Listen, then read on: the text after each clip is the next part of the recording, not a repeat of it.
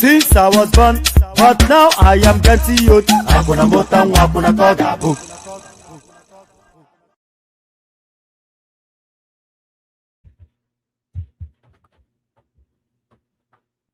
Another Savior, holy, holy, holy, holy, holy, another Savior, holy, holy, holy, holy,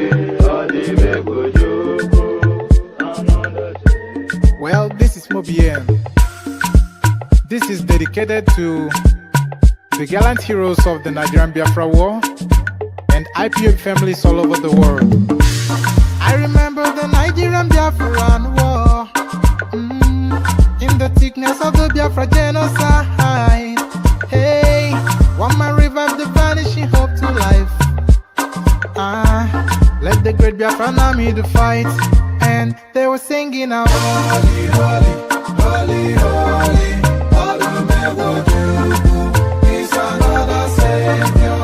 They were singing out, holy, holy, holy, holy, is another Savior. Holy, holy, holy, holy, is another Savior. Many years after the genocide, whoa, yet another great leader has risen up now. Oh, and he's leading the Biafrans to victory. Inyamadika yabika kwa namno wow. Hey, anamekele mazuche mefo. one more. It's an honor having you on board. When I'm singing along. Holy, holy, holy, holy. Nandekano is another savior. Just sing along. Holy, holy, holy, holy. Nandekano is another savior. When I sing along. Holy, holy, holy, holy, holy, holy, holy, holy. Is another savior. Getting it right and getting it faster now. Holy, holy, holy, holy. Is another savior. Holy, holy, getting it right, faster, get the freedom. Is another savior. Yeah, for freedom. Holy, holy, holy, holy. Nandekano is another savior.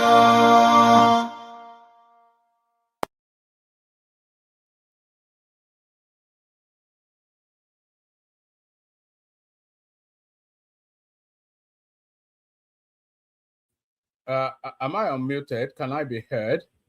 So there it is. If you didn't know, now know now. Holy, holy, holy, Nnamdi is another savior. So that's according to our brothers from the southeast, of course. Yeah, it's no savior of mine, but I can acknowledge and respect that some people might consider him to be their savior. But I wonder how many people he's saving as he's eating tuoshin coffee in a Sokoto prison somewhere. Now, once upon a time, Mazin Nandekano, now Malam Nandekano, by virtue of being locked up somewhere in Sokoto. So, good day to you, good to be in your company and all that. Good day to you, good to be in your company and all that. So, it's going to be one of those lazy and easy sort of session. There's not an abundance in the news cycle, but I'd already set it up. So I thought, why not just do it? So in case people want to come in and chat, it's going to be one of those come in and chat sort of a session. So if you feel inclined to come in and chat, come in and chat. There are things going on in the news. We'll go through them.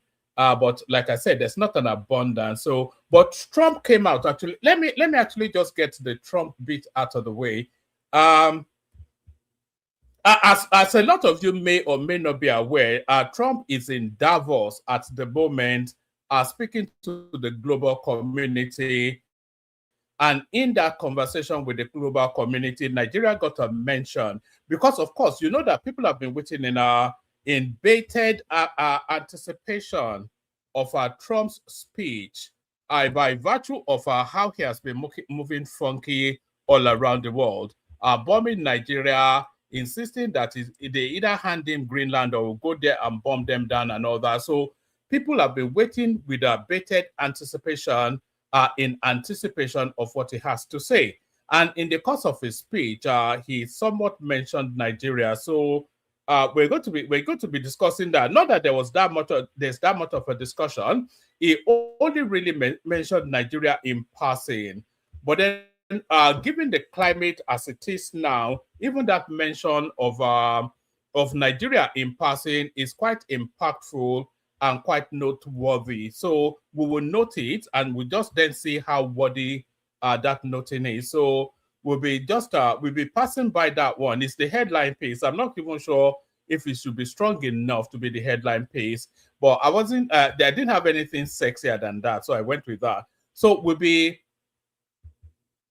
pardon me, I'm just trying to download it. I was going to play you straight from the source, but maybe I'll download it or not. But certainly we'll be talking about Trump's drive-by shooting with the Nigerian mention at his Davos speech. And then we'll be asking them, what does that mean? There's a delegation now in Nigeria, which is an accoutrement of military personnel. Actually, I'll play you a clip of it in a moment. But there is an American anti-terror unit in Nigeria at the moment, working in collaboration with Nuhu Ribadu. But how heavily do we want this American presence? And what's the infiltrator system? Are we able to get rid of them? And what exactly do they want? They don't want our greater good. They're not after our well-being. So are they just infiltrating them so that they have a strategic hold on the Nigerian space? This is what seems to be the reading. Trump wants a strategic hold on the Nigerian space, and I think he has moved very quickly to secure that. So the bedding in and the concretizing of that strategic positioning within the Nigerian space is what we're seeing going on now with this American delegation of military personnel, anti-terror units arriving in Nigeria and bossing Ribadu about. So we'll be giving that a mention. And then Nigeria has also now started farming out. Nigeria has also now started farming out ambassadors. So ambassadors sent to 3-4 countries. So we'll be looking at the countries that those ambassadors have been sent to, and then we'll be asking, and we'll also be looking at the people sent to those countries, and we're going to be then concluding then what we're making of it. So there is that to come as well. So there's a whole myriad of all sorts. Abdulaziz Mena has come out to tell us that he's able to trace the money stolen by Abubakar Malami. So we'll be giving that a mention. And the obedience pays. They are getting a dose of somewhat of a reality check. You know, how politics works, as we've been trying to explain to them, I think the realization is coming to them thick and fast. So we'll be giving that a mention as well. So we'll be mentioning a whole myriad of all sorts. What else will we be mentioning? Yes, we'll be mentioning we'll be mentioning also Shell making their way back to Nigeria and the reasons why they are making their way back to Nigeria. So Shell are back in Nigeria now, but why are they back in Nigeria? Their chief executive officer met with Tinubu and explained exactly just why Shell is back in Nigeria now. So I did say there was not an abundance in the news, but there's certainly sufficient enough for us to chew over. So we'll also give you the Davido situation and honorable mention. If anybody wants to talk about that, we'll talk about that. But we're not going to be spending too much time on the. We're not going to be spending too much time on the. Hold on, I was trying to. Oh yes, we're not going to be spending too much time on the Seun Kuti and Whiskey sort of thing, because we'll be doing a session on that tomorrow afternoon. So we'll leave that on the burner. We'll leave that as a teaser, and then we'll get into that tomorrow. So that's to come as well. So a whole raft of all sorts. So sorry, hold on. I'm trying to do so many things as I'm speaking. That's why I'm somewhat hesitant. I want to play you the clip of the American President Donald Trump giving Nigeria a mention at Davos. Are we viewing what he has to say? Are we looking at it as something ominous, or are we looking at it as something that is good news, that is a positive for the country? So we'll be looking at that. Where is this damn thing? I just downloaded it now, and it's not showing up on my. No, this is the annoyance that goes on sometimes with all these silly things. I just downloaded it right now, and it's not yielding. Oh, all right, let me hold on. So where did I put it? Okay, it's right there. Okay, let me just move it to the desktop. So if I move it to the desktop, then it's easier to reach, isn't it? So yes, so why don't I just do exactly that? And I have just done exactly that. And by the way, click on the like button just as you're coming in. I'm not sure I've given you sufficient enough to be clicking on the like button, but if you feel inclined, please click on the like button. If you are not already subscribed, please subscribe. As you know, we're ever and forever looking for a new convert. So if you are not already subscribed, then please, where is this damn thing? So if you're if you are not already subscribed, then please subscribe. I can't find what I've just downloaded now. I've downloaded it twice. Let's see, sort by date modified. So where are you, you damn thing? Yes, sometimes sometimes you just have to give it up. Maybe I shouldn't have even come out today at all. Is that what this is telling me? So yes. Let me play you this clip actually. So there was a conversation we were having in an earlier session, not today, but sometime earlier in the week. There was a conversation we were having, and we were having that conversation, and I was explaining then that I heard Taiwo Oyedele, the czar of the new tax regime, I heard him say that by the end of the month, when people are getting their pay packs, then they will see that the new tax regime, the new tax regulations, it returns actually more money to their pay pack than it takes away from it. And I think somebody, maybe it was Larry, that rushed in to argue with me. So I've got a clip now that speaks exactly to what I said.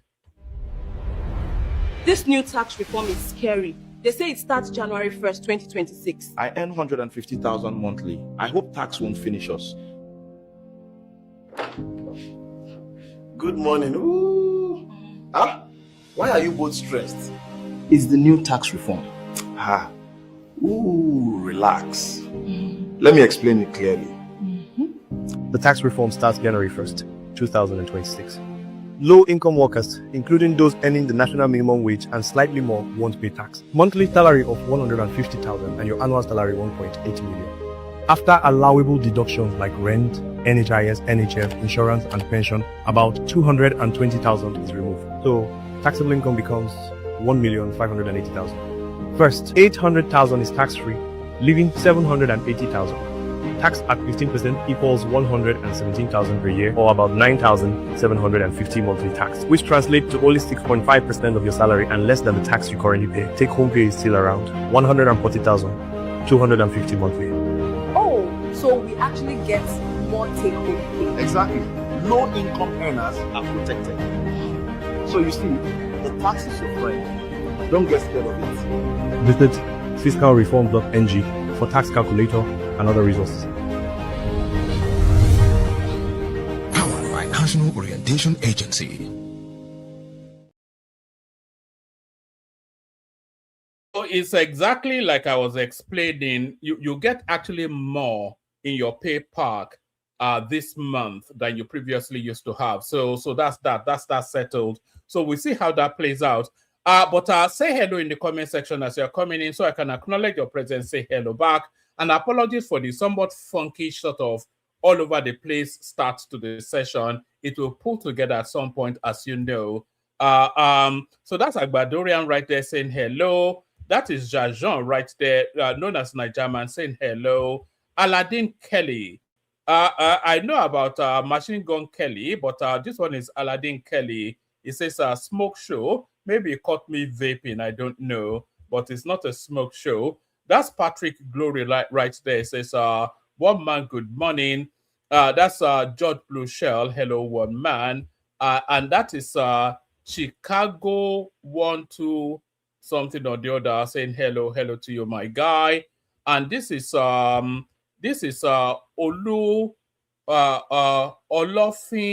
Olofin Bayo saying hello to you, Olofin. Let me know where you're chiming in from. This is Osi right there saying hello, Nigerian, or maybe he is in Nigeria. We certainly know that Chicago is in Chicago. Not only is it in his name, he also tells us frontally. So keep saying hello in the comment section as you're coming in, and I'll say hello back to you, return the compliment and all that. Be my friend just for as long as the session lasts. And please, excuse the skittish sort of start, but like and subscribe anyway. Maybe that would ginger me up to be more energized. I feel that the energy is not quite sufficient yet. But let's start it off, kick it off with, let's start it off. That is Ayo, or you're more right there saying hello, hello, Ayo. Heavy for real, hello, heavy for real. And Olofin Bayo is telling us is from Rhodes Island. So let us know where you're joining us from so we can acknowledge your presence, say hello to you.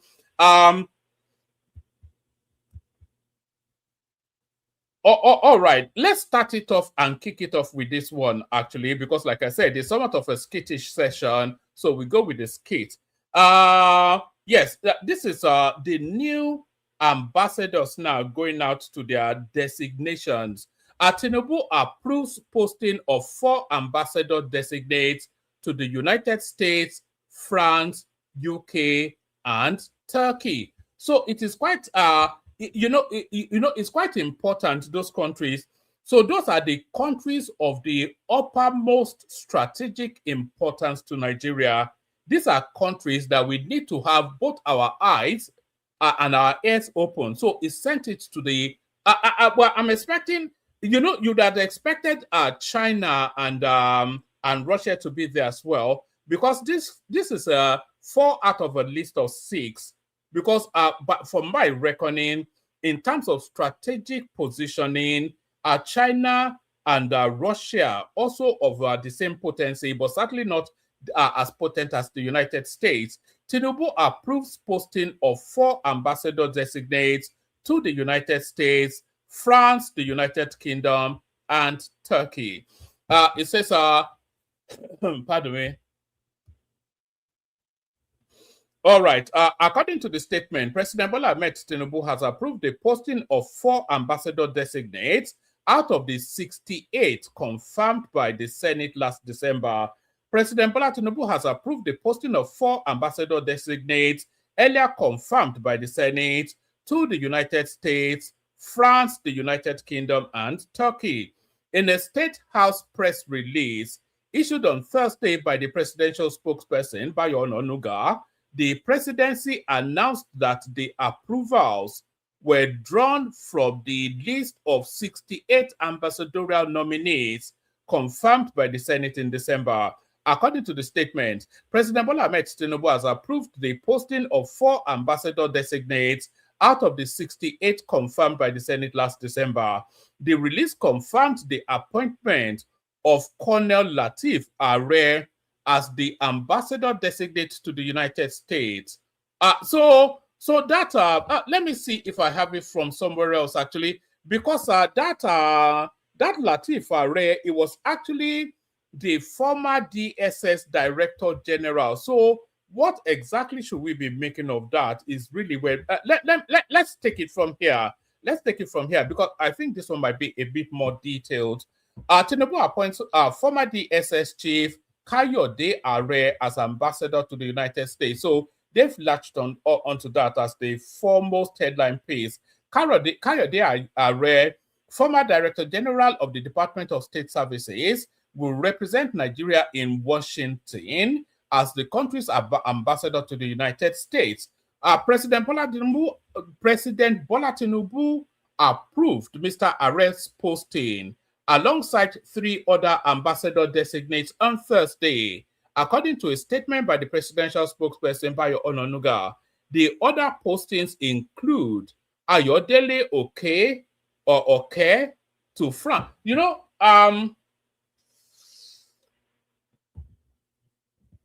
The Yoruba centricism that this guy stands accused of is not shying away from it at all. It will appoint a whole raft of Yorubas, and then it will appoint some Northerner as just some make peace. You know how they employ one black person in an office just to fulfill a quota, just to say they have a black employee, like the token black man sort of a thing. So the Yoruba-centric sort of narrative around this administration, this guy is not shying away from it at all. President Bola Tinubu appoints former DSS chief Kayode Are as ambassador to the United States. Kayode Are, former Director General of the Department of State Services, will represent Nigeria in Washington as the country's ambassador to the United States. President Bola Tinubu approved Mr. Are's posting alongside 3 other ambassador designates on Thursday. According to a statement by presidential spokesperson Bayo Ononuga, the other postings include Ayodele Oke or Oke to France, Amin Dal Hatu to the United Kingdom, Usman Dakingari to Turkey. Mr. Dakingari, a former governor of Kebbi State, is expected to take up his post ahead of President Tinubu's state visit to Turkey next week. So I didn't actually even know that, this guy stands, but Tinubu has not yet traveled as much as Buhari, by the way, but people think he's all over there and everywhere. But I don't think he's quite done to the extent that, because Buhari was never in Nigeria anyway. He was governing Nigeria from whichever abroad space is jollophing in. So there it is. But the headline piece is this former DSS Director General, now the ambassador to the United States. So why are they sending one of the country's topmost spies? Because you have to conclude then that the DSS chief will be a spy. Why are they sending one of the country's topmost spies to be our ambassador in the United States? So what are we reading into that? What's the underpinning of that? So there's that. Right. Yes. So Kayode Are, Director General of the Department of State Services, will represent Nigeria in Washington. Tinubu approved him alongside 3 others. Bayo Onanuga said the other postings are Ayodele Oke to France, Amin Dalhatu to the United Kingdom. Why are we having an Aboki as our representative in the UK? That's the question. And then Usman Dakingari to Turkey. Dakingari, former Kebbi State governor, is expected to take up his position ahead of President Tinubu's state visit to Turkey next week. Mr. Are, who hails from Ogun State, was amongst the first batch of ambassadorial nominees that President Tinubu sent to the Senate in November, ending nearly 2 years of vacancies at Nigeria's missions abroad. So there's that. The appointment comes as Nigeria works to restore its diplomatic presence worldwide. Last month, the Senate confirmed Mr. Are, Mr. Oke, and Mr. Dalhatu, alongside 64 other nominees, bringing the total number of confirmed ambassadors to 67. I'm somewhat disappointed, actually. I'm not quite sure about the power or potency of this ex-DSS Director General, but I was expecting somebody like Reno Omokri to have either gone to the United States or probably more likely to the United Kingdom, because I think his language and posture, it lends to that. So I think those sort of positions, where would they send Reno now? Maybe they'll send him to Sudan or something, our ambassador in Sudan, Reno Omokri. But I thought if they are giving either Reno Omokri or Femi Fani-Kayode, they'll be well suited to the British landscape, especially Fani-Kayode, who to all intents and purposes is a British man anyway. The appointment comes as Nigeria works to restore its diplomatic presence worldwide. Last Monday, the Senate confirmed Mr. Are, Mr. Oke, and Mr. Dalhatu, alongside 64 other nominees, bringing the total number of confirmed ambassadors to 67, as Senator Sani Bello, who chairs the Senate Committee on Foreign Affairs, said the nominees were thoroughly screened and found suitable for diplomatic assignments. So I think that's all. There's nothing new. There's nothing. It says there's no new other information outside of those nominees. Amongst the high-profile non-career nominees were Reno Omokri, a former presidential aide, Mahmoud Yakubu. You'd have thought somebody like Mahmoud Yakubu, maybe they'll send him to Saudi Arabia because he's somewhat of a bit of an Islamist anyway, isn't he? Mahmoud Yakubu. Amongst the high-profile non-career nominees confirmed in December were Reno Omokri, a former presidential aide, Mahmoud Yakubu, former chairman of the Independent National Electoral Commission, Femi Fani-Kayode, former aviation minister, and Fatima Florence Ajimobi, former Oyo First Lady. So,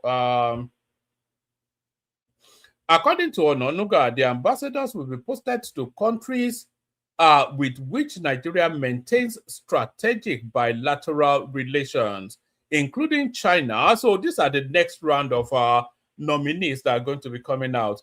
China, India, South Korea, Canada, Mexico, the United Arab Emirates, Qatar, South Africa, and Kenya. So you can see Renault somewhat going to either South Africa or Kenya. I'm just thinking where his skill set will be best used.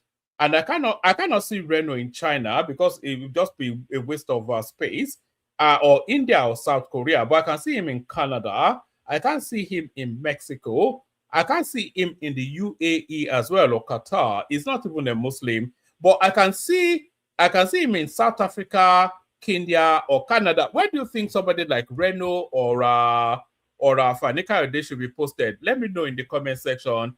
Maybe engage with me there. Is it okay or okay? So somebody's correcting me there. It should send Fani Kayode to Afghanistan. Yes, I'm sure you should. That's what somebody is saying in the comment section. Yeah, so those are the next round of positions to be filled.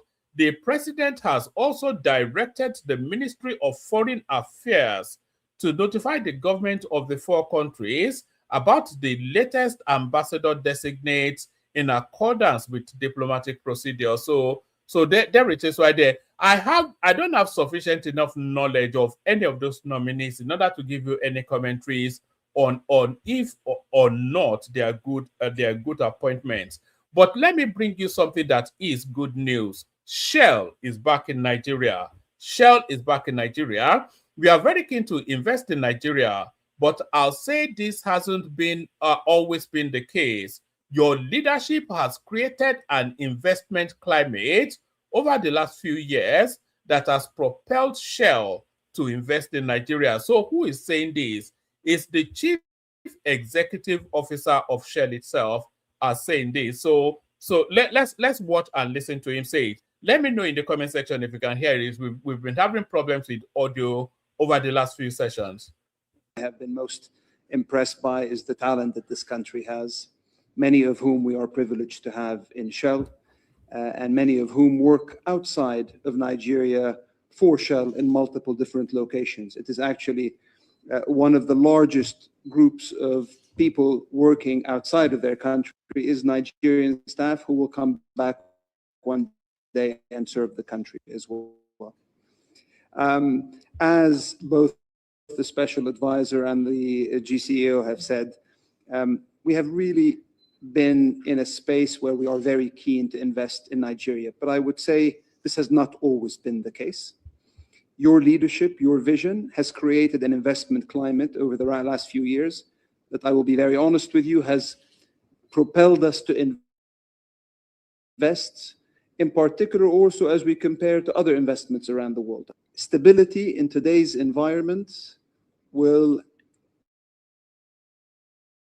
honestly have a premium for corporates. Administration or 40 years, we want to invest for 20, 30, 40 years. And in the case of Nigeria, for many, many decades. And therefore, as we look today to multiple different countries, I can tell you, and I'm proud to say, Nigeria stands as one of the ones that is attracting more capital than most.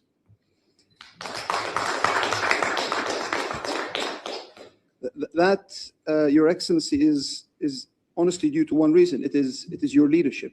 It is what you have been able to bring. And that leadership, I would also... You would say that this sort of sycophantic words are the languages of diplomacy. So you have the CEO of Shell Global speaking to Tinubu and is using all of that language. But you have to also say that Shell was leaving Nigeria once upon a time. In fact, they left for the entirety of the Buhari administration, and everybody was hemorrhaging out of that country. And people are asking where the inward investment is. What's that terminology they use? People are asking what the inward investment is. So this $20 billion package that Shell is now bringing to Nigeria, you don't get more seismic and inward investment than that. And it's telling us right there that it's entirely as a result of how the country is being administered. This is what inspires the confidence to put in $20 billion into the country. So that's the Shell CEO right there. To say, has put many of the people that we are working with, your team, are amongst the best that we are dealing with anywhere in the world. And that professionalism allows us to be able to have the confidence, and I would say our partners as well, to have the confidence to continue to invest. As the special advisor has said, just in the last 12 months, we invested that $5 billion in Bonga North, $2 billion in HI, the gas project to NLNG. We have also acquired or deepened our interest in Block OML 118, the Bonga block. Total Energies was selling, so we bought because we want to deepen further. But that we think is not enough. We think there is more to invest here, and we understand the vision that you have for the country.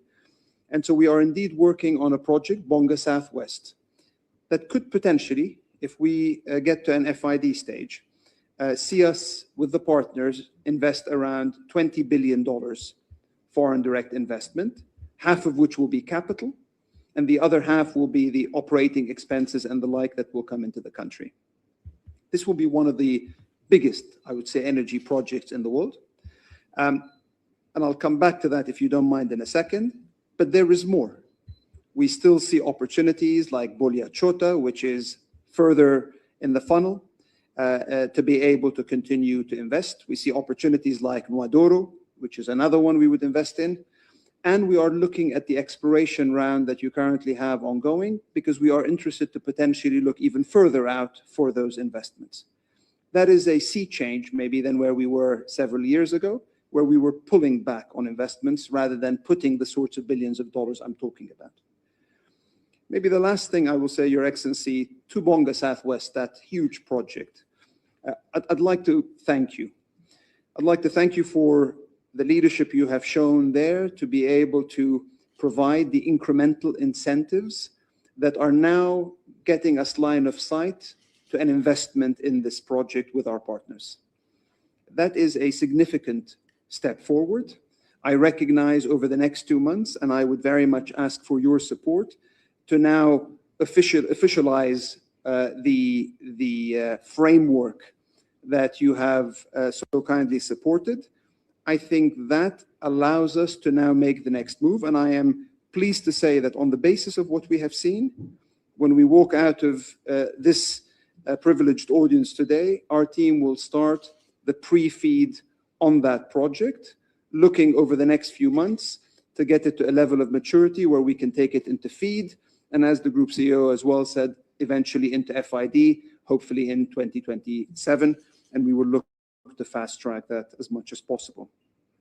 So in short, Your Excellency, I have nothing to ask for but your continued support and to thank you for what you have already done for the country, and I hope you see Shell as a long-standing partner that allows you to achieve the great visions that you have set for the country. Thank you, Your Excellency. Today, I can proudly say that confidence is returning to our investment environment. You see, you have to acknowledge these moments. You know, you might see it as just a boring little whatever of people talking about oil and whatever, but this is actually business being done. The Shell International, which is led by the CEO, who is in the audience of Tinubu, they understand how business works, and Tinubu also understands how business works. So these are people that are long in the tooth of business. So Tinubu knows that he has to give them enablers, and they know that they have to give the country the assurance of their presence. And you can see in the crafting of language between those two exchanges that these are people that understand how business works. That Tinubu advocating on behalf of his country, the Shell guy advocating on behalf of Shell, and then there's a synergizing of the two interests in order then that they don't collide, but they work in tandem. So that's how it works. This is why these sort of moments are important. Very quickly, in all of those niceties, that's another 20 billion coming in Nigeria's way. Hearing from you now, I could guarantee you that when I assumed the responsibility of this office The pledge I made to people of the country and my background is to ensure transparency and to be competitive in every way possible. It's not the same thing as before that Nigeria can arrogantly stand on a monopolistic leg of saying, oh, we have it, we don't have competition. Well, if I look around my geography, I see Guyana, I see other countries struggling to attract the same investment from the same basket. So what do? Must encourage, invest, and incentivize the opportunities. And that's what I'm doing. I like what Shell has done and your partnership with Vesu and all of that. There's no better time to do it than to. I hope you're actually paying attention to what and I want to assure you what is actually saying is that the topography of global business has changed that much that you cannot just rely that you have resources and therefore people will come chasing for it. There are several countries now with several sort of resources, and the monies chasing those resources are still the same set of monies. So there's oil being discovered everywhere. You know, Congo has oil, Ghana has oil, every country has oil, but the same set of monies that is chasing that oil are still the same set of monies that is chasing that oil. So why do they chase it into your country rather than another country? So there are several reasons. One, the quantity that you have, but more importantly, how you incentivize them and the reassurances that their investment is on solid footing. So that is what incentivizes business to come in your direction. And the Shell man is telling us right there that as a consequence of Tinubu's policy and positioning, they are investing more in Nigeria than they're investing anywhere else. So pause and reflect on that for a moment. Shell International, a globalized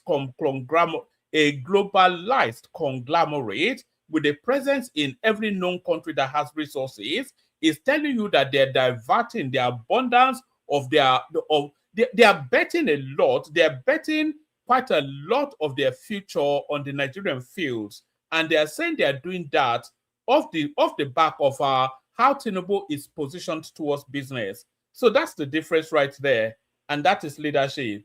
You know, but a lot of this will go over a lot of people's heads, unfortunately.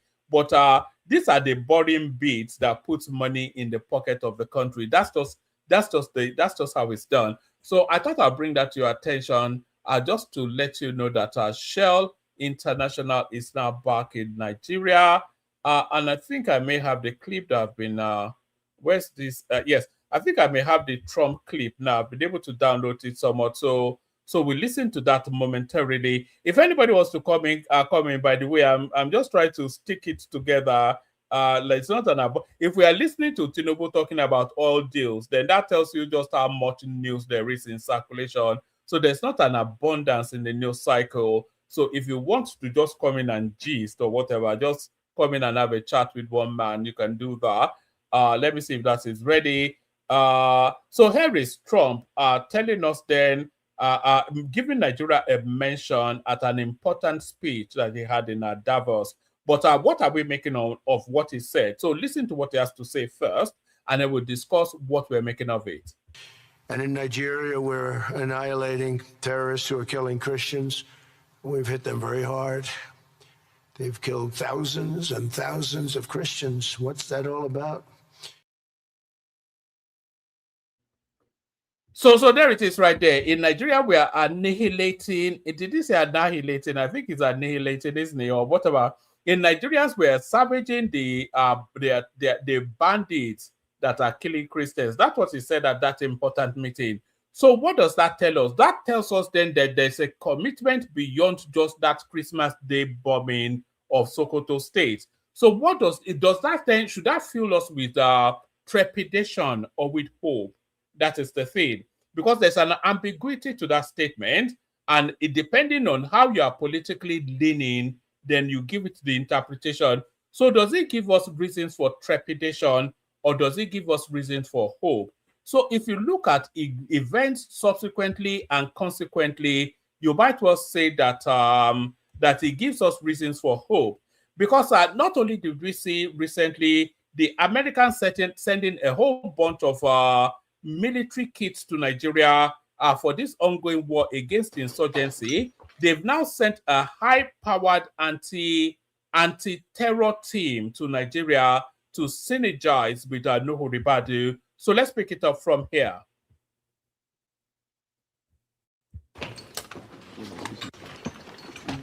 So those are the grand halls of Aso Rock, as should be familiar to all of you. And those are security personnel of Nigeria right there. That's the Inspector General of Police. That is the military complement. I'm not quite sure what that lady is, but that's the military complement. That's the customs guy right there. So the whole accoutrement of the Nigerian security apparatus present at that meeting. But why are they there? They're there for this because America has sent a highly technical anti-terror unit to Nigeria to synergize with Nuhu Ribadu. So that's the lead of the delegation right there, sitting alongside Nuhu Ribadu, and those are the military complements then that the Americans have sent. You know, this one rather looks like, who does it look like? It looks like Donald Jr. That's not Donald Jr., by the way, but he has somewhat of a striking resemblance, wouldn't you say, to Donald Jr.? But that's the American security anti-terror unit right there, sent to Nigeria to synergize with Nuhu Ribadu. So when Trump was saying in Davos then that they gave the bandit insurgent terror space in Nigeria a bloody nose over Christmas, is not saying that as a one-off event. So we see now the backing up of that action with this delegation of security, military, anti-terror personnel coming to Nigeria to work with the Nigerian team. But is that good news is the question, because of course, it's like a Greek gift, isn't it? It always contains more than you anticipate.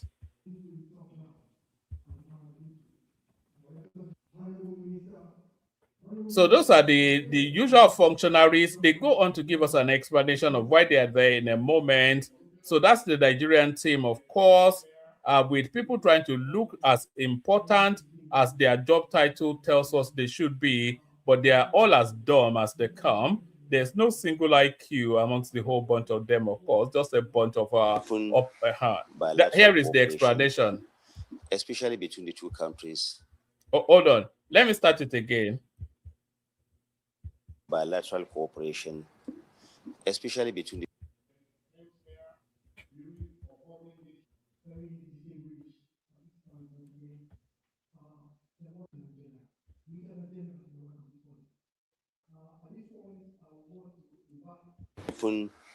bilateral cooperation, especially between the two countries, as regards the designation of Nigeria as a country of particular concern.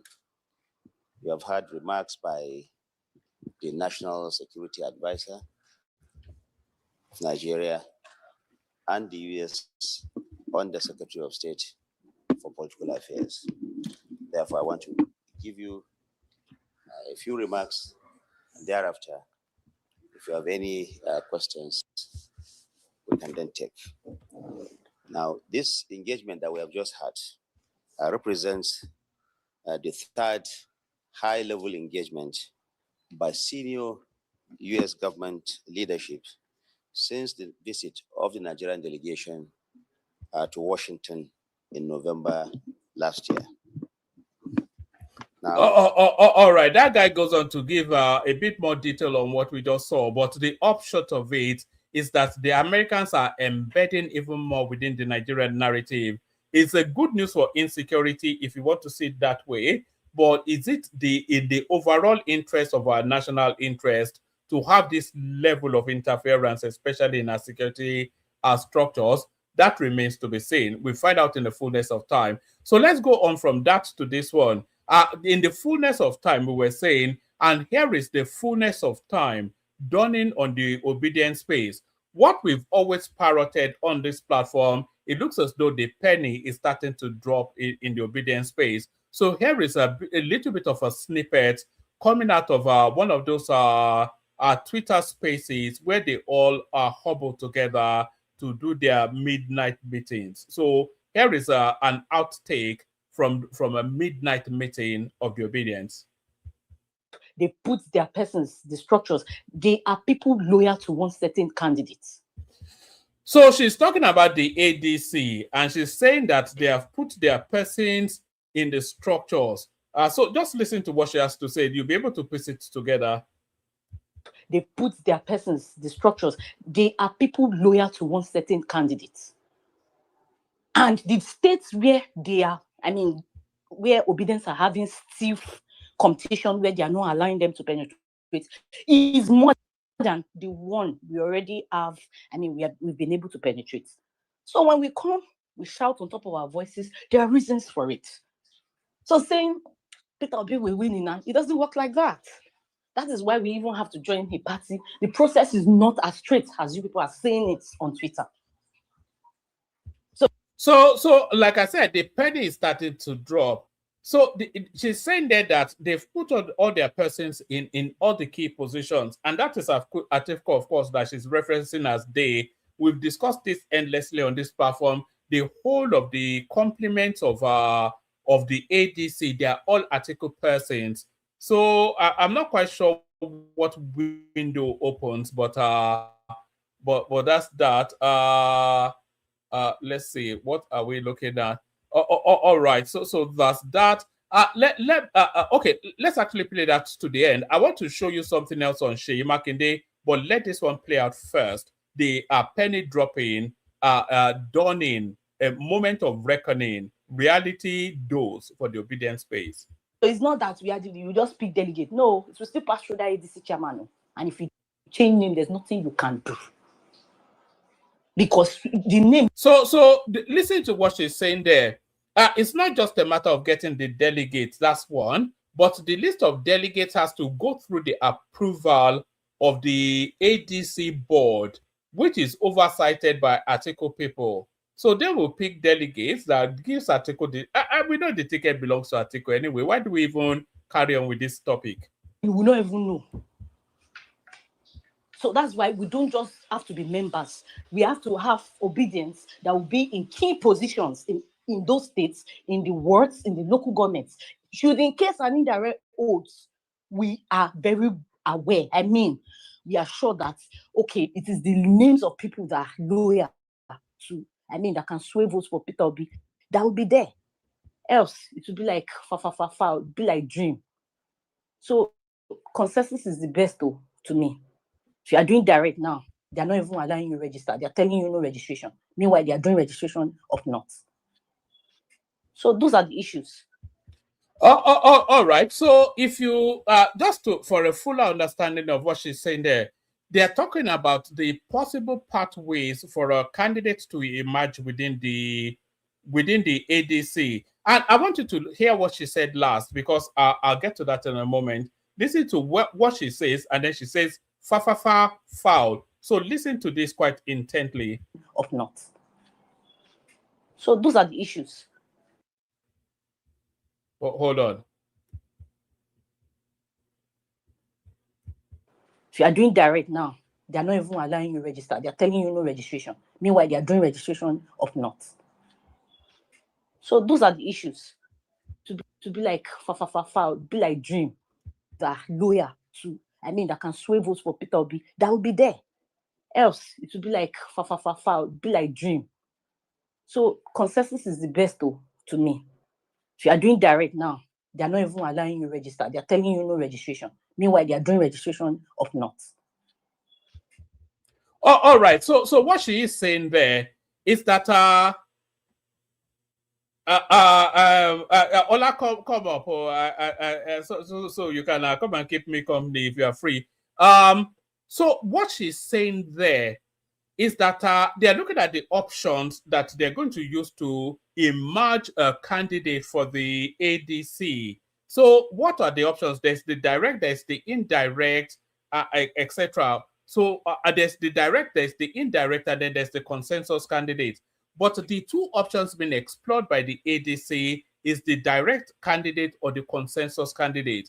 But what that girl is saying there is that they are not even letting the obedience register in order for them to be delegates. They are telling them that the registration has not started.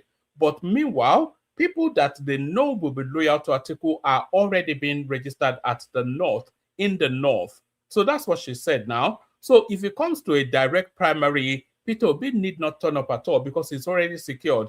So what she was advocating for was for a consensus candidate. So with a consensus candidate, nobody contends. The party sits and meets and agrees in-house that this is the candidate that we're going to present, and everybody else yields to that space. But they are not going to have a consensus candidate. Because with a consensus candidate, then they can pressure Atiku to give the seat up to Peter Obi. But in a direct primary, when everybody will go to the delegates and advocate, they will say they've given Obi a fighting chance and the delegate rejected him. And that's the narrative they are playing out, you know, and that's the narrative that we'll play. And that's the penny now dropping with the obedience space. So we did give them forewarning, but they will learn. What does very dark man say? It says they are going to learn and they will learn the hard way. Talking about learning the hard way, this is Seyi Makinde, who has now gone to Aso Rock to do sorry daddy to Tinubu, but too little too late is what Fayose is making of the meeting between Seyi Tinubu and not Seyi Tinubu, between Seyi Makinde and President Tinubu. So it says untold story of what happened in the villa during Governor Makinde's visit to the president today. Here is the true story of what happened in the villa when Governor Seyi Makinde visited the president today. First, Governor Seyi Makinde demonstrated that he now lacked enough courage to face the president alone. He had enlisted the support of the Plateau State governor. The president told him that if it was about official matters regarding Oyo State, he will listen to him.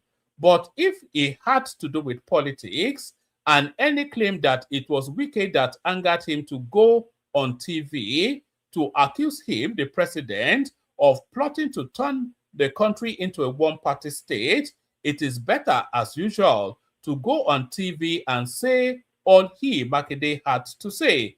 He was told pointedly that he can't come to the closet on political matters to eat his words while saying another thing in the public. Furthermore, the president told Governor Makinde that he was not expecting any support from him regarding 2027 and that he should also expect that he, President Tinubu, will support his party. Lastly, the president made it clear to Makinde that Wike is someone whose support and consistency he, the president, cannot deny or wish away. Therefore, if Makinde had issues with Wike, that is between the two of them. I should be left out.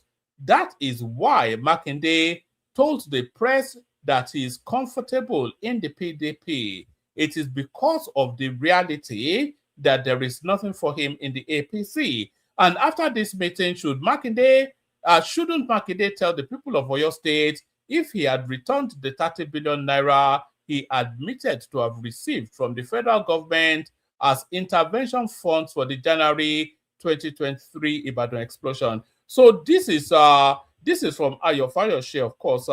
That's Ayo Fayose right there, and he's speaking then to, this is his interpretation, of course, of the meeting between Seyi Makinde and Tinubu. If politics, if you ever want to know how not to play politics, just look at whatever Seyi Makinde is doing and do the direct opposite. Quite how that guy won the Oyo State governorship is beyond me. is just too politically naive. That's just the thing. So that's all I've got. I did say there was not an abundance in the news cycle. Let me play you the Kegite music and see if we can tease anybody in to come and have a conversation. To come and have a conversation with us. Water, only water, only water, where they see ma. Water, water, water, water, water, water, water, water, water, water, water. Only water, where they see ma. Hapa o naido.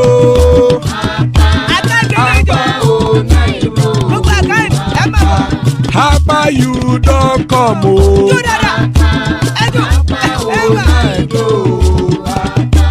Hapa oh naido.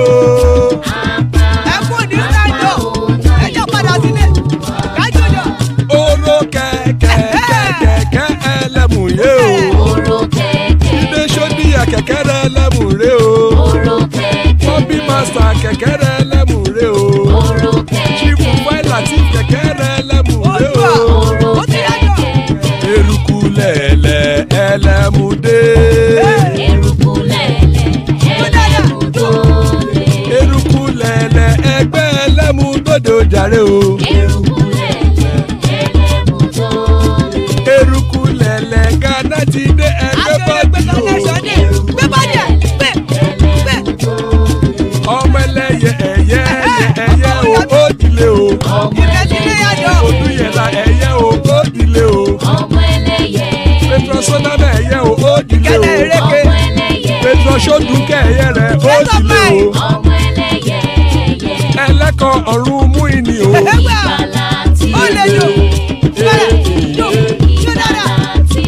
Àkùkọ ọ̀run mẹ́kọ̀.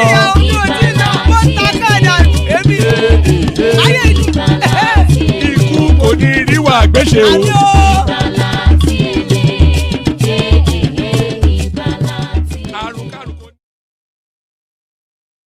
And there it is, right? And there it is right there. Ikú kò ní ríwà gbéṣe, may death have nothing to do with us.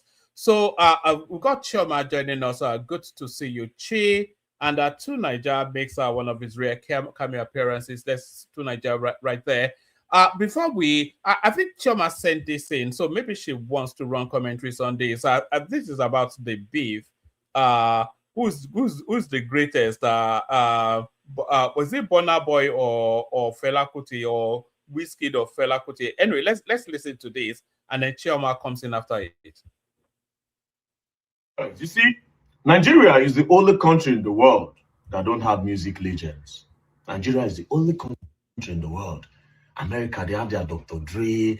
You know, when it comes to dancehall, Jamaica, they have their Benny Man. You know, different genre.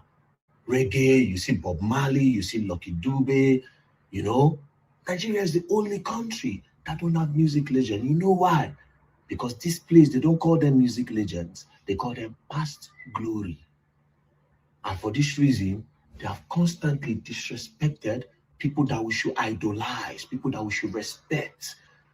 Person like LDD Don no go fit talk for any matter of this country because they go call them past glory.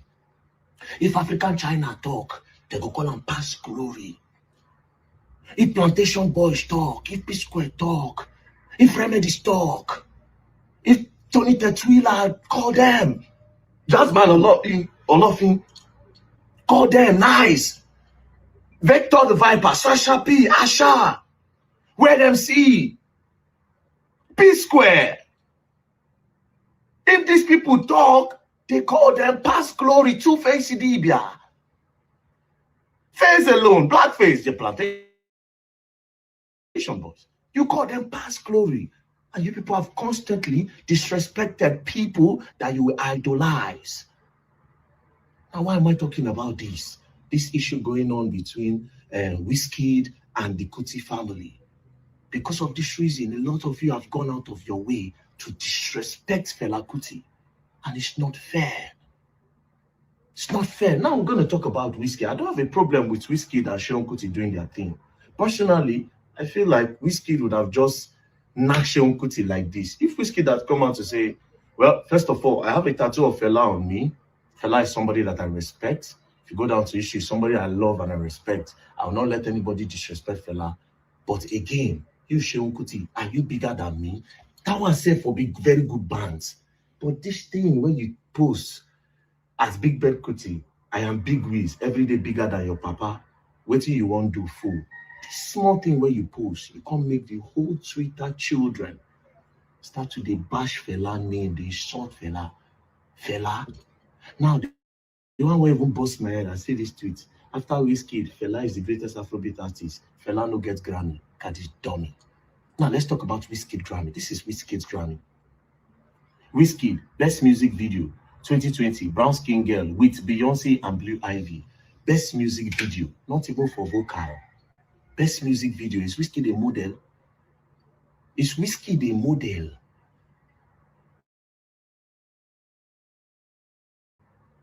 I've been a teacher of Mario, director Pink. Is Wizkid a model? Best, not for vocal, not for his music arts, not for him as a best music video. Now that Grammy they use the talk. Grammy when a Beyonce influence bring down. Grammy where share, they say Beyonce take Blue Ivy share with Beyonce picking. Where they say okay, Blue Ivy take. Now you want to take disrespect Fela name? This same Grammy? Now the Beyonce where they use her influence, they give Wizkid Grammy. Now let's come to Beyonce as a person. Listen to this.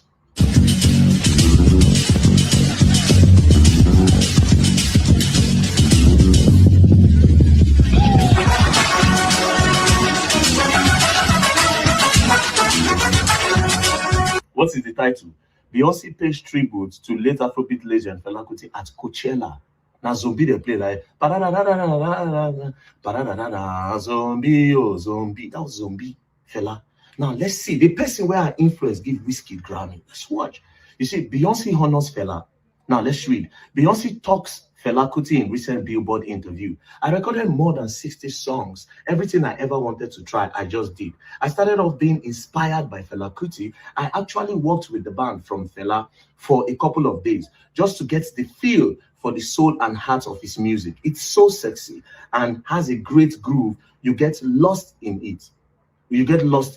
I love these drums, all the horns, how everything was on the one. How everything was on the one. When I learned most from Fela was artistic freedom. It just feel the spirit. It just felt the spirit. This is what Beyonce, the person will give Wizkid, see Fela as a god, as an art. As you can see, Beyonce plays Fela Kuti music at a star-studded baby shower. It's an art. Now you use play. You say Wizkid get Grammy. Take a good look at the Grammy again. Where they take one disrespect Fela. As if una the craze for this country. Best music video with Small Pikin, Blue Ivy, and a Mama influence. Now let's come to Fela. That same thing where Beyonce played for stage, zombie, oh zombie. As you can see, it was inducted into the Hall of Fame in 2025 Grammy. Wizkid music, none of his music till he dies will be inducted in the Hall of Fame. I tell you that for free. Listen to his music. Not all those she tell me say. Are you people mad? You use Fela's name to do this. She tell me say. His biggest song is Essence. If they were ever induct Essence in the Hall of Fame, they will induct him with Thames, not only him.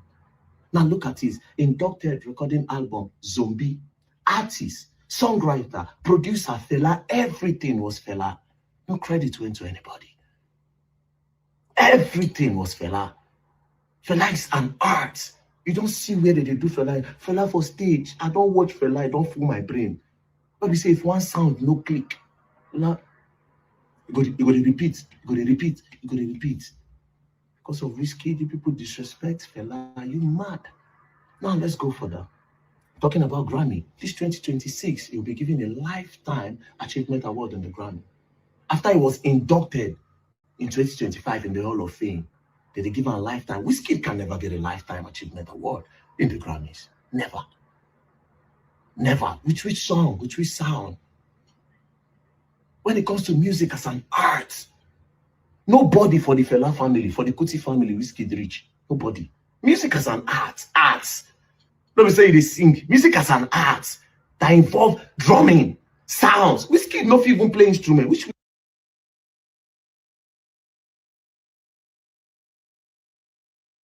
Oh, oh, oh, oh, all right, that's a little bit of a teaser. We'll be doing a more extensive session on that particular topic tomorrow. But no, there's one thing that guy said there that you can, music is an art. There are different genres of music. There's music just for instantaneous consumption. There's music that documents. There's rebellious music. There's artistic music. And then there's music that is eternal, and evergreen. And those are the artistic. If you're talking about Bob Marley, you still play Bob Marley today. You play Bob Marley to a 5-year-old kid, that kid will vibe to it now. Pay Fela Kuti, any time in the history of mankind, it will still resonate with that moment in time because it's an evergreen sound. So I don't even know that much about this whiskey. I'm ashamed to say it's a big style. So me not knowing about him doesn't denigrate or diminish him in any way. But the audacity, and this is why people like Ogbeni call them the Indomie generation, instant fix, fast food, McDonald's people. All this McDonald's. Fela Kuti. Did his father not tell him if he doesn't know who Fela Kuti is? The audacity. But there it is. Choma, you brought it up. What do you have to say? I said it to you. I didn't bring it up, but good evening, woman. So yeah, Good evening to you. that's one video. I think the one and only video I've ever agreed with. What's his name? Very dark black man. Yes. So um, yeah. So my thoughts on that is that I think it's a slip of tongue from WizKid, because from what I heard, Shaun was like dissing WizKid for like about a whole week, and not one word from WizKid, you know. So finally, he had enough, and I think it was just a slip of tongue. I think it was a mistake from WizKid. I don't think he meant it. I think he just wants to, kind of like piss him off a little, I don't think he meant that he's bigger than Fela. I don't think so. Because mind you, he has Fela tattoo on his wrist, his hand. So I don't think that's what it is. But yeah, very dark black man is right because Fela is a legend. I don't know one of his songs, but I guess he's a legend. I only know one Wizkid song. Actually, I don't Have listen you to heard music. Yellow Fever? No, You should know that, being a light-skinned girl. no. Go and I listen to that so one. that's the thing. I'm an R&B. I'm an American type of genre. I like American songs, mostly R&B and hip hop. I don't do Niger songs like that unless I'm vibing. You get my point? And then Wizkid's song is only like one song of Wizkid I knew, which I know, which is like his first song. I love my baby. That's like the only song of Wizkid I know. I don't know any other song. I don't know any Fela's song either, but I know they exist. I know they're two talented men, right? But being that Fela is a legend, I just think they shouldn't be comparing both artists. And I actually think that Wizkid made a mistake. It was just a slip of tongue. I don't think he actually meant that he's bigger than Fela, you know. I think But you may be right. I think he said it in a moment of anger to piss mhm, to what's his piss him name off, off. And Shaun. I think if he's well advised, if he should be advised to withdraw that statement I don't think he within, should withdraw. he He will should. have to. No, no, I Okay. don't think I don't think he should withdraw because sometimes you have to say some things with your full chest. And not only that, some people should have pride in themselves. Yeah, he made a mistake. That's between him and God, and that's it. I don't believe in taking back anything. I don't think he should even apologize because then that will give Shenwood and more ammunition to talk ish online, to talk more shit. And we don't need that. You get my point? I think that statement already really kind of pained Shehu, kind of, humbled him a little bit, if that makes sense. So let him just chill, you know. It is what it is. But the last video you posted of what's his name? Shea Makinde, right? Okay, so he went to Aso Rock, right? This week, Abby. But do you really know why? One man. Who went to Aso Rock? Shea Makinde.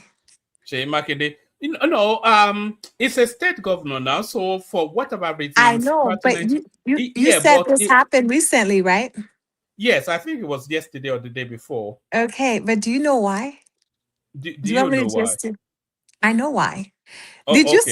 Did you see the rally that happened in Oyo last week, I think, or last weekend? No, I did not. To what end? What were they It was rallying about? it was a governor, his opponent, like in 2027.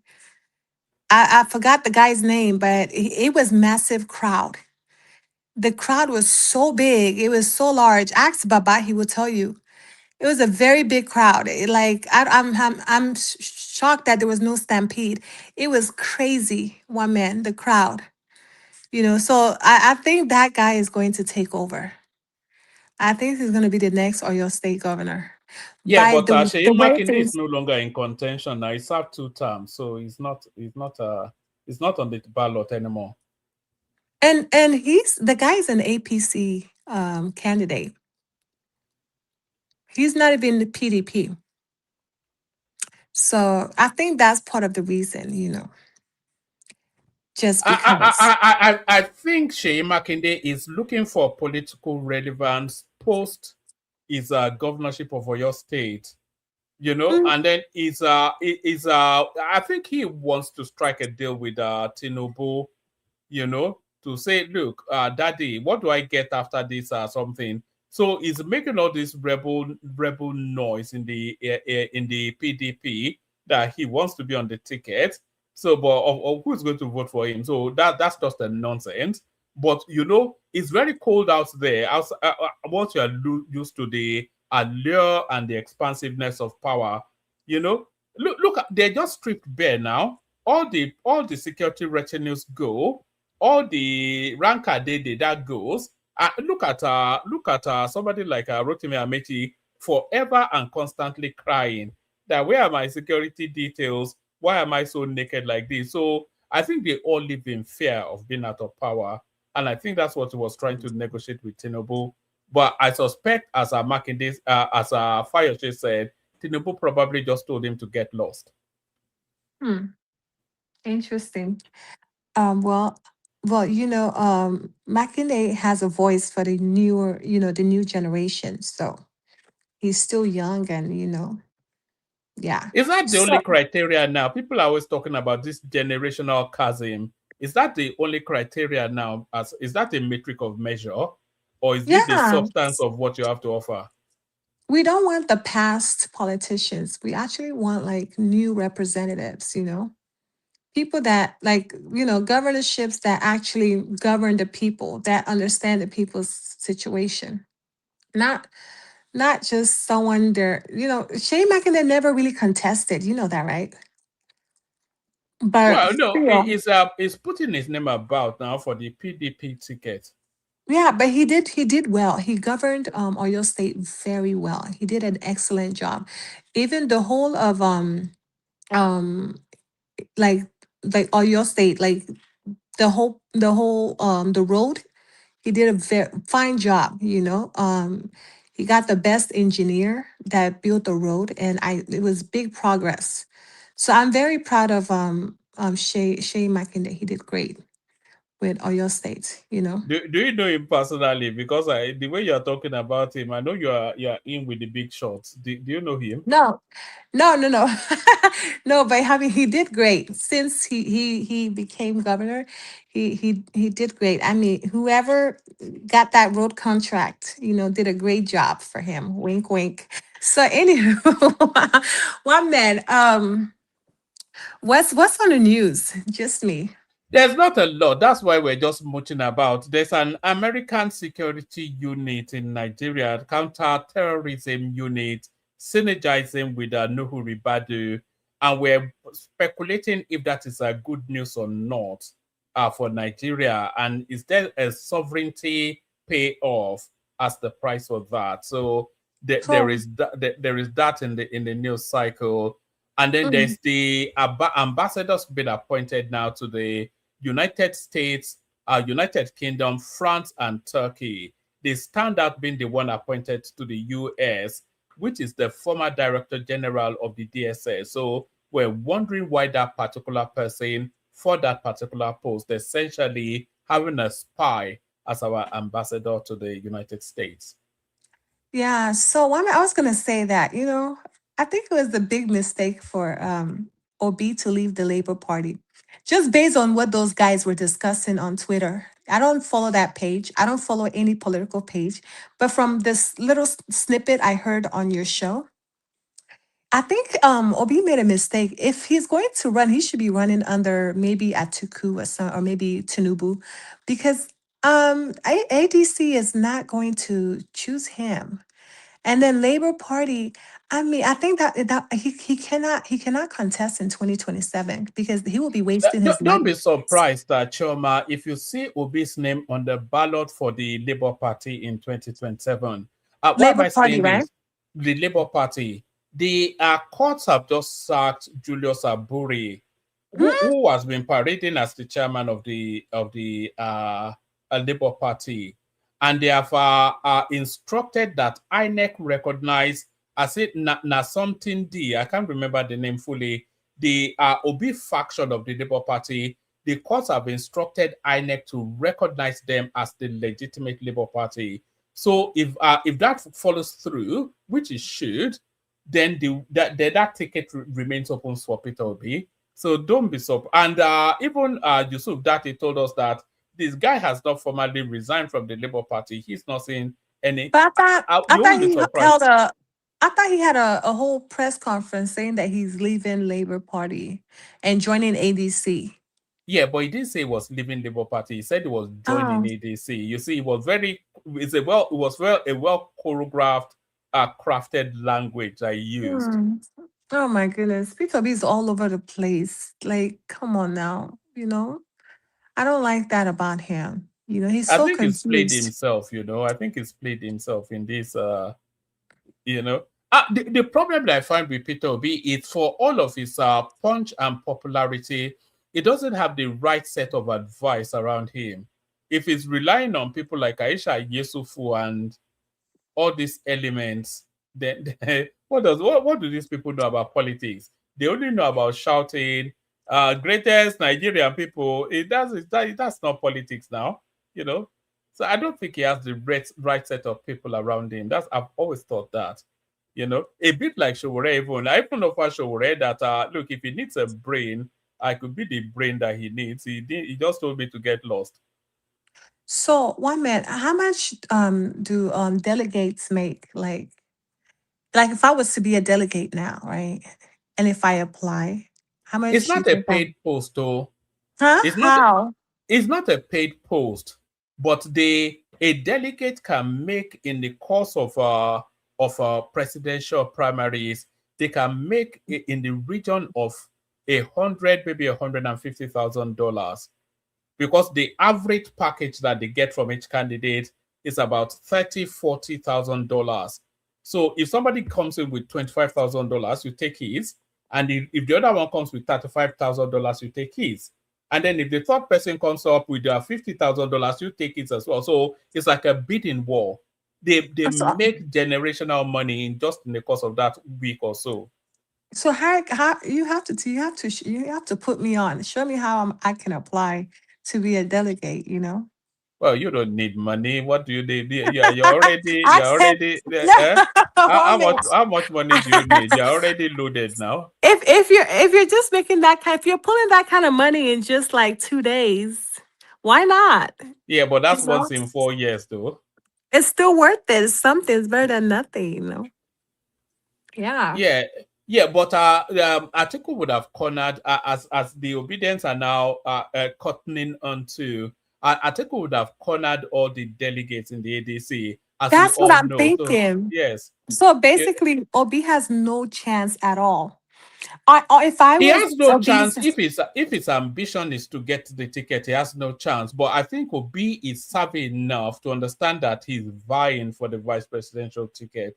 I don't think Obi is Mhm. contending. He knows now. He's not an idiot. Yeah, because if he's contending for presidency, he's going to lose a lot of money. He's pretty much throwing away money and gambling. Like that's literally what he will be doing, gambling, because there's no way everything's already set in stone. Nigeria, it's Another thing sorry. that works to his disadvantage, Choma, is that Mhm. Obi doesn't like to play, according to him, and even according to his wallet, he doesn't like to play money politics, and he doesn't even have the budget for money politics. That was why he Yeah, ran away that's from the true. PDP now. He knew he couldn't out-dollar anybody, and he can't out-dollar anybody in the ADC either. Yeah, that's true. Yeah, so basically, he's just going to settle as a vice, right? Yes, but his space would not accept that. That's where that's the only that's the biggest hump that he has to surmount. That's the biggest hurdle. Because as soon as he joins the ADC, everybody in politics knows that he has subordinated his ambition to Atiku. But his space are insisting that if he's not on the ticket, then they are not going to follow him.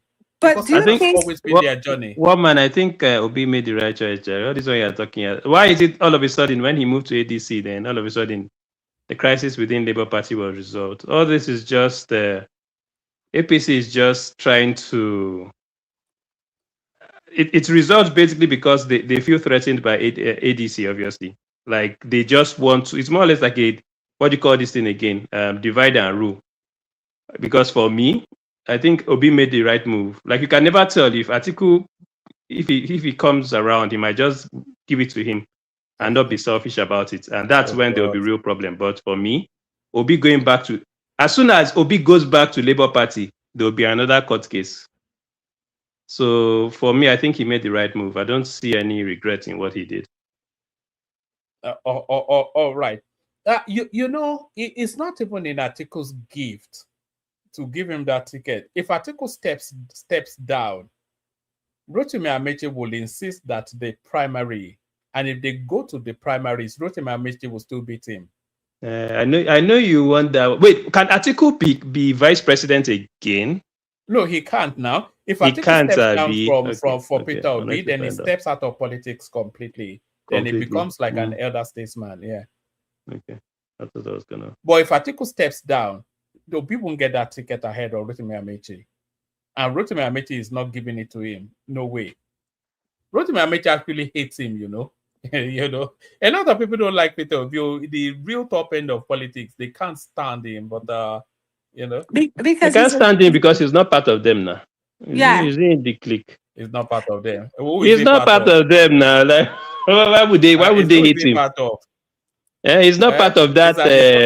He has been at the top end of politics. He has been, but he's still innocent. He's not. He hasn't been fully integrated into the corrupt elite politics of Nigeria. He's still he's still green. After 30 years, still Peter Obi is still green, Jerry. He's still forming good boy. Yeah, okay. Exactly. do you know what they call? Do you know what they call Sakama J? Sakama J. Well, it sounds like a scam. Yes. Do you know? You probably wouldn't know this, Choma. Maybe you're too young for it. There used to be a Nigerian magician called Professor Pella. You know, where they will pull a rabbit out of a hat. What we call that in Yoruba language, we call it Babi Magbabe, which is some sort of sleight of hand. You know, Obi wants to do Sakama J, but don't worry, we'll see how it'll play out soon enough. Now we'll see where it lands. Yeah, you're gonna be waiting forever. But one man, who do you really think will be Tinubu's vice? I don't think it's Shatima though. I don't think so. No, Shatima is under threat, but who replaces him is the question. It's gonna be a Christian. Well, it could be a Christian. It will be.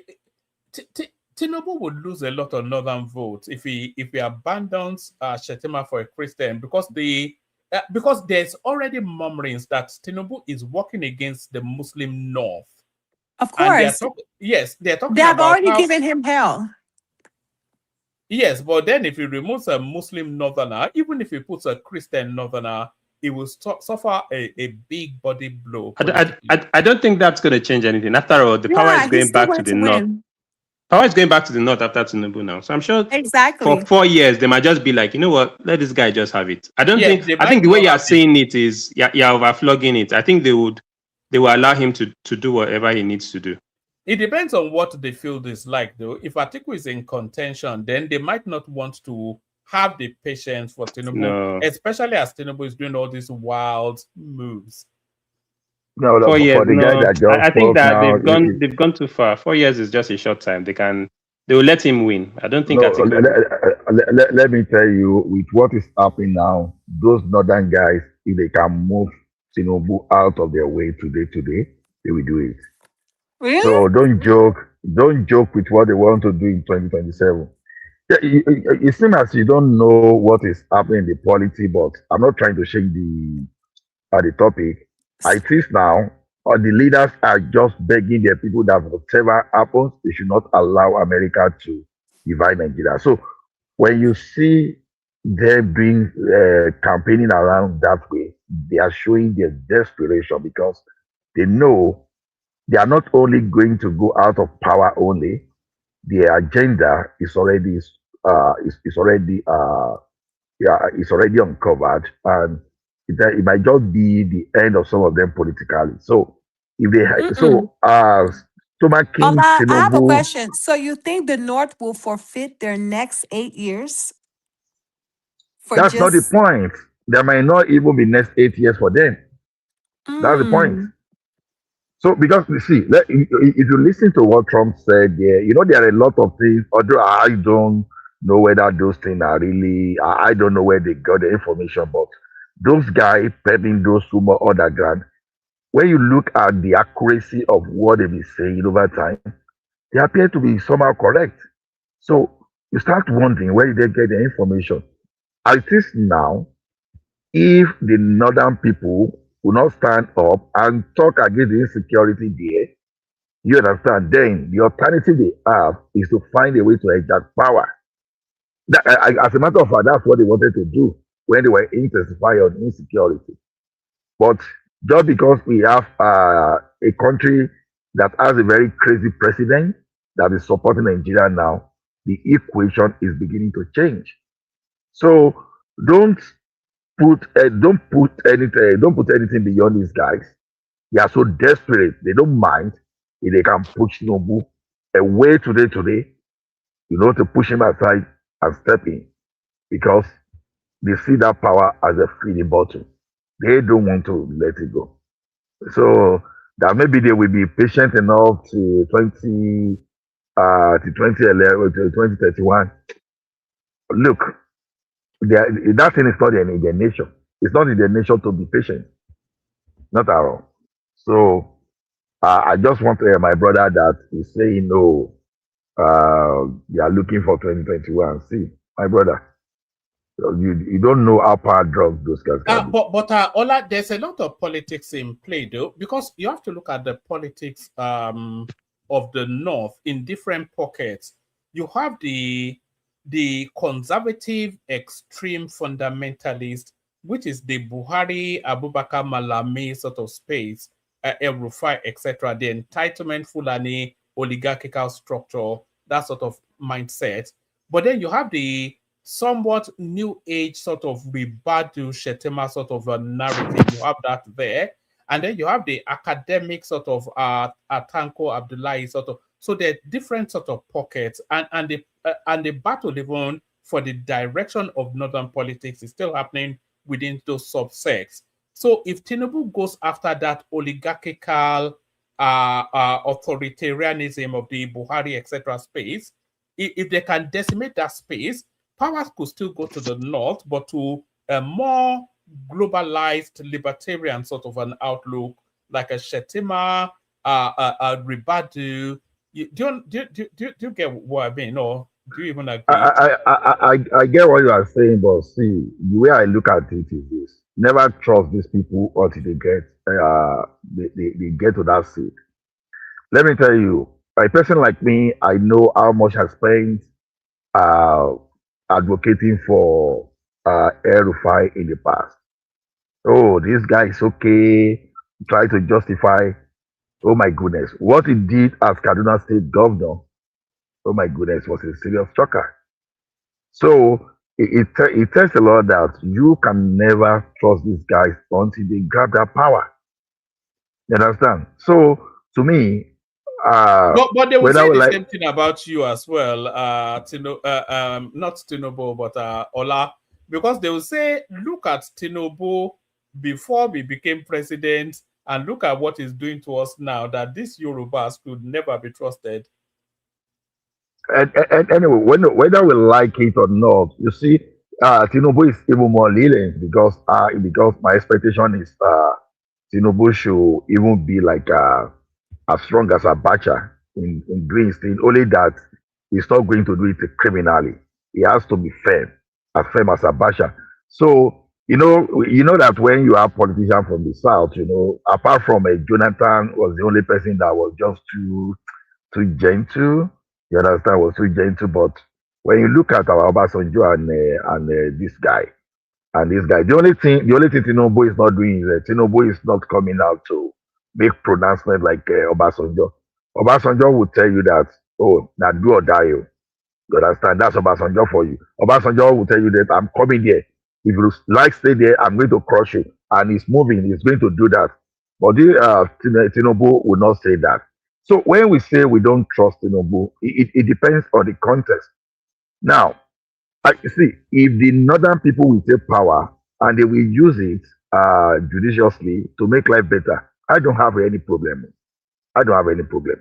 But when you take power and just because of your agenda, because you want to sustain yourself forever, and you are developing some kind of insecurity structure, then that's where the problem is. You see, the thing is, if Buhari had come and no banditry, and maybe everything is going on well, very well, the economy is growing, I'm telling you, no one will care. Because the few people that will be crying, people will just ignore them. That what's your problem? You can get job, you can work, the infrastructure, everything is okay. So why are you troubling yourself? But when upon not doing anything, you are now bringing insecurity to them. Not only you are bringing that insecurity to them, but you are saying your land or your life, or you convert, or you convert, or we pay you. So that's where the problem is. So to me, I've never at any time, I try to hide my fear for politicians from the north. You understand? So to me, whether Ribadu, whether whatever, whether Shetima, you got what Shetima said at a particular point in time. He said, "I'm restructuring my foot." You understand? That alone was even a fear of made me tremble. Made me tremble. So if I was not even praying for Tinubu before, I had to double up on my prayer that this guy, by fire by force, must pray 100 years, must pray 120 years, but finish his time there. So because you never can trust what they can do with power.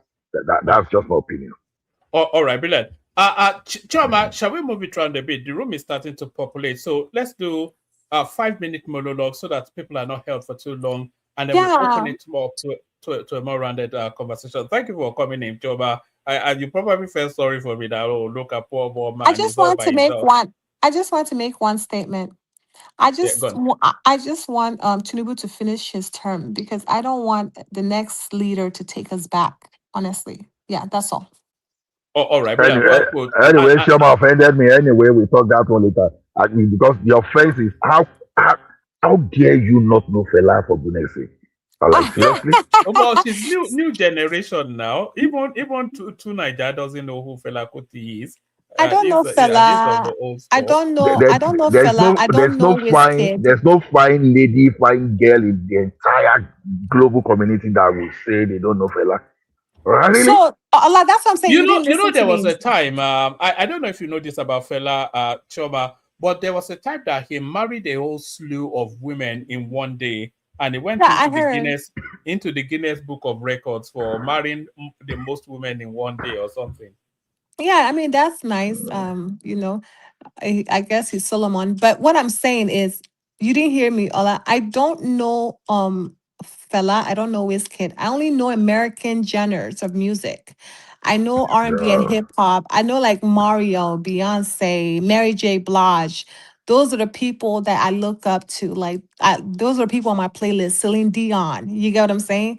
Not really Nigeria songs. I only vibe to Nigeria songs, but I don't really care for the artists like that, you know? You must have heard that fella song. Maybe you don't know. You I don't know don't his story. I You must have heard it, man. I'm not a big fan of any Nigerian artists, to be honest with you. I just vibe to their songs, to their music, that's all. Don't All worry, right, you'll be a fan very soon. Thank you. all right, Bernard. I'm still gonna be here in 1 minute. If anybody decides to misbehave, I'm still gonna be here. All I'm right, not Bernard. going Excellent. anywhere. It's always a delight when you're here. Always a delight also when Tunaja is here. So Tunaja, we're going to do 5 minutes monologues just to sweep through everybody's opinion quickly, and then we open it up to a more generalized conversation. It's really just an open 5 minutes, whatever topic, either to what we're talking about or whatever takes your fancy to Niger. It's probably gone to bed. No, I'm Do here. you know who Fela Kuti is, by the way? I suspect that you may not. I not know Fela Kuti. That's crazy. So yeah, thank you for having me, one man, and greetings all the panelists, the chat, and to the viewers. I think Fela Kuti, Fela is a different kind of musician compared to Whiskey. Whiskey is not on the level. It's not operating on the level Fela was operating, and Fela basically created a whole genre of music, and changed a lot of things, and he was also involved in politics. And so Fela is on a different level. I don't know why you would even compare both of them, except you narrow it down to a context where you say, okay, has Fela ever had a Grammy award, something like that. But you can't just, if you look at greatness in terms of musicians, Fela surpasses Wizkid for, by quite a mile, actually. I think 50 years from now, people will still be talking about Fela, but they may not be talking about Wizkid. So that is the imprint that he has left. This is a guy that created his own republic inside the country, created his own republic. So he's on a different level. Fela is operating on a different level, and he's made great songs too, not just songs you won't forget. Even I don't know why. So I guess some people don't know about him now in terms of the songs that he has, he has sang from. This thing, what they call it, the zombie and colonial mentality.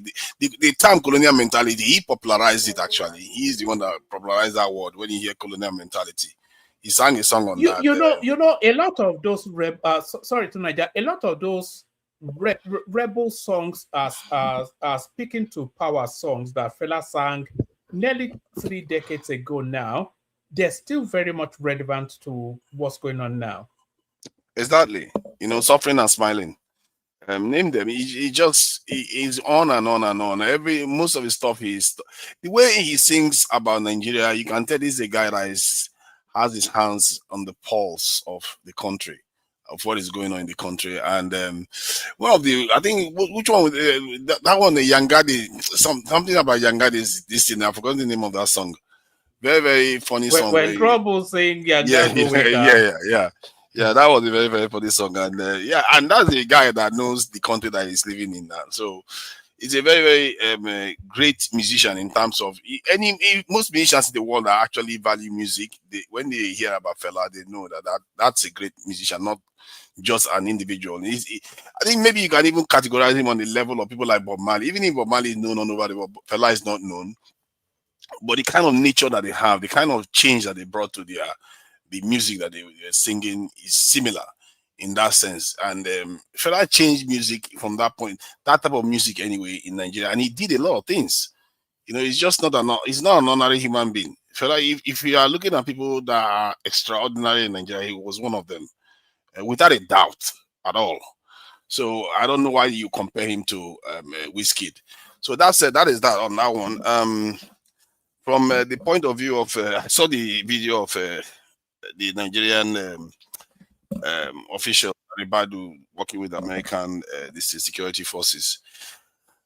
I don't know. I guess working with them is better than not working with them. Nobody needs Tinubu getting bomb left and right. So that where the bomb fall out on Asoro, God help us. Because those guys, they can do anything. Technically, they can just show up in Asoro. That's it. It's done. This pretense that we have that our nations are free and we can just do whatever I like. It's just totally false. And this is why I like Trump. He makes everything blunt and clear.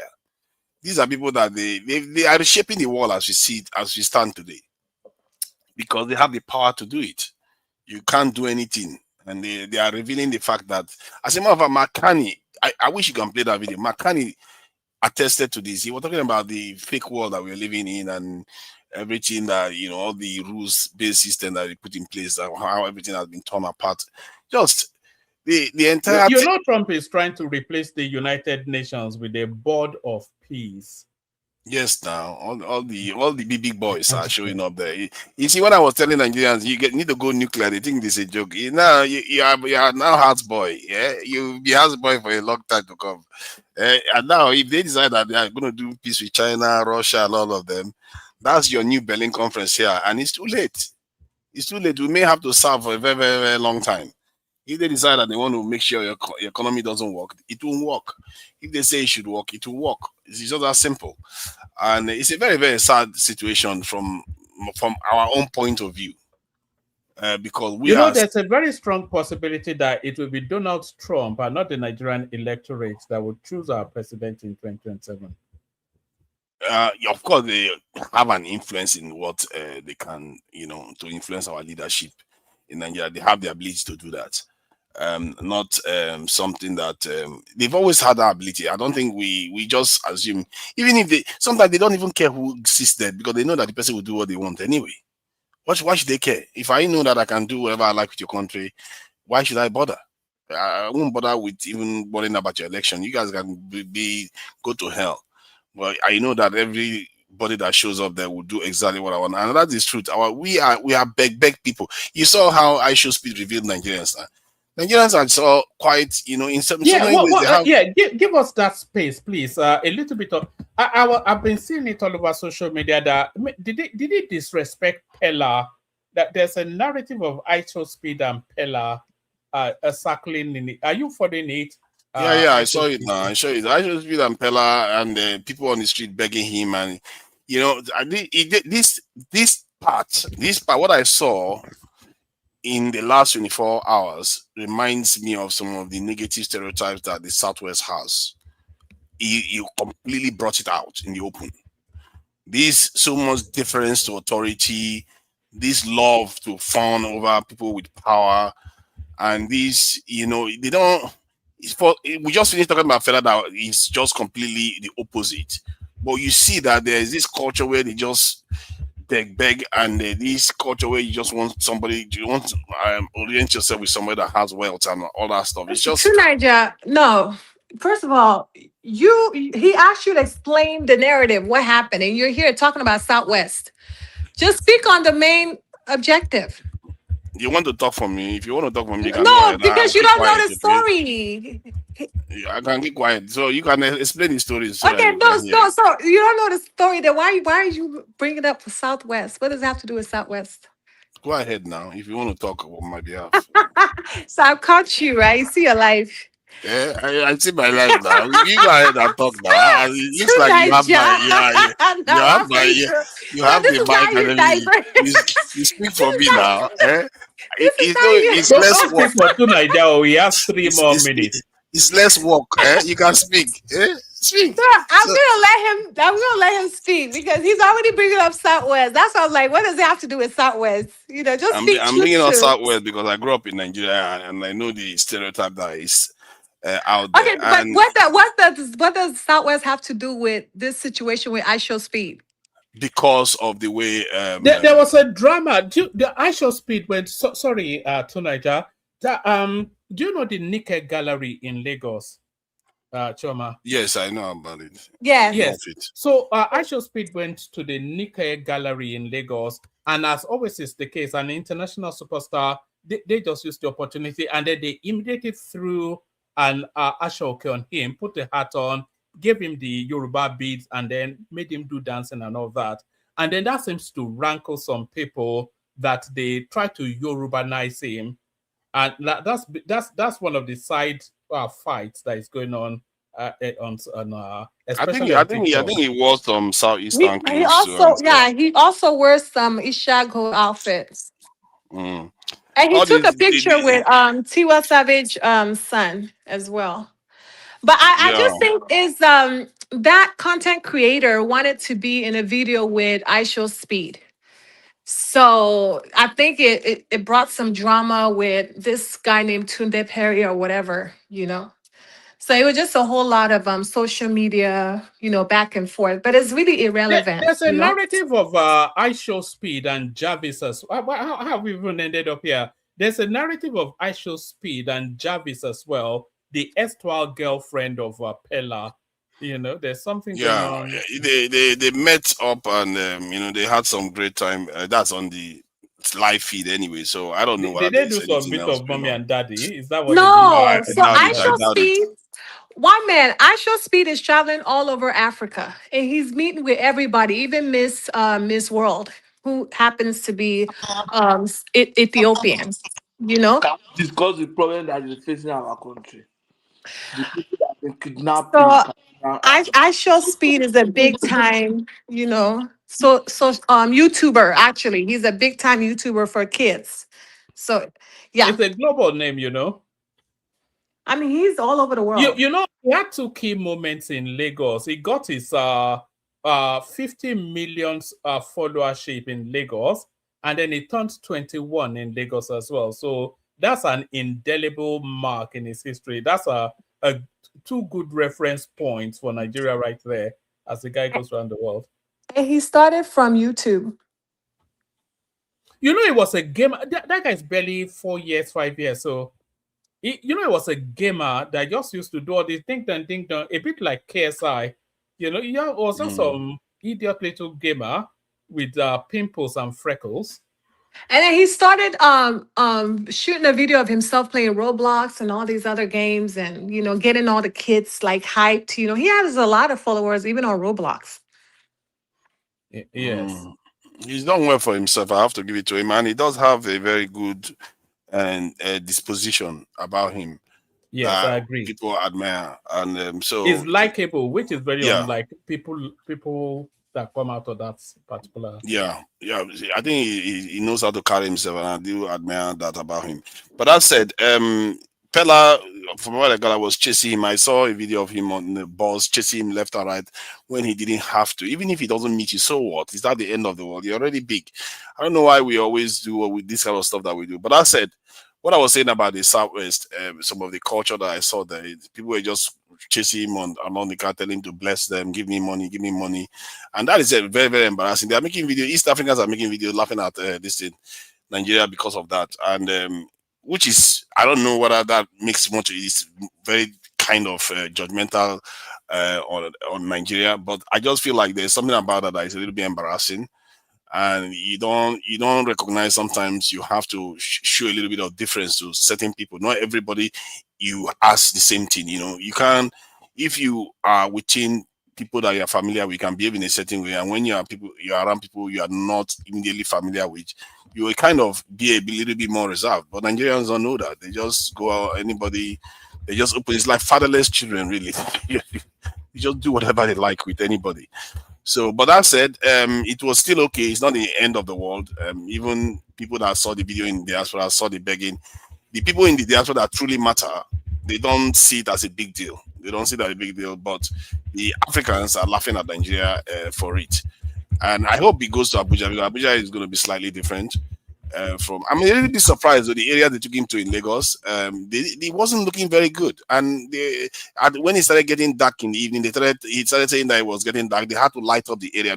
Man, it's really embarrassing. This is Lagos that we're saying that it has been transformed. This is Lagos that we're saying I saw him in Lekki now with all this cobbled. Man, it didn't look good, man.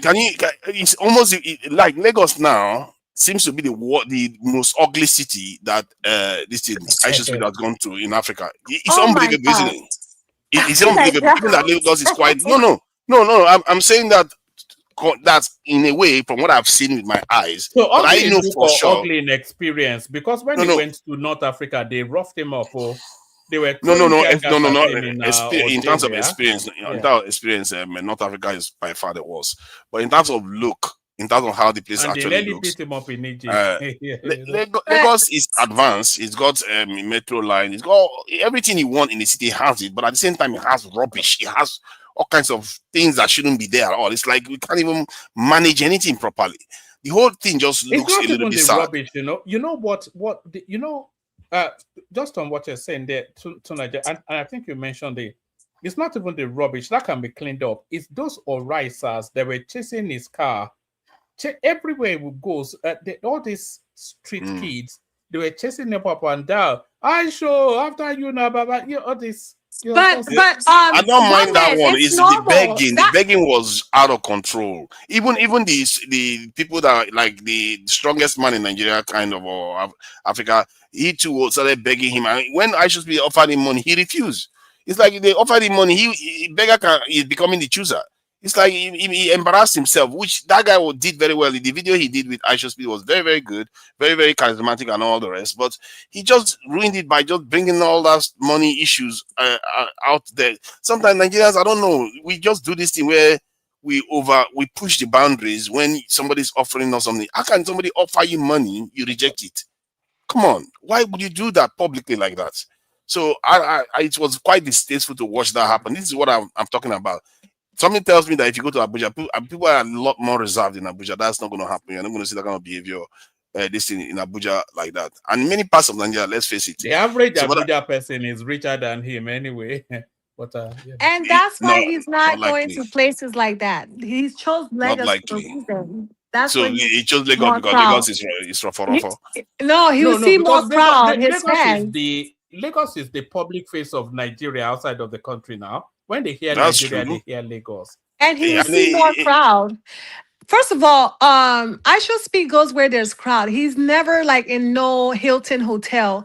He's always in the streets. Even in Brazil, people are chasing him, like running in the streets, because he's always in a car, in a convertible, some kind of convertible. Or he's even trekking himself with fans, snapping with fans, you know.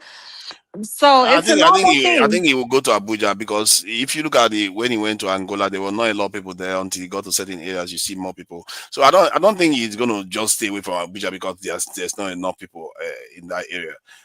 Personally, what I saw in Lagos yesterday, as a matter of fact, many Nigerians saw the same thing. Not only me, they were the ones that making the video about it. Like the lights was so bad that they had to put their own light on. Like in every other city he went to, there was light on the street. Jesus So Christ, no street lights in Lagos? Yeah, there were no street light in the areas he was driving, and he had to start bringing, because the weather started, the day started getting dark. They had to light the area up because there was no street light in the areas where he was. Yeah. I'm sure there are street light in some parts of Lagos, but the area where he was at the time, which I gather was supposed to be the Lekki area, which I find astounding that is the case, because it was a good choice to go to Lekki areas, Ikoyi area. All those Lekki areas is not really a developed area. Like the places in Lagos Island that is developed is like VGs, like Ikoyi, Bodilon, all that area. But like when you're moving after the second toll gate, the first toll gate, that whole area is nothing to write home about. And this is the Lagos that have been transformed. I really don't know what you guys are talking about. Like when it comes to Lekki, they have street lights everywhere, and to Nigeria, at the end of the day, it's nighttime. It's supposed to be dark. So no, it's not supposed to be dark. I don't know what kind of. It's supposed to be dark. It's you? nighttime. You're being overcritical. She's an APC. She's an APC person. What's wrong with you? What's wrong with you, man? It's a British man now. Look at that. He's an Agbadorian. I'm comparing it to other cities in Africa that he's been to, that it became dark. When it got dark in the evening, there was street light that was able to light without him needing to light his own feeds. But he had to do his own lighting because there was no light. You can see that the background was darker. So it's an issue. And if you see a problem, don't just pretend as if it doesn't exist. You have to call it out. Because I was watching the Moroccan one when he was in Morocco and they were driving on the road. Oh my God. I was looking for dirt on the floor. Like even on these corners of the road, you know when you have the pavement, those Even corners. you won't see one rubbish on the floor. Not one. I couldn't find one. Man, we are really an embarrassment, man. Are you trying to say We are an Tinubu's embarrassment. lawma is not working? No, forget that. It's not only But Tinubu. There is something inherently wrong with our culture that we can't take care of anything. But I really hate it when it's making it a Tinubu. When was there ever street light anywhere in Nigeria? Why is it suddenly a Tinubu? There's street lights in Abuja. Because I think you there's keep street saying that lights you in Abuja. transform Lagos, and that is not accurate. See, one that part of us that don't seem to be able to organize ourselves is about organization. Really, let's face it. This is about organization. We can't even organize people to take care of our streets. How much does it cost to recruit people to do these things? But we can't even set money aside to do that. And it's a shame on the governor of the state, actually, that he cannot even do something like that. Is it just the governor, though, to Nigeria, or are the citizenry just as equally culpable? Let me give you a scenario. There was a time I was in Nigeria.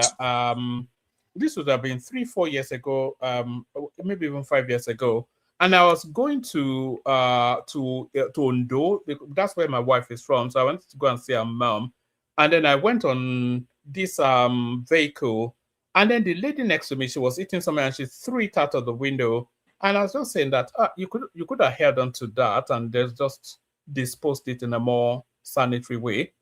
If you see the withering look that she gave me, she just cut me up with her eyes. It looks, so it's that sort of mentality now. They would do something and they'll throw it in the gutter. They will throw wrappers in the gutter. They will throw nylons in Is it not the same institutions that everything cancel in the all things gutter. like social studies, history, all those things? They will complain when they are getting malaria. They will say it's witch. It's not witches Exactly. now. It's really awful. It's really and it's an easy thing to fix. Yeah. You see, we keep asking for big things. This one is easy to fix. It's just the governor now deciding that, you know what, they're going to take radical action and make sure the roads are clean. Employ all those people that are busy begging for money. I am a witness. I've seen several parts of Lekki that they're doing pickup. They're picking up the pollution on the streets. Like they're picking up garbages on the streets. I've seen those people working in the morning, and it's like about 15 people. And they have this yellow thing. They have this yellow tag thing on. Yeah. So you've seen the people I'm talking about, right? No, I'm sure that there are people that are doing it in that area. That's for sure.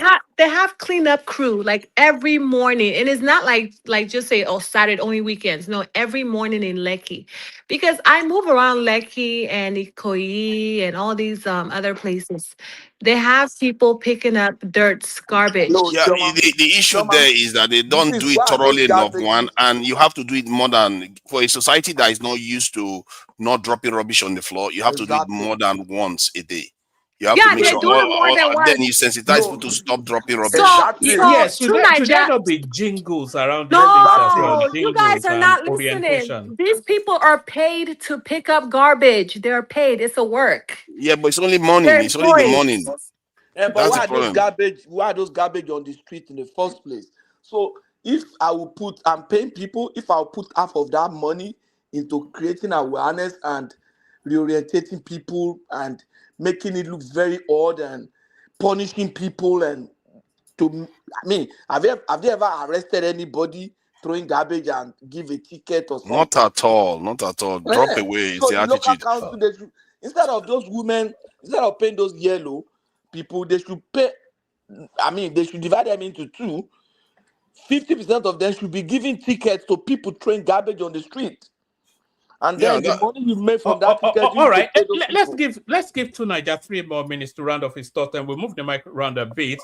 And in the course of that, let's encourage people to like and subscribe. The banner on the screen says we're after 100 new subscribers. I think we've only gotten about 3. So make up the numbers. If you're not already subscribed, please do, as you listen to the dulcet tones of tonight. Thank you. I appreciate that. I will go back to the national security aspect in terms of working with the Americans to help fight insecurity. I think that there's nothing really wrong with that, but where I will have issue with the way we work with foreigners in general, not just like everything else, we seem to lack ambition. We just seem to be stood down, not to do the best for our country. I don't see anything America will bring in that will solve the problem. It will never solve the problem because they never intended to solve the problem in the first place. They have never. America has never really defeated a terrorist group. Really, they have not. Al Qaeda is still around. ISIS is still around. All of them are still around. So they've not defeated it. What makes you think that they're just all they're just coming to do is have influence in your country and do whatever they need to do and get on with it. For me, if I was Tinubu, what I would be doing is angling to get something out of it, something strategic, something important, something tomorrow they will think twice before they want to take it back from you. Those are the kind of things you do. Like now, America is giving Saudi Arabia the best tools that they have. Like Israel is even opposing it. That why are you giving them your best this in jet fighters? America and Trump said Saudi Arabia is deserve the top billing. You know, Saudi Arabia, and that's the thing I like about Trump. He's willing to do business, and I've not really seen ambition from Tinubu yet in terms of trying to be ambitious with this in Trump, in terms of trying to ask for something outstanding, something we've never done before. And he has the ability to do it. You know, when Tinubu came into office, I told you, this guy came into office at the precise time where he could be one of the greatest leaders Nigeria has ever had. But for some reason, he's not this rising up to the mark. He just wants to do. It's almost as if all this focus is on 2027. Really, like let me just win the election. He forgets that if he performs very well, he will win the election nonetheless. He wouldn't even have to campaign. But that said, sorry, I know you have short time, but let me ask you one question. We want him to be doing business with America. I spoke with somebody last week, and he said this in Yoruba. He said, "Ọ̀rẹ́, òfin tó gbé Maduro ló gbé Tinubu." You understand what that means? No. Aha. He said, "Òfin tó gbé Maduro ló gbé Tinubu." Now the same rule, the same law we suppose apply to Maduro. If you apply the same law to Tinubu, that's what the guy was saying. Yeah. So Tinubu is playing quietly and gently. Exactly. And when the oil companies show up here, you know, I saw one man was very, very, positive about it, which ordinarily it would be. But there's a reason why they are showing up now. They know they have the upper hand. And now you don't know the conditions. That's the trick. You don't know the conditions in their documents, what they signed. After all, Niger next door had a very, very good oil, uranium deal with France. Look at them. They are one of the poorest countries in the world. Having their presence in your nation does not necessarily equate to successful economy or equate to development. It doesn't necessarily. It just depends on your agreement with them. This world is transactional. And I fear our people are not transacting in a profitable manner. We transact to self-harm. We harm our nation, we harm our prospects, and we harm our future generation. And I really feel aggrieved by that. And when I complain about it, people say like I'm being a little bit too over the top about it. But this is what they are doing. If not, there's no harm. Why would you not trade with America? Because America trades with Japan. Japan is fine. America trades with South Korea. South Korea is fine. Taiwan, all of them, they are all fine. Germany, the entire Europe. Saudi Arabia, they do business with everybody. They are fine. Why is it that when they do business with us, it never seems to work well for us? That is our lack of ambition that I worry about. And I just hope anybody that has, the ears of the president, he needs to be more ambitious about what his negotiations with them. If you want to sign it, even if it's $100 billion deal, find something big. Sign and get that thing done for the country. That is what we like to see. I want to see leaders that are actually ambitious. And this is why sometimes I ruled out any leader that is over 60 years old in Nigeria, because I feel like those over 60 years old, they were around when we were colonies, and they don't have ambition. They don't have vision. And the worst of all, they don't want to, they are very, very unlikely to change their approach to doing anything. But the younger ones are more likely to do that. That's why I feel like those old ones are just a write-off at this stage. But maybe Tinubu will surprise me. So I'll keep it at that. Thank you. All right. Before you keep it at that, who will you be? You don't have to answer, but who would you be advocating for 2027? It depends on what happens from now till then. Tinubu are weakened in my eyes quite significantly because of his antics. Because the bar that you said, the bar that the bar that you said excludes Peter Obi as well. It could exclude him too, so be it. I don't care. 65 thereabout. Yeah. It could exclude him, and sometimes you might miss some good ones, but it doesn't mean most of the crop is failed already. I don't think that crop is even 50 years. I feel like the crop is already failed too, because we are already done for. The reason why I actually have you hope. talk hypothetically. Hold on. Give us an example of a leader you're talking about around that age in Africa. Which age? Around the age I'm talking about. Whatever age you're talking about. You don't like you want someone that's what below 50 or 60 said, and all this. Yeah, old one of people, them. I think the one of Zambia or something. If I'm not mistaken, or Malawi. One of them is and what somewhere was around a lot what younger. was what is their accomplishment, or what was the accomplishment that you're so enamored with? No, my reasoning is that they are more likely to change. It's not because they are not going to be corrupt. To like young people naturally, you can say, are ambitious and risk takers because of their age. Okay, but you've not shown any leadership quality from a young leader that we ought to Ibrahim towards. Traore is a big change. What do you mean? Guy? Ibrahim Traore is a big change. Yes, he has transformed. The military guy. Let me say this before. Okay, your time is up anyway. Next person. Time is up. Next person. What?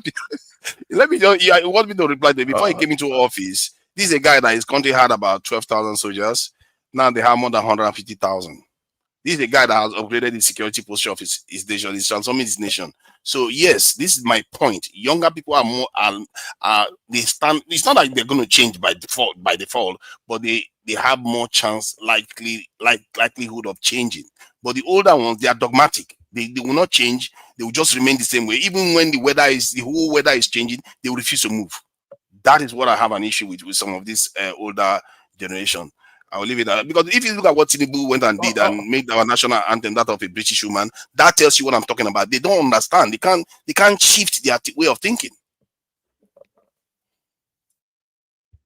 All right, brilliant. Stay with us to Niger, because I'll be needing you later. But we're going from to Niger to does anybody object to us going to Man of Prestige? Only because it's not been in for a while.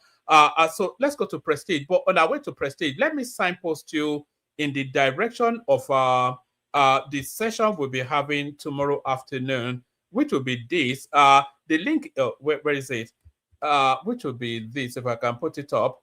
So what's going on? It should come up now.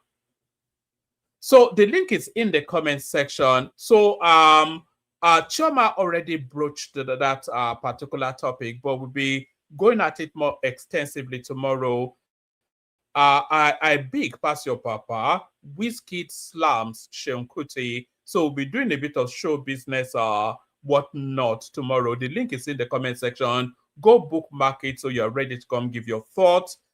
Please like and subscribe. We're after, as you can see, 100 subscribers in the course of this stream. So you'll be one of them as we welcome not to Niger, but Man of Prestige back to the free Prestige. It's been a moment.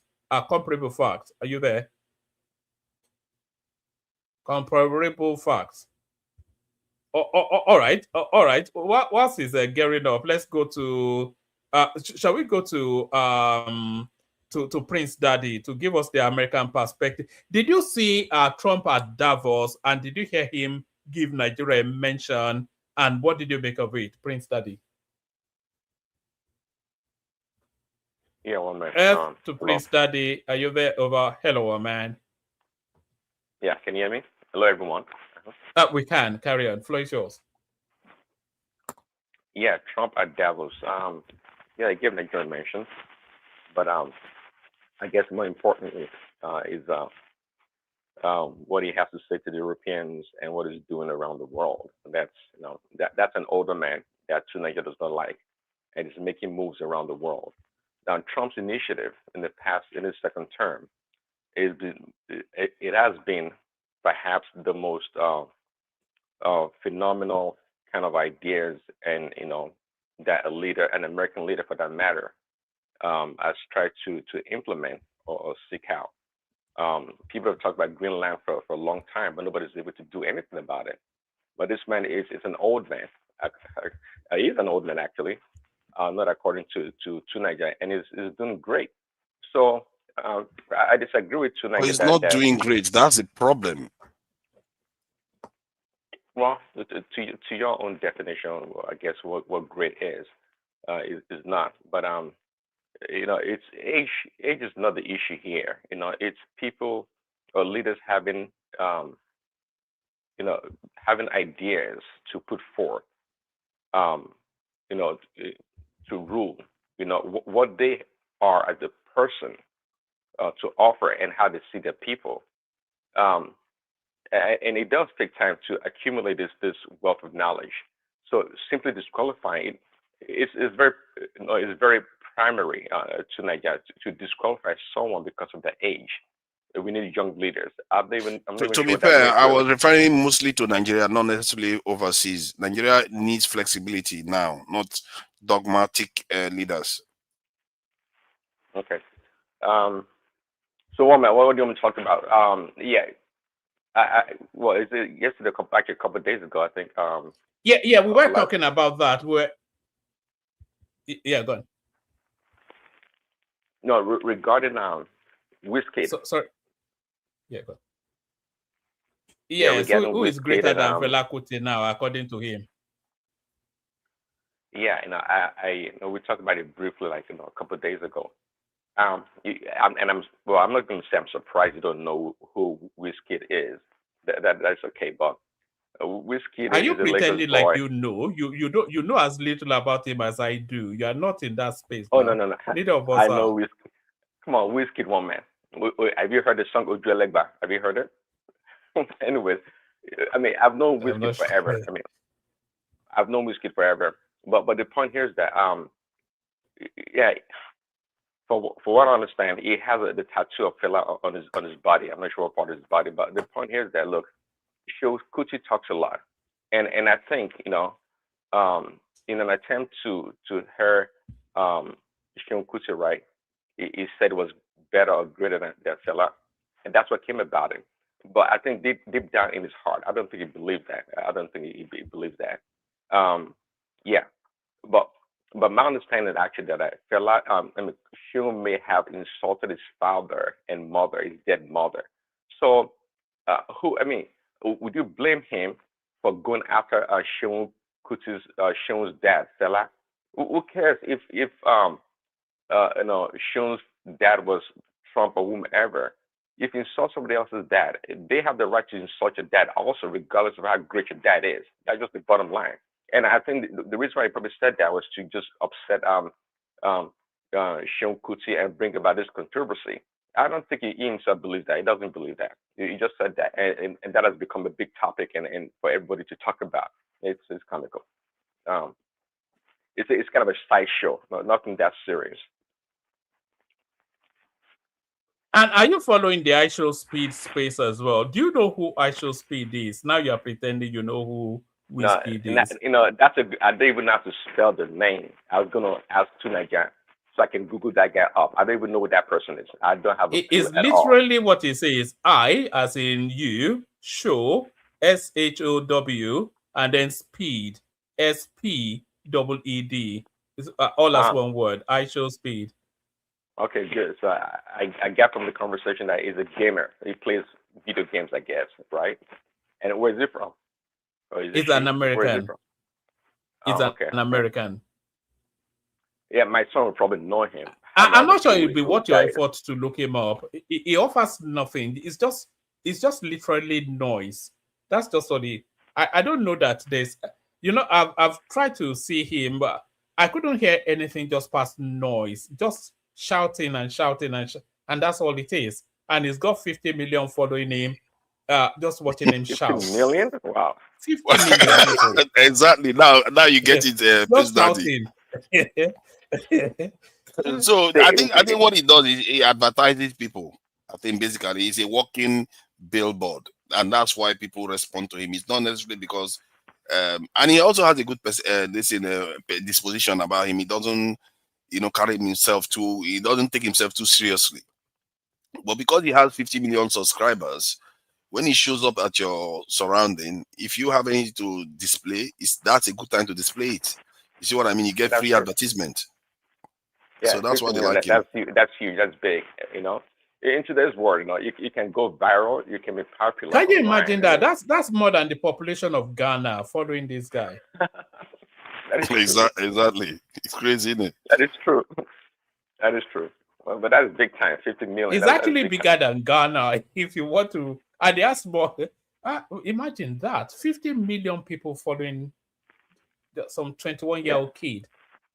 That's a lot. That's huge. So you can go viral online. It doesn't take that much to. Well, it does take a lot actually. I mean, but the people that have a niche or they have something to offer, they can get that following online. So it's not that easy. I'm not going to downplay it. It's not that easy to get 50 million people. People 1 million is a lot. So, but anyways, I don't know the kid. I don't know who he is, so I can't make comment about him. Yeah. But in Nigeria's typical fashion, trying to downgrade Lagos or Nigeria in general, there are places in American cities that they don't have street lights. Street lights is not always everywhere. Actually, it's not.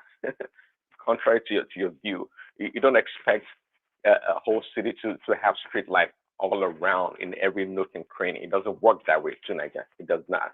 And we want to talk about if you were following his live stream, you understand what I'm saying. He's been to several cities in Africa, and I can tell you that Lagos is the one that looks the ugliest. I'm sorry to say, it's just what it is. I'm not arguing that, but because you know Lagos, do you know what part of the cities, the part of the cities that you went to? If you know. The Lekki areas, it's supposed to be some of the best areas. I mean, I'm talking about the other places. I know you mentioned Morocco, for example, but I'm talking about other places, other cities we went to. That's okay. Yeah. See, and Lagos is it's a unique city among the cities in the world. If truly we are estimating Lagos will have about 20 to 25 million people, Nigeria, think about it. That's not a joke, Nigeria. That's not a joke. I mean, that's almost the population, 75% or more of the population of Ghana in freaking one Lagos, small Lagos. If that is true, that is crazy to Nigeria. So Lagos being dirty and maybe smelling and all this and that is part of the, it's part of it. That's part of the signature of being a big city. And the other day we are trying to, we're debating with Madam Zita, and she mentioned that all the cities around the world, maybe Singapore is dirty also. Lagos is not even as smelly or dirty as Delhi now. Oh, no, of course, India is dirty now. Come on, man. India can't be the Indians. They're number one. They're number one when it comes to dirt. India, those guys, I don't know what's wrong with them. They refuse to grow dirty. They are very dirty. I say one thing. And I made a point to Madam Zita that all the cities I've been to, the big cities, I would say, including London. And as I said, Japan, Tokyo is perhaps the cleanest big city in the world. It has to be. I've been there, walk around the streets. For a big city with a lot of people, I was super impressed. But Madam Zita thought otherwise. She thinks Tokyo is dirty. But maybe one of those days we should ask our friend War Peace about Tokyo, or what he thinks about Japan, Tokyo being dirty, and see what he says. But Tokyo is the only city I can say that it was truly clean for a big city. Anyways, what else on the menu? And I got a couple more minutes left. That's the guy right there. If you wonder who he is, let me see. Prince Daddy. That's the guy right there. Oh, he's a black kid actually. This kid is just having fun, man. What do you want? What do you want from me? Yeah, he's a black so you're guy, happy for it now. You are beginning to see now. It's an African American guy now. So, I didn't know. Oh yeah, 50 million subscribers. That's what he's got. You see Lagos? You see your Lagos now. To Nigeria, I don't see the dirt you're talking about. It looks I don't clean. believe you. I try to excuse that. Everywhere looks clean. I don't see what you're talking about. Oh my God, man! Why you sound like a hater? I don't know what happened to you, Chema. I really don't know. I can't believe you're defending this. I don't know what happened to you. This is typical Lagos. I don't Look know at what this, else you're man. looking Come on. for. How can you defend This this? is typical This is Lagos like right here. a garage. What are you talking about? No, it's not that Oh my bad. Don't God, do man. that. Come on This is now. embarrassing. Tonight, Jack, you're being a hater. Don't do that. This is It's not that horrible. bad. The This ground is is horrible. clean. God, don't make me make this a sexist thing now, because how can you, I a don't see woman, any be proud of garbage. looking at this? You're proud of it. I am Come on. proud. I'm actually This is proud. awful. This is awful, man. Look What's at the awful walls. about it? Look at that wall. It hasn't been painted for how many years? I don't know how long they painted it last. The Tonight, at roads least, are horrible. tonight, Have you ever been to Napoli? Have you ever been to Napoli, to Niger? No, I'm not. Is Tonight, that we should say at least they're not in our Italy. villages. You hear me? My wife and I went You there know, once. It was Lagos would most have been emotional. stay clean if not the government, particularly Jack Conde, that started allowing two Nigerian people to start migrating from their villages. Now he wants to blame us. Their millions, they shit everywhere. He wants to blame other They people now. They don't uncivilized people. Oh They're the one my that came to God. mess up Lagos now. Now he wants to blame You know? other people. So I thought that The all of them will migrate. I remember when I was a kid, Lagos used to be. We used to have our. It was so. Wow. He's now cultural considered that place. Lagos is rubbish. All That's what it's the considered. barbarians just started coming in from all kinds of villages, man. Just come Mike there. Is not, Mike is not lying. Mike is not Yeah, lying. most of them sound like two Nigeria without two Nigeria accents.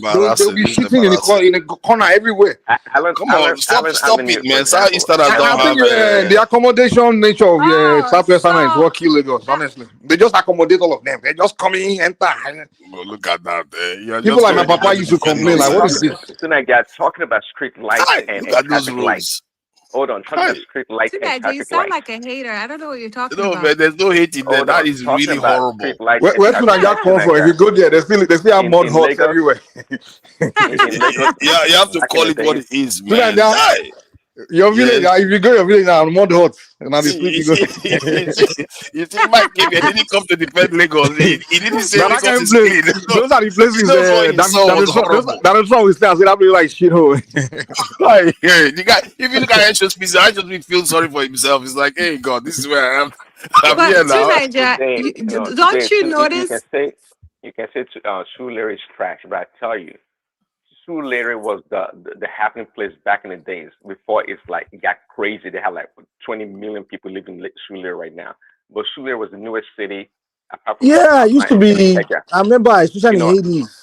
It was Jack Conde that started building one man, you can education. start the video of Angola and this guy. One man, what was Dangote? What's his name? Jack Conde. What was he thinking? He's just building free school and telling them the whole Nigeria there's free school here, and all of them just started migrating to Lagos to come and attend Jack Conde school. I'm like, what kind of mumu mentality? I mean, I don't understand.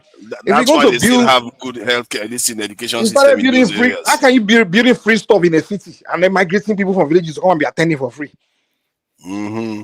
Even Awolowo did the same mistake. You say free education, all of them from east, from Sunaja village, started migrating to southwest. Stop blaming They just came to overpopulate our land and turn the place blaming to other people. No, it's free education. This is Yoruba nature. If you go to and other then they won't even appreciate it. They won't appreciate things they get He's not from even southwest. complaining. They will just be jealous and be hating and be in talking. terms of hygiene in Nigeria, middle belt.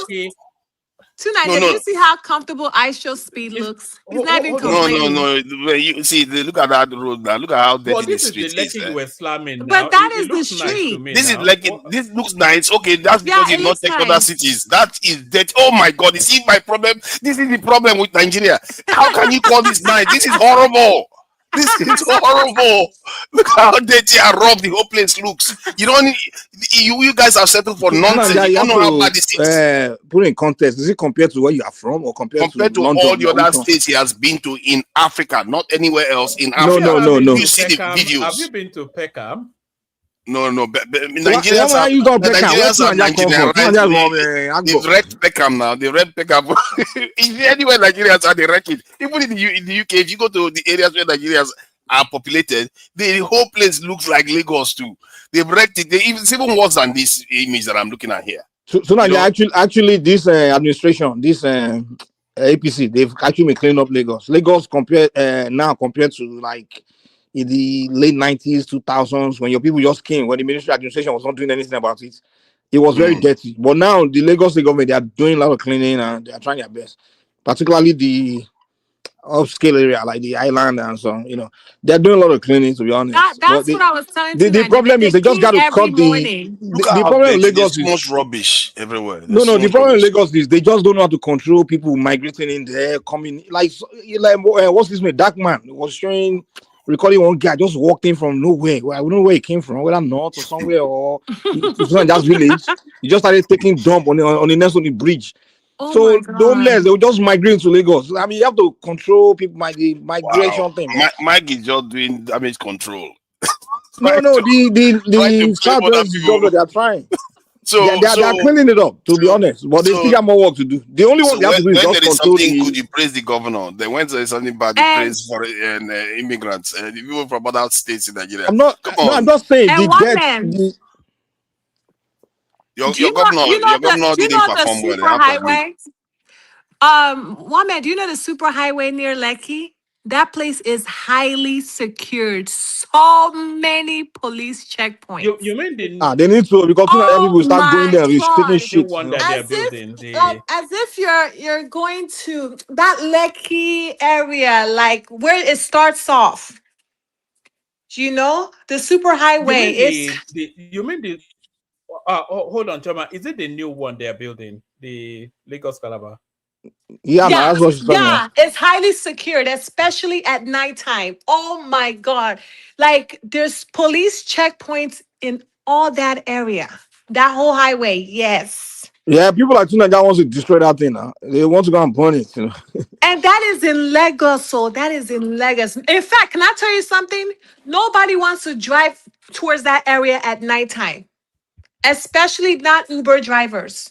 There's something that happened. I made a mistake. I needed an Uber to drive. No, I could not get an Uber. Nobody wants to drive there because of the police checkpoint. That place is highly secured. I don't know what's going on. Why? I don't know why. It's people like tonight that are envious of. They hate Maybe Tinubu. They will go VIP and was passing start through. breaking things. No, one man. No, one man. It's like that every day. Sorry. That Lagos Calabar Highway, that area, they started that new highway. But sorry, guys. Let me let Tunaja bring it home. Tunaja, when what's his name? Under so many names. A man of prestige. When he's ready, he can chime in as well. You got Mike to keep you company and to keep you honest, and you got Chioma with the whip. I can't keep tonight that company, man. The guy will start muting me. I gotta go. No, let me just say something about speed. So I gotta go to me. I can't be here tonight.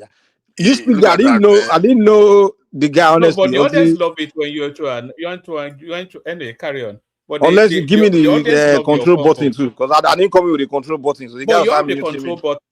Yeah, also because you will let somebody talk. The guy, you start muting me when I start roasting him. When I start cooking his argument. Why would you start roasting me? You're supposed to be talking about the issue. No.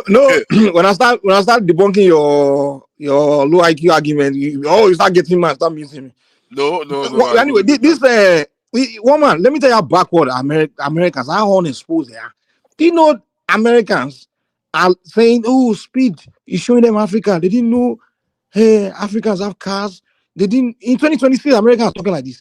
He said, we didn't know they wear clothes. I'm telling you that's how unexposed Americans are. I'm telling you, woman. Like, see, when people like me, they be worshiping Black Americans. You are seeing on their channel. These people they are not very exposed, man. If it comes to America, they way backward. Yeah. Most Black Americans don't know who, they don't even know who Ronaldo is or Messi or those people. Anything outside America, they don't know. Some of them, in 2026, they still say Africa as one place where. But that is to be expected. Now, I mean, Nigerians know everything about what's going on overseas. Most people in most nations, even in the UK, barely know anything that goes on inside Africa. Some of them still think we are living. No, it's not about what goes on. In UK too. Even in the UK, most people don't care about all these things we care about. Most people just want to get on. No. There's no way. No. One thing I knew when I first came to America, one thing I knew, people from Europe or South America, at least they know one or two African celebrities, maybe J.J. Okocha, Yatore, Jamila. They know because the football kind of make them know where Africa is. But Americans don't know.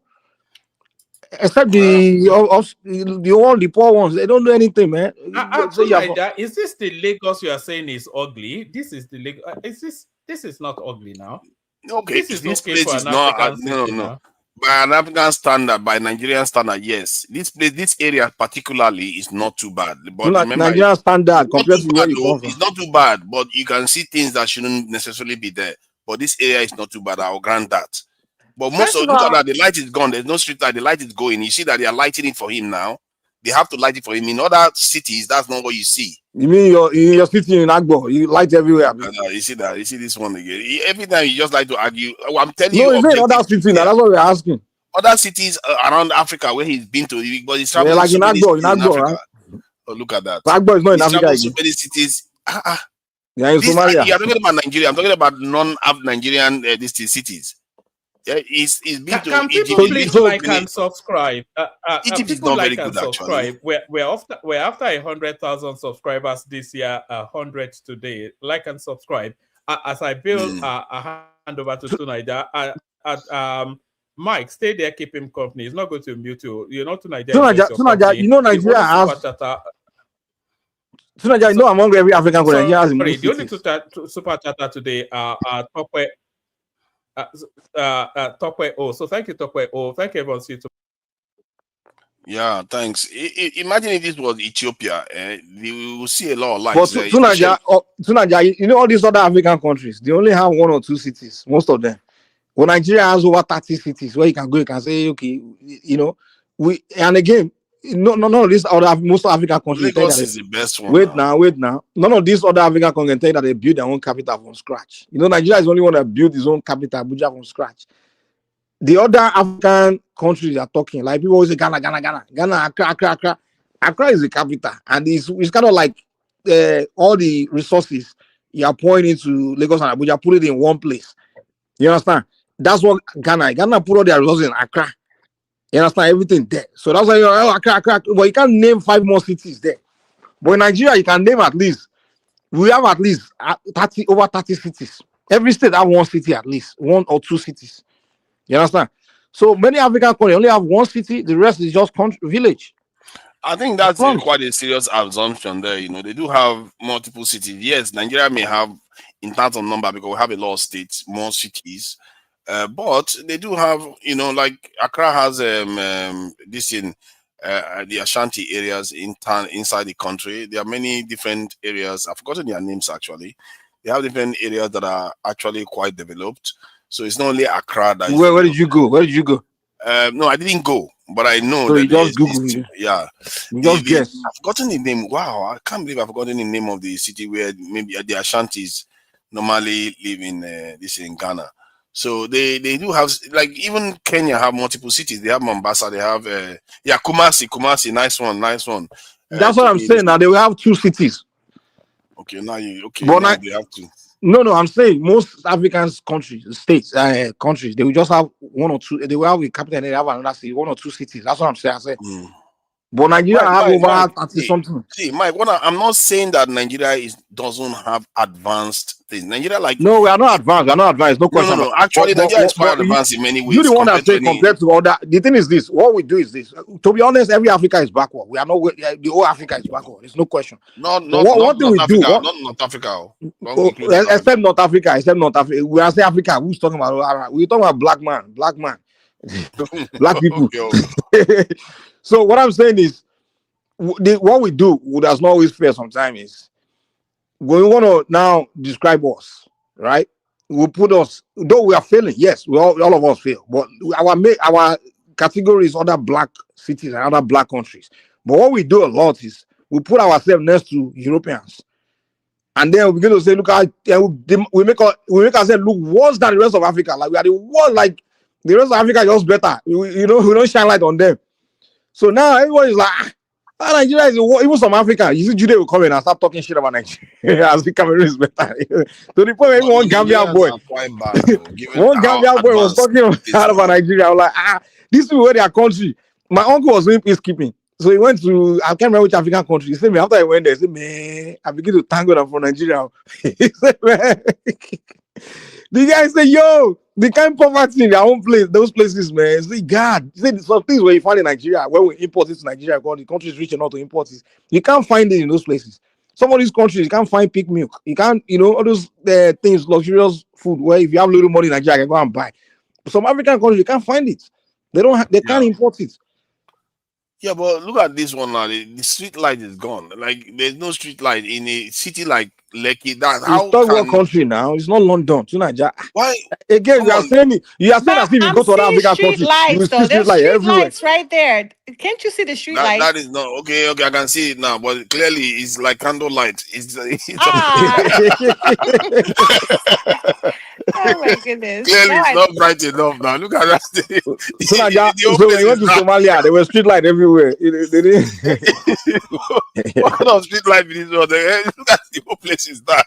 And they call it street Really? light. But it's In fact now, nighttime. It's supposed to be dark. I keep telling you that it's supposed to be dark. It's nighttime. it's not supposed to be dark. You got okay, like where there is street light now, maybe, just to be fair, it could be a camera effect that is making the background because they are lighting him up again artificially. So that's his own crew is lighting him up. So the light that is closer is the one that is gonna suppress the one behind. So that maybe that's what's happening. That's why it looks like the background is dark. But the reason why they had to do that in the first place was because there was no street light in some areas where he So was I have driving a to. question to Niger. If he was in your village, would you be this critical? Be No honest. way. I will be this critical. I will be this critical. So no. This is a village agnostic. Eh? There's no. This is it's a shame on us, If it was really. Agbo, so Nigeria will be like, It's a it's shame not. on us. Come on, man. Even Angola, Ethiopia, Kenya, they just seem more organized. I don't know. This is not about technology. Lagos has almost everything any other city in Africa has, apart from maybe tram or something. They have everything. It's just that the But organization Abuja is is the more problem. organized now. I To told Nigeria. you about the population factor. Okay, what is the Exactly. We have population Not blaming in 20. population. Rwanda? Population is supposed to be a plus, not No, no, no, the no. To Nigeria, opposite. no. You can't Entire have 20 Angola something population, million what is people it? in Lagos. I expect it to be organized. Are you kidding me? Yes, you And can. You You're can. not, 20, you're not serious, Lele, are you Chongqing kidding in me? China is not very high. It's more populated than Where? Lagos.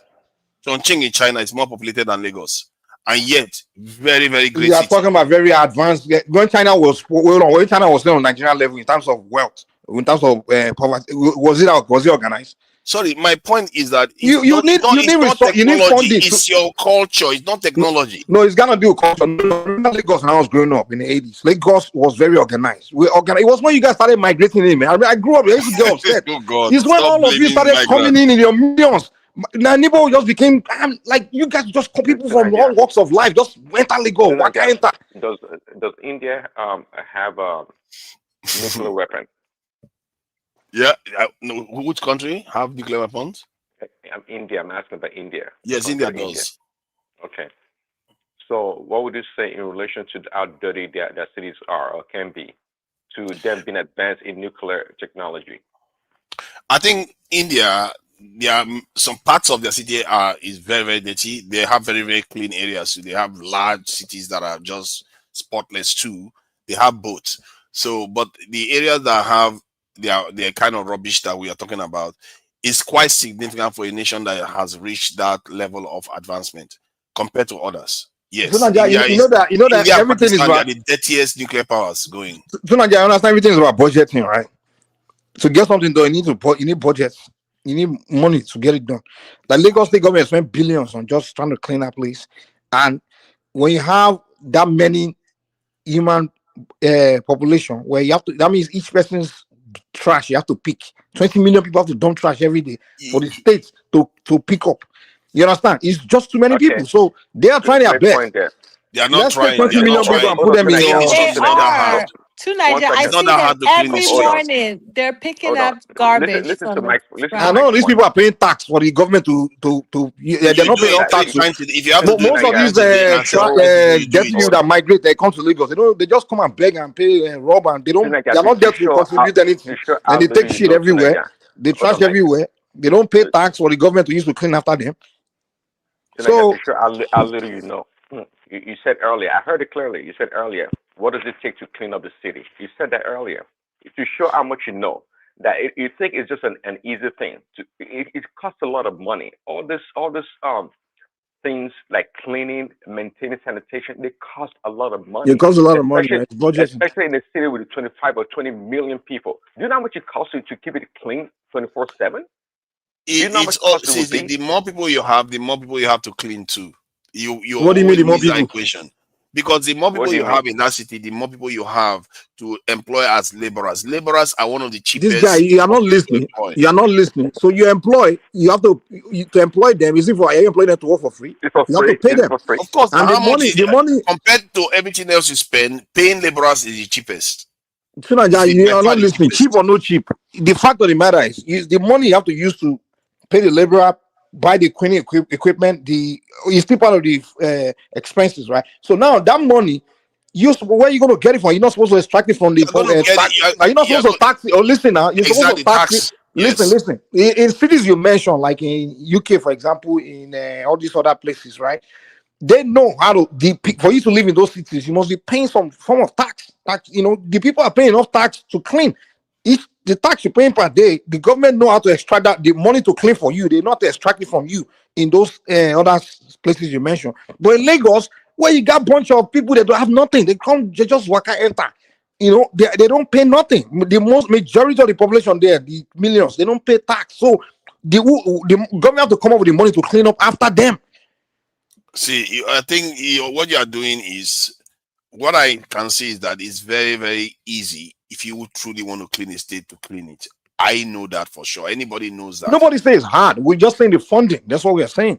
It's expensive. That's my point. Okay, let's say it's expensive, but it's not as expensive as, say, running the train lines. It's not as expensive. No. It's way more expensive than that. No, are you kidding me? Running a train line? No. Are you? If I have to clean after you alone, you one person a day. You know how much it will cost me to clean after you a day? You You are over. Just one person, Let me try to explain what I'm saying. One is just to pick up rubbish from the floor. It's not just that. See, okay. You know how many times average Nigerian take a dump every day? You're thinking about waste disposal. If you're talking about like household waste disposal and all, that's something different. I'm not. It's part of it. Is it not the city that have to take care of it? No, that one. No, I'm talking about the one that they drop all over the place on the streets. That's the one I'm talking about now. So everything is they all try all together, put together. Waste, dumps, urine, feces, everything. The city they have to take care of it. You think we also don't just stay there? It's gotta go somewhere. Are you seriously trying to argue to keep the city dirty when other is? No, I'm not arguing to keep it dirty. I'm just trying to present a point to you that the mistake the Lagos State made, the Southwest, the Lagos State, which Abuja is not making the same mistake. Abuja, they're very strict. Do you know? Do you know in Abuja, I can't just go into Abuja and say, wants to go just go and migrate there and do whatever. They will push you out. You can't just come to Abuja.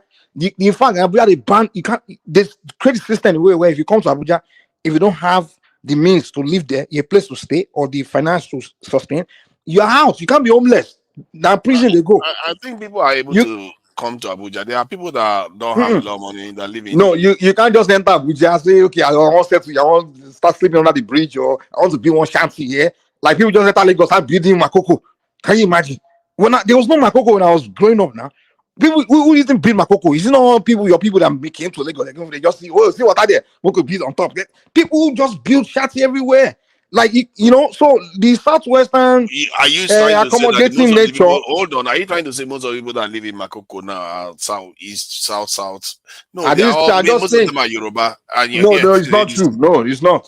Majority of the I can say maybe some Southwesterners that migrate from other states, but majority of the people that came to Lagos, they just live in the slums or create shanties are foreigners. Because the real Southwesterners already they own the land, so they already have the property. You understand? So I'm just telling you, I'm not blaming one group of people. I'm just saying, like, even it's only Nigeria, even people from Togo, from Ghana, people come to everyone just migrate to Lagos, and when they come in with nothing, and they have nothing to do. They just start building, sleeping on that bridge. They start from another bridge, and somebody just build one Paco shanty somewhere, just anyhow. And in the military government back then, they did nothing. So that culture started during the military era, because the military government were not even there to govern. They just there to do coup after each other and enter and sit there, take money, separate themselves from the civil. So they were not doing anything. So everything just pakufa. And then now that the when fashion the Syrian government, I remember doing fashion, I started looking for means to get rid of people. Was kind of deporting people in it systematically, but guess who started turning to politicizing it?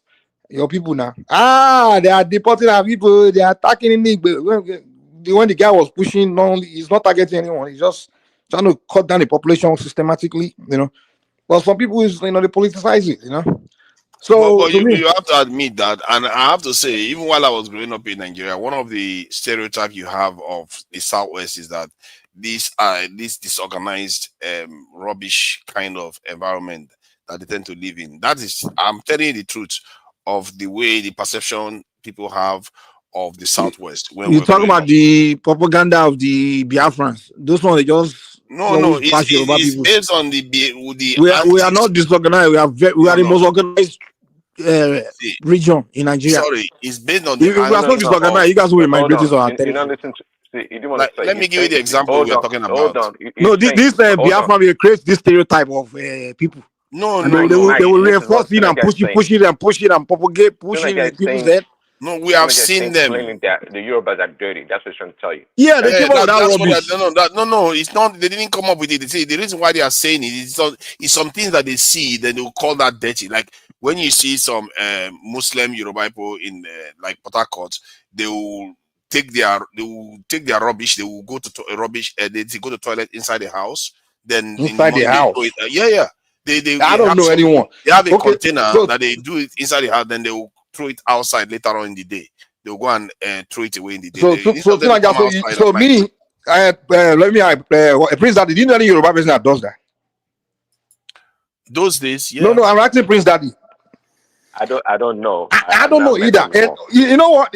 A lot of when I started disliking Southeasterners, because most of my friends were Southeast. I used to hang around a lot of them, and then they used to say a lot of these things that Yorubas, they will say those stereotypes, and I will consume it. I mean, myself will believe it. So at one point, I began to ask that question, like these things they just said, I don't do it, and then I'll think about Yoruba person I know that do it. I don't know one that does it. So I begin to say, so these people, it seems like they create some kind of lie about people. And then they push it and push it. There was one that tell me that I say, Yoruba men, they will scratch their blood. All kinds of nasty stereotypes. And I used to listen to you. And I was even me. I began to see my people as some disgusting people. But then at one point, when I got educated, I realized that information you consume sometimes is not always true. So I began to ask questions like all these stereotypes Igbo people always say about people, even Northerners, most of the stereotypes they say about them, it's not true.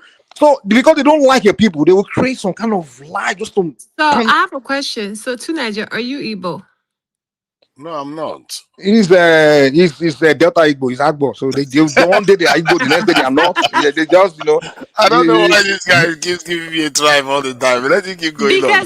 Because you've been pushing Southwest since the first topic. No. Yeah, because I wanted to call them out on some of the things that was going on there. Because the reason why I'm saying it that way, because it reminds me of things that go way back when I was growing up. When you hear people say they are a little bit dirty and they don't organize. Yeah, after the war, Igbo started saying nasty things about Yoruba people and Northerners now. And they make a lot of it. They just bash. They push it in the minds of South people. And many of, the thing is this.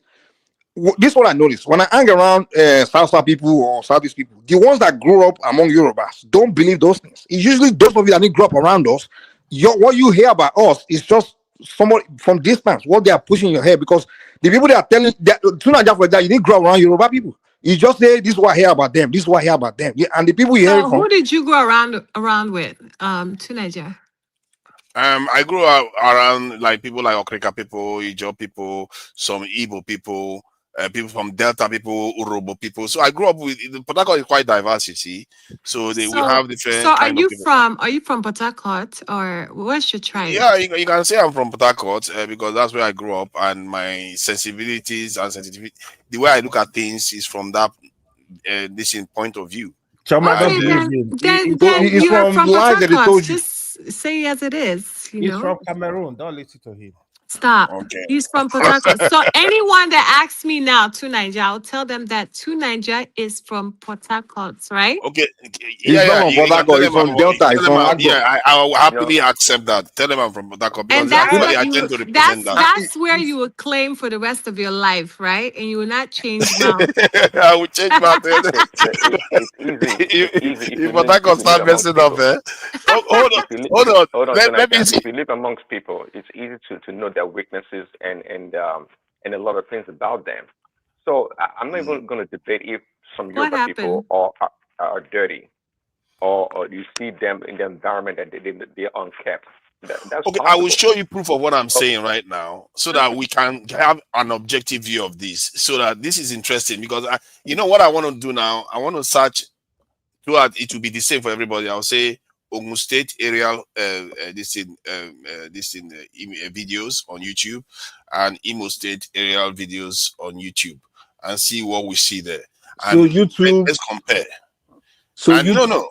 You can do that, or we'll do it with Port No, so Nigeria will now select. You look at the pictures. You will select the one that looks good from one place, and then you will pick the one that's bad from another state. And you tell you're not killing remove people, man. We know you guys propaganda. Mike, We know how you play your game. Mike, you know what? I'll give you the option of selecting. You will pick the poorest neighborhood in Ogun State, and you pick the richest neighborhood in his own place. I say, look, look. Let me share is what Mike can select because this Mike, you are your trouble. No, it's not about select. You can't use YouTube or Google to trying to educate people on anything. That doesn't make sense. But it gives you an impression. It's not forget impression. If you want to be impressed by a place, you talk to people that live there, you see, now he doesn't or you go there yourself. Now, I'll give you the option of selecting which one you want to show. Just pick one. This is Ogun State. Pick any of these images. I'm not picking crap. I don't go. That's not where I educate myself. You see, I'm trying to be objective. I give you the choice to choose. Then you can't use pull up video to say that's what you want to use to describe. Because it's going to show you some truths that we need to. No, it's not. You can't get truth from that. Okay, well, fine. You don't want to participate in a what they kind of visit some kind of experiment to confirm some of these statements that are being said about this. This is Kenya that he was driving through. Kenya is not perfect. So this one looks like London, right? No, it's not perfect, but they seem more organized. You don't see this is more organized. Yeah, it's more organized than most of the Nigerian. Okay, explain what is organized. Do all that the corner where he was driving through. For one, you see him, he's smiling and everything is good. And he's not. He wasn't smiling. No, come on, man. Okay, look at it now. Okay. Kenya is look at the road. That one, that place wasn't very clean. Nigeria is Africa, man. We are all one. We are all the same, man. No, we are not trying to drag everybody to the same level as the fact of the matter is the only place you criticize in Nigeria is Southwest. To be fair, if you want to lump us together, yes, I think we are all one compared to North Africa. I'm not saying we are one as a same identity. I'm just saying that as far as underdevelopment, we are all in the same boat. No, but look at Kenya now. It's relatively quite clean. They try. They are not as clean as Rwanda or. You see the game. You see the game trying to play a few minutes ago. You're trying to convince me that when you bring up area other than Southwest, it's more organized than Lagos. Lagos, on the side of the road, you'll be seeing rubbish all over the place. You were just trying to tell me how developed and good Imo State is. I'm not saying it's more developed. I'm just saying they are. You didn't try to tell me how underdeveloped it is. Okay, let me show you. But when it comes to Lagos, it's not that it's rubbish. Because someone is better now. Okay, now you go back to Imo State. There's echo. Mike, yours is echoing. No, mine is echoing too. Even when I'm muted, I was still echoing. It should be from tonight. It's better now. Yeah, somebody's muted now. It's whoever he was. Yeah, what's to Niger point actually? What's your point about his point is just to bash Southwest. He wants to bash Southwest. That's the first thing. That's the first thing he started. What kind of talk is that? That's a malicious accusation. How can I want to bash? That's not what I want to do. So no. I'm just trying to see. I felt a little bit embarrassed. Who is doing that? I think it's me. I think because I'm sharing video and talking at the same time, so he doesn't like that. But please go ahead. But you can't compare Lagos and Nairobi, to be honest. Lagos is 4 times bigger than Nairobi in terms of population. I'm not sure we can just use, because then by population you say it You can be see, more developed. the other thing, it really depends. During Fashola, actually, Lagos was clean at that period. Lagos was cleaner during Fashola. Yeah, Lagos can be dirty, especially some areas. But that has nothing to do with tribe, though. It's not because it's Yoruba land. No, but you see, this That's is what he's one trying of to tell the, us now. Mike, this is one of the reasons Yeah, why because sometimes everybody is in Lagos, right? AY, this is one of the reasons why when I'm on some panels where we have a lot of Southeastern, I say, why do they complain too much? Because in reality, look at their cities now. Look at some parts of their cities. Yeah, I get what you are saying generally. Then right? you go to Ogun State. Let's see, where's Ogun State here? This is Ogun State. Fly Abeokuta, Olumoro. But okay. In one place, you show the GRA area and also the roads. But here you are showing village. I'm not showing village. I don't know. Well, you want to show the village in the east instead of? I mean, come on. What are you doing? I can show the village in the east. This is okay. I don't know why they started with the Mike, village in you this don't place. want to see the village in the east. It's filled with mansions. Every part of I know. Like every corner. the rich started the village. But I'm talking about the village that haven't with left. bad road. Mansions with bad road. Yeah, that's true. That's true. And I called them out on it the other day and I said, why are you complaining all the time? If you look at the matrix, you are actually doing better than many other regions in the country. So it's not whining as if you are the only one that is going through a lot of this thing. So this is, I wanted to find the city. Okay, that's not the city. I'm trying to find this. Okay, this one. Okay, it's really short. Honestly, okay, this one is actually wrong, Joe. So this Nigeria is dirty. It's not complaining. They just want to be part of the leadership, in Nigeria. Yeah, and that's why I say I don't think so, man. It's not part of leadership, man. Are they not fully? Who's more part of the leadership in Nigeria? Mike, I hope you're not from It's Southwest and Northerners. That's not true. In what sense? Wow. In every way. Are you kidding me? What's her name? Choma, do you know that in every government, since independence, in every government, they have the people that has highest number. Hold on. Wait. Let me land. Just go and look at numbers.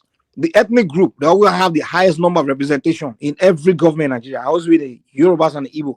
I know, but that's not the type of leadership. I'm talking about presidency. And all of that. Yeah, house. Yeah, presidency. Are you kidding me? I'm not. It's not me. I'm just saying what the people are saying. Hold on. Okay, presidency. We have over how many ethnic group, and then look at if you start going from independence to today. The majority of the presidents have come from minority ethnic groups. We have never had Hausa president, and they are the largest ethnic group in Nigeria. Hausas are they crying about they're being put away from government? We never had the only two majority tribe that's produced president is Yoruba and Igbo. The Hausas haven't produced president, and most of the even the ethnic groups haven't produced president. So this idea that is Yorubas and Hausa that are running Nigeria, that's rubbish. Presidency, even Yorubas, the only person, Tinubu is probably, I can argue, is the first Yoruba president, to be honest. Obasanjo is just a guy that like somehow by accident, the first time it was through the military coup, kind of when Murtala died, became president for 3 years, and he left, and not different minority tribes started ruling. Babangida, Shagari, Abacha, those are from minority ethnic group. Babangida is Nupe, Abacha is Kanuri, and then Obasanjo came back again. It's only Yoruba man that just happened to be using, and it's not like he's representing Yorubas. So Tinubu is the first president I can say that's the actual Yoruba guy that Yoruba people supported. Every other Yoruba person that we supported, they denied them. Awolowo, he was denied. Abiola, he won. So Mike, where is this business of blaming the Fulani people as being, it's just Nigeria. They just make up rubbish about people now to blackmail ethnic groups. They will say Fulani is ruling Nigeria. Mike, hold on. Let me just ask this question though, because this is very fascinating what I'm watching here. Because Nigeria, it's like ruling Nigeria doesn't necessarily translate to development for your area. it doesn't necessarily translate to that. Yeah, So what I'm president is not watching always going here, to develop your area now. To me, I don't even focus on president. I focus on governors. Like me, when I'm trying to look at who to do, I look at my governor. I'm more focused on Lagos State governor because I'm from Lagos. You know, I'm an indigenous. I'm from Ikorodu. So my focus on Lagos thing is the governor. I don't care who president, because I don't think president really can change where you come from. If you want development where you come from, you need to you yourself organize yourselves where in your states, and then work with your governor to develop where you come from. Because president really don't have business in. They don't even no matter how the president wish you well, he doesn't have affairs in state development.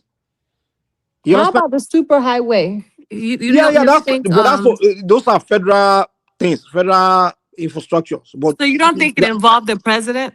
it does, but that's okay. But that's got nothing to do with internal development. Because that is a big development, though.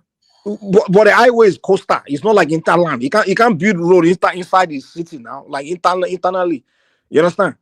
You can't be build all the roads within the cities or within the states. You can't be doing that. You can only build something that connects states.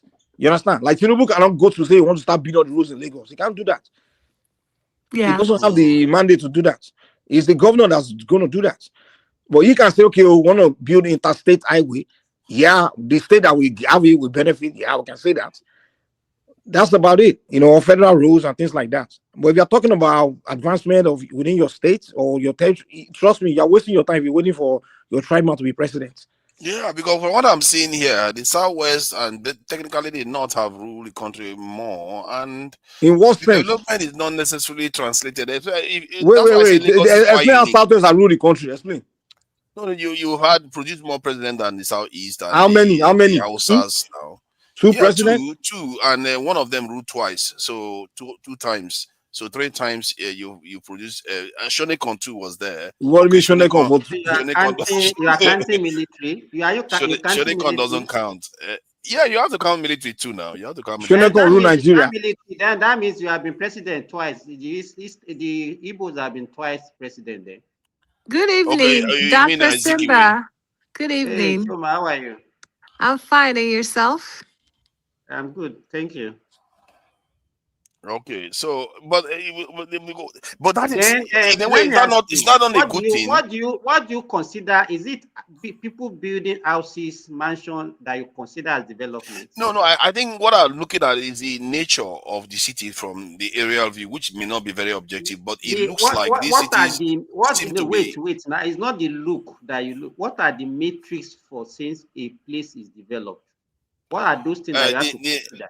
No, okay, it's not necessarily. I'm not looking out for critical infrastructure. So you are looking at aesthetics. Is that what you are looking at? Yes, I'm looking at aesthetics. How well maintained it is. How the quality of their houses, their roofing, things like that. Consider yourself as, is that what you use to say, okay, a place is developed? Is it aesthetics? No, just aesthetics now, because I tried to describe it to you. I said so that's what question I'm asking you. Okay, what are the metrics that you say? What are these things that, okay, when you say, okay, this place is developed, what are those things that you consider? One, I'll look at how organized the city is, the planning of the city. I'll look at how neat the roads are, how straight and neat the roads are, the buildings, how well maintained the structures are, and the roofing. You will see signs that, because if the roofing is neat and clean, it means that they are maintaining it. How can you be talking like this, for God's sake, Nigeria? So when you are talking about development, you are talking about how the roof look, how the buildings look. Is that development? To an extent, it does. It's an indicator. It's an indicator. You want to consider development, you look at the infrastructure that are available. Look at educational, university, schools. Those are the things that you use. Those are the things that you. How can you be looking at how the roof of a house look? Because believe nuclear bomb is development. You're not, of course, it's development. See, because if you those things are, how some women will say if they look at the guy's shoe and they can tell something about the person. You know what? The problem I have. Mike. What I notice that the most confused people in Nigeria are these so-called Midwesterners. They are so confused that they don't even know where they belong. And that is why, if you look at, I don't know what that's your why point Tunaja will is. never tell anybody where it's from. most of them here, especially this Nigeria, you know, he has nothing in his head. They don't even know their Look at that. Look at this one. They don't, After let me give you, after for I finished example. turning eggs, and he started talking about my head. Wait now. You know, if a doctor can diagnose you, you know that, right? Tonight, so No, you have he's nothing not. in your head. He's a doctor for. He's a doctor for livestock. That's all he knows. Well, And Tunaja only is a young chickens man. he owns. He only owns chickens. That's all he knows. And he just argue with me like, how can you see? I was quite surprised when I look at Ogun State. The roofs looks like they are from 1920s, let me tell you one thing. and while that of let Imo me give State you, looks like they just built it what yesterday. you are It's looking, all ridiculous. those brown roof that you are looking at. Let me tell you. Are you talking about my state? You are born in Port It Harcourt. appears Southeast is more developed than Southwest minus Lagos. Now. Can you hear me? When you we can hear you. Are you talking about Owerri? I'm talking, please. I'm talking. We've been trying to get your attention since one man before he left. Guys, it's not one man. That is why is my doctor? Why is my can you hear me? Yes, we can hear you, Mr. Prestige. I was saying Sorry, that one why man is my- has been trying to get your attention for a long time before he left. Sorry, me, I'm talking now, so you should wait. When I finish talking, then you should talk. Go ahead then. Okay, do you know that how old is Port Harcourt? It's as old as Nigeria, I guess. It's not as old as. So how old is Nigeria? When you say it's as old as Nigeria, 1914, isn't it? So we have been around. so if for you have a just over city of 1914, and you are Yes. comparing a city that has been there for centuries. Port Harcourt was built by your so-called colonial. You don't like this word. The colonial British. from the It's not so scratch. hard. The British. Tunaja's colonial master. Yes. Look at them. Look at them. Enugu and Port Harcourt were built by the British from the scratch. Yeah, good evening, sirs, and madam. Now that he's pretty kaki just hello. Kolawale, can you hear me? And I thought Simba was just talking. He just jumped in. Mr. Tony, wait, hold on. Let Simba I want to finish. respond. It's a little bit. No, Why? So Tunisia, I know you are my friend here. Please tell them where you are coming from. Tell them you are from Benue Plateau. Tony, stop. Don't say that you are from Port Harcourt or Benin or please. You see that? You see the misunderstanding. This guy. No. Look, I can't. There's an audio. There's an issue with your audio anyway. And besides, you should just interrupt. Yeah, but you can't interrupt people now. Let Simba finish, then you can make your point. But you are. You can't. Don't do that now. Don't make me put you backstage because other people are here. AY has not even spoken. Simba, please finish what you were saying. Sorry. Okay, so what I'm saying is that so for example, Port Harcourt and Enugu, I told you they were built from the scratch, so they are not old cities, they are not old town. You understand? So you cannot expect the same aesthetics that you see because those ones were planned from the beginning by the British. Do you understand? Then two, if you look at the Yoruba culture, it has been there for centuries. People have been living in those places for centuries. You can't compare that place with the Southeast. It's not as if it's not demeaning. I'm not trying to demean Southeast, but as at the time they started building houses in the Southeast was a recent story. They were all those places were I can't believe you are making that argument that they started building house recently. I'm just telling you. Wow. Let me tell you. Go and That's look a big one. Search for. Let me tell you, if you can get pictures. I can't believe you are saying that. I really can't believe you are saying that. No, just say Owerri in let's say 1800, or even 1900, and look at what you will see. You'll be mad. Oh no. You see naked people, man. Naked people. If you want to go by that standard, yeah, you can say Mike, it wasn't stop. the center of. If you have to go to Enugu, that is the capital of the southeastern region. That's where you are going to find or Calabar by the British. Simba. From Simba. So are you Which trying to which say? part of Enugu? Which part of Enugu? Are you trying to say you don't maintain your buildings for decades? Search. Enugu is a no man's land, though. What are you talking about? What is this man talking about? He's basically making excuses for some of the southeastern states looking like this. Look at Ogun State now. I may be shocked. I don't know. Simba. This person, whoever did this video, hate Ogun State people. You know, that one is even diversion. But what I was telling you, Nigeria, you're very wicked. No, I'm very wicked. I'm not wicked. I'm just calling it as I see it. Because some of all these people, they talk a lot. But look at this, man. This is horrible. Ancient cities. Back then, Igbos were living in... You can't maintain your roof because you're Asian. No. Look at me, Osogbo, Ibadan, Abeokuta. These are ancient cities. All those Ekoma, Irua. Yes, you were living in both. You were living in ancient city. Yeah, no, ancient cities, and they've been able to gentrify. Gentrify your place now. What are you talking about? Like a Southeast and new settlement areas. Simba. That's where they are a little bit more well planned. Can I come in? Simba. Like acid rain is falling there. Can I come in? But the quality of our cities are very good because if you look at this, hold on, you have mental problem. Don't know anything. Let's not start insulting each other. Don't do that, please. Don't do that, Patrick. Yeah, Simba, you have serious. No. I'll put you backstage if you unmute and insult him again. Check up. No matter, guy. The fact that we're looking at the quality of the villages and towns in Edo and Yoruba State.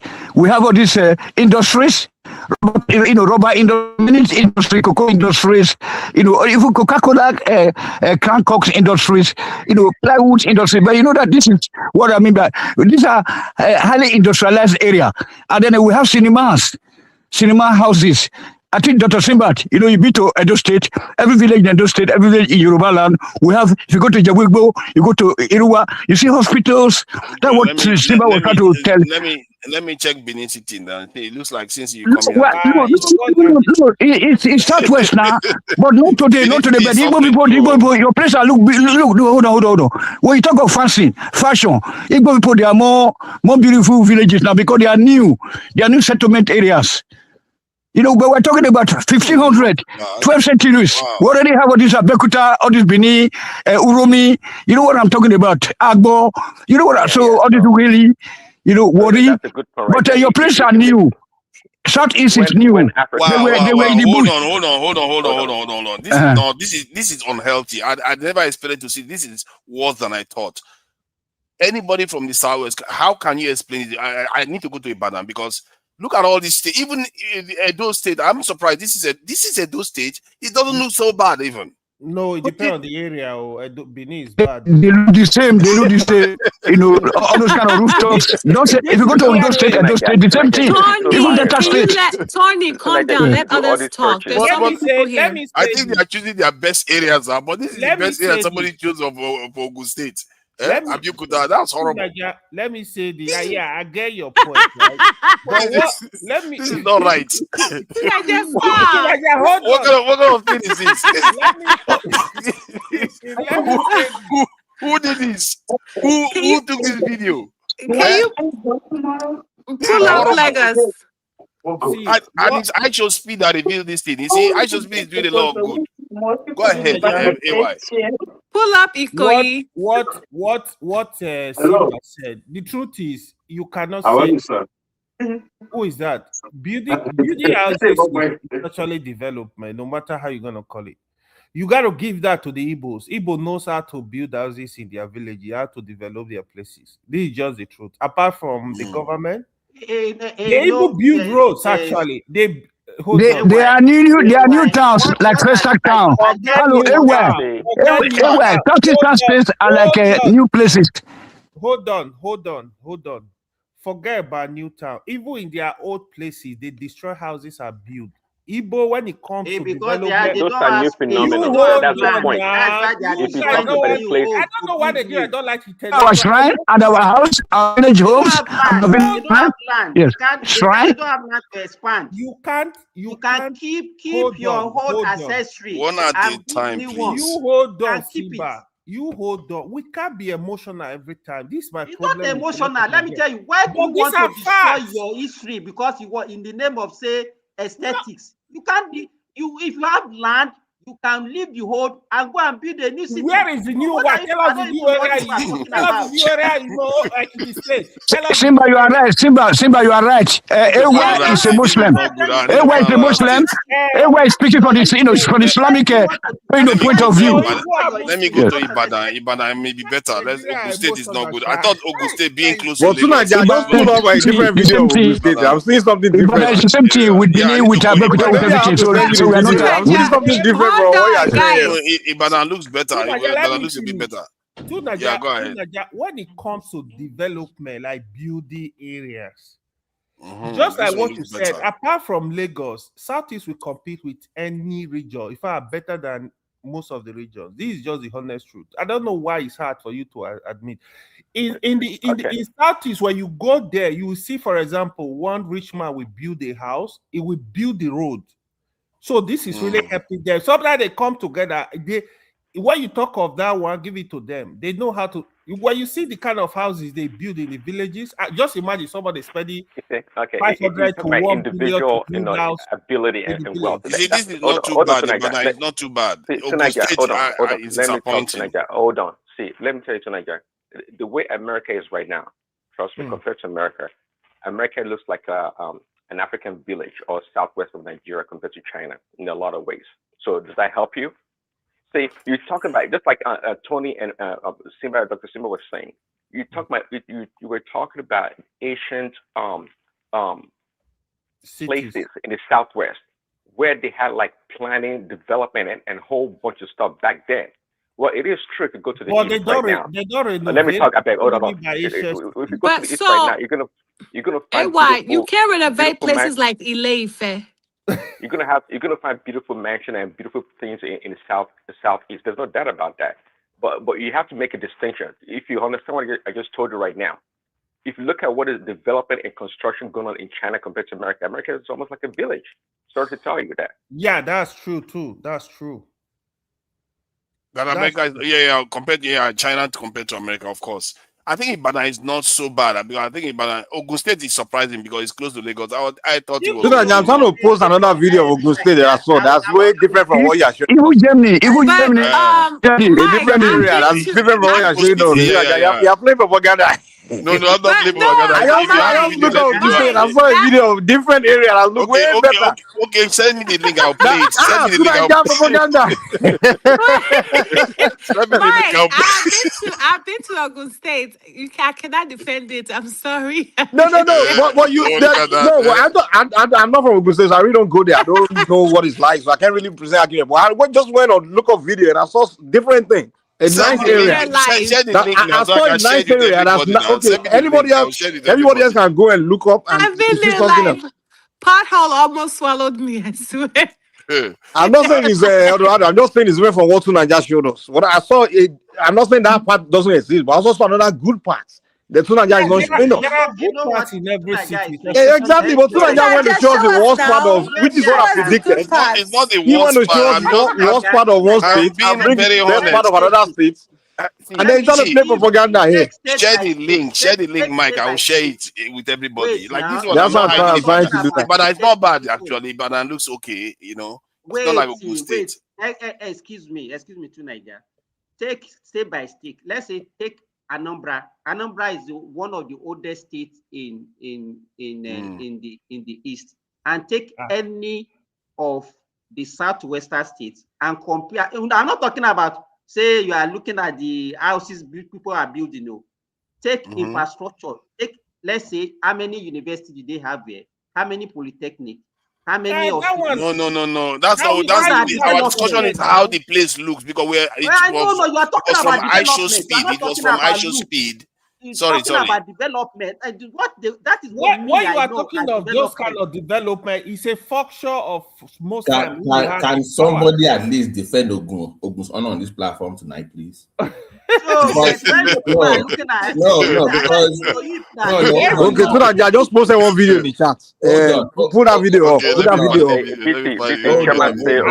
So Tunaja, can you show us your village without really telling us your village? I thought that village is what Trump called shithole. You want me to join my village? Tunaja, play that video. I can't find it. What video did you send me? I can't see it. No, not to you. In a public chat, I believe. I couldn't put it in the public chat. It's not going to show now. It doesn't show in the public chat. No, you can't. Okay, I'm trying to figure out. You have to put it backstage. Let me see the word on the platform, please. So we know Fathers has this anti-Yoruba belief that is spewed on this platform. No, I don't. I don't. Can I finish? I didn't make this up. I didn't make this up. Don't interrupt me, please. Can you just keep quiet for a second, please? Thank you. Tunaja is an equal offender. He has this anti-Yoruba. Tunaja is not equal. So Tunaja has proven it to me. So when Tunaja I came on his channel, me and his brother were fighting. Tunaja kept me, I kept his brother. 2 years ago, this happened. Forget how many years ago you did it. So you proved it to me that you are complete biased. No, Mike. Tunaja is always. Let me. He may be trying to be fair to some degree, but he's still biased. Hey, Ayo, can I finish for a second, please? The one killer now. Yes, sir. They need to attack me there. Can you guys get this instruction? Babati, okay, Babati, go ahead with what do you want to say? It's quite interesting to me that those from the so-called developed areas are the ones trooping to the undeveloped areas. I suppose it was supposed to be the other way. If I'm from Ogun West, for example, you guys run there in your millions for manufacturing. So if you are so developed in your wonderful area, why can't you just stay back home? Why are you moving out if you're so developed? So I think you are mistaking the premise. Hold on. Before you carry on, the premise of the discussion has nothing to do with development. It's about the aesthetics, how it looks. Can you keep quiet? No, it's how it looks. Because we're talking about from ISO speed. I don't know why my hometown became your focal point for your anti-Yoruba rhetoric on the platform. Stop with your this thing. No. I am not going to stop. Let's not. Maybe perhaps why would you use my hometown for your? Because you are changing the premise of the discussion. No. Because you chose old. Because in my hometown you have old Egba and new Egba. So you got a video. Did I choose a video? I asked Mike to choose. Can you just keep quiet? Okay, go ahead. Thank you very much. You took in my hometown. You have the new area. You have the old area. You post in the old Egba to make your point. That's the issue I have with you. Why would you do that? But you have this anti-Yoruba thing that you do all the time, and people let you get away with it all the time because they think it's funny. And if I ask you now, where are you from? Nobody knows. You say you're Nigerian. Are you not part of your hometown? Are you not? That's what he did. No. Do you want to select? Where are you from? I've told you that I'm a Nigerian and I'm from the South. That's all I'm willing to share publicly. And this issue doesn't have anything to do with your state. Hold on. No. When I share this video, it has nothing to do with your state. Tunaja, the first time I met you on YouTube 5 years ago, we are there, another place, I can't remember. You told us you're from Agbo. So we already know you're from Agbo. You won't believe how much. You so good to swear that you're not from Agbo. You told me, so we already know where you're from. Hold on, let me. First time, before one man went to Mo, before all this channel. Hold on now, Mike. Hold on, calm down. Let me just hear from this thing, Babati. So I don't know what your argument is. You can select any video from here. Ask Mike to select any video. No, perhaps if you just shut the fuck up and listen for a second, you will learn. Oh my, okay? You're cussing out too. Keep quiet. Go ahead. Okay. My point is this: to Simba's point, the metric for judging the good of the city of a town is not based on incentive. By the way, where you showed is very close to Olumorok. They are left on purpose. Those are so those people are left by on purpose. People move to the new Egba areas. Okay. That's the way. That's the reason why it looks that way. But my point is this: beyond what it looks like, the value of Ogun to Nigeria is uncomparable to the whole of Southeast. You can't compare to what we do in Ogun State. Okay. You don't produce like we do in manufacturing. In education, you're not even close. As a region combined. Close? Oh my God. You are not. You are slow. Can I finish? Please don't interrupt me, please. When it comes to manufacturing in the country, you don't compete as a region to us. So spare me your bullshit. But my point is, don't use my own hometown for your tribalist bullshit. It's not your hometown, it's a state. So it's what, not your hometown. What BT said now, when it comes to manufacturing, you can't Lagos, Ogun State, they are ahead of a lot of places. That's a fact. So of course, they do more manufacturing in Ogun State, but that's not what we're looking out for. Why are we changing the goalposts? Because the premise of the conversation was different. You know, this is an emotional. Well, what's the main topic of this show, sir? Before we go into this, we're talking about ISO speed and how Lagos looked, and we started comparing other areas, how other areas look. Father, you know, when you touch Nigeria tribes, you touch the loyalty. That's what's going on. So, but I like to stay on fact. We were also talking about Fela and Lagos and its environs. Lagos and surrounding state will always be more attractive than any part of Nigeria, or maybe whenever. Because Ogun State advantage is the location, right? Just imagine Dangote wanted to build this refinery in Ogun State, and the governor messed up, so that was why he took it to Lagos.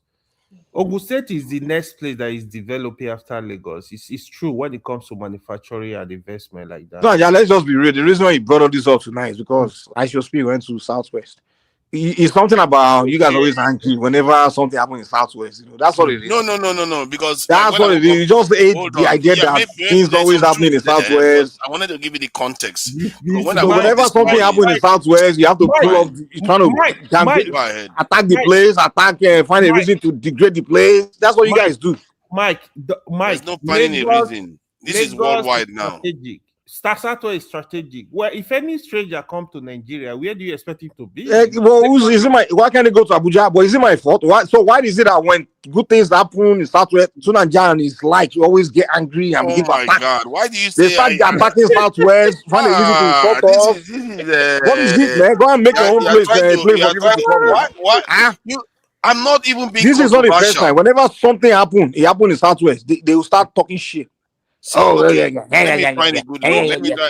This guy only build the real life. They start talking. Rwanda is better. Rwanda.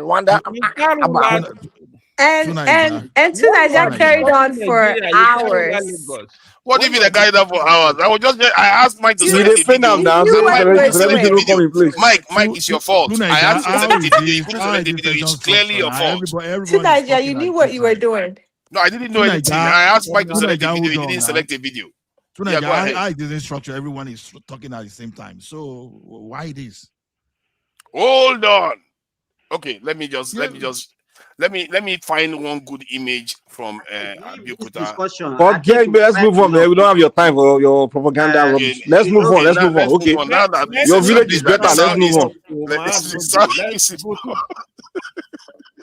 Okay. Now, who wants to say something? I think some people haven't said anything throughout. Let's bring. Okay, who is the next person to speak, please? I think Joel of the Nile haven't said anything. He's been here and out. Joel of the Nile, welcome. What do you make of the conversation? I don't know whether you know about ISO speed. He came to Lagos, and I can't help to feel like, oh my God, the videos of Lagos look very, very rough and dirty. You are saying it again. You know. This guy. And we were also talking about. It's true now. Why am I not supposed to say it? It's true. We were also talking about Wizkid. And I'm a Nigerian. What the heck? Why are you even discussing high speed? I don't know why. No, because it's all over the world. It's all over the world. They are okay. You know what? Let me share the video so you will see how bad this is. When he was in Nairobi, he was touring their GREs. But when he went to Lagos, he was touring the. In Lagos, if he goes, he went to Lekki. The guy went to Lekki when he was in Lagos now. I thought he was going to be better than that. That's not Lekki now. That video that you show is not Lekki now. Yeah, some parts those parts that were not Lekki, I don't know why they took him there. I don't know why, because it was just looking really horrible. And you know, when some parts of Lagos look horrible, it's really, really bad. It makes Nigeria look bad. I'm a Nigerian, for crying out loud. No, I didn't like it. You're not in Nigeria. You're not in Nigeria because I've seen you several occasions back. You want to start now? Talking about Kenya, favoring Kenya over Nigeria. Oh, look, why would I ever do that? God So forbid. now, you one of those people that went to lobby Washington to bomb Nigeria. We were together on Kaisora before now. What are you talking? Look at what they are saying about this in Nigeria. Money. But one thing I will agree, Nigeria is a mess nowadays. Give you anything? Show you love? The Kenya video that you showed there, did you see anybody on the street?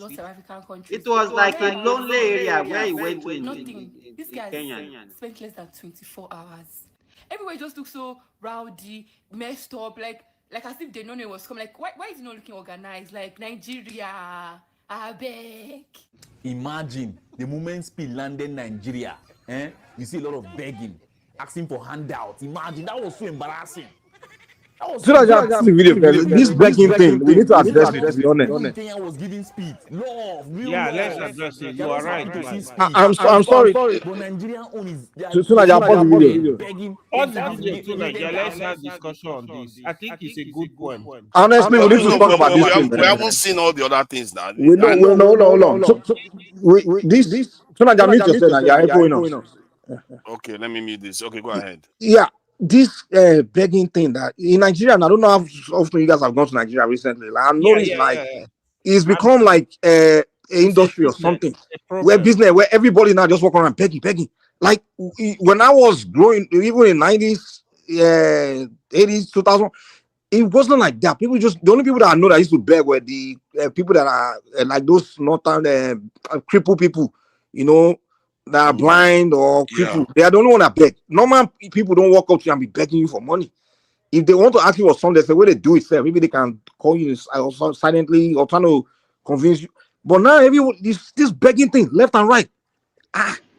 Even people, relative, it's like begging has become a normal thing in Nigeria. Like people are shameless now. It's a reflection of the society. It's something that frustrates me every time in Nigeria now. It's like left and right. Someone is begging. Yeah, let me add to what Mike is saying. At the moment you land in Nigeria, from the airport, is that begging, police or military now? They are even begging. It's a sickness now, to be honest. So now they call it bless me. Everybody have become a magic. Bless me now. No, it's too They're much. no longer begging at the airport. Last time I was in Nigeria, I was even thinking, like, what if foreigners are in this country, you're doing this? What do you want them to call us? It's foolishness. From bribery to begging is just irritating. They do it open. They don't even shy. They will just come to you and beg. And this person that's begging you is not sick. He's dressed well dressed, though. Yeah. Don't you guys think it's the reflection of the economy?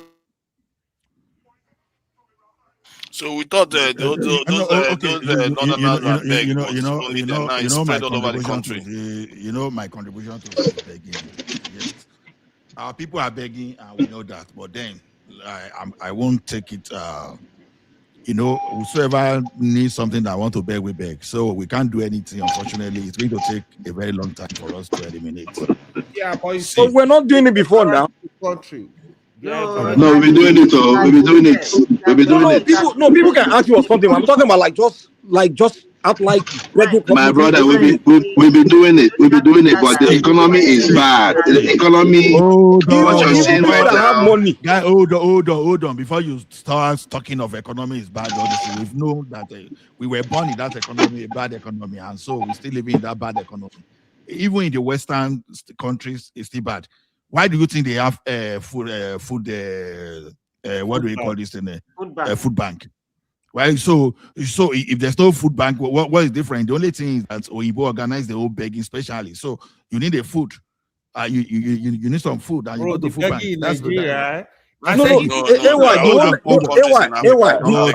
people that have money, like people that are not broke, they'll still begging for money. If they didn't have a more structured social welfare program in the West, they'll be poor. They'll be like third world countries, man. I'm not seeing it as hold on, let me land. They'll be begging on the street. In fact, people still do beg. The panhandlers, are you kidding me? They're beggars in America. Are you guys kidding? Who doesn't know that? Yeah, they are begging, but not like not like this one. Not like this one. The one I'm even talking about, guys, it's not even like the people that are hungry that are begging for money. I'm talking about people that are not hungry. They're even well dressed. They're not hungry. It's not like they're broke.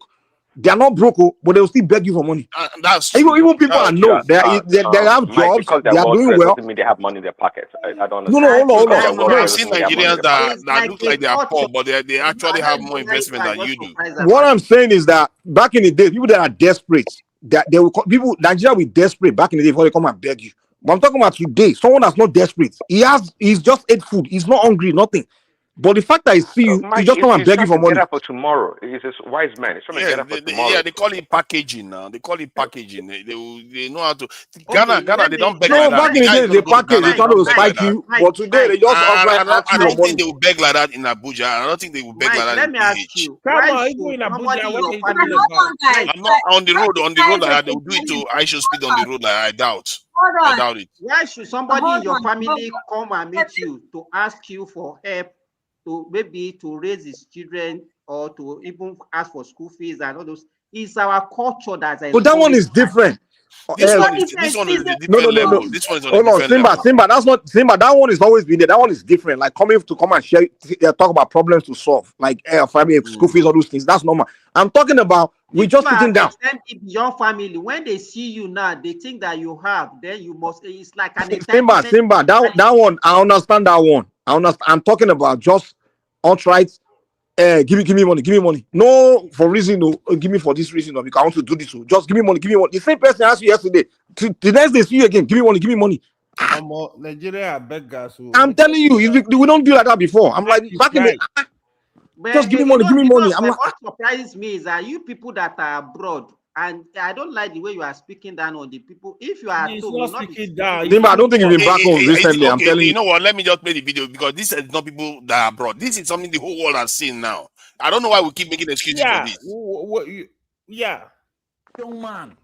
Come on, bro. This boy don't come to don't play the video. We know what the video is all about. Don't this video. I never seen any Kenyan person that will do. So what is he saying that we have not heard? They were doing different activities to show speed about Kenya, how it is, and different activities. You come to Nigerian own. The only thing you are seeing is who looking for. They are begging. They're looking for handout, begging. Ghana, you're the only one that can save West Africa from this bad image. You're the only ones. Because Nigerian owner, Welcome to the channel. It's Nigeria. Thanks for clicking on this video. Oh my God.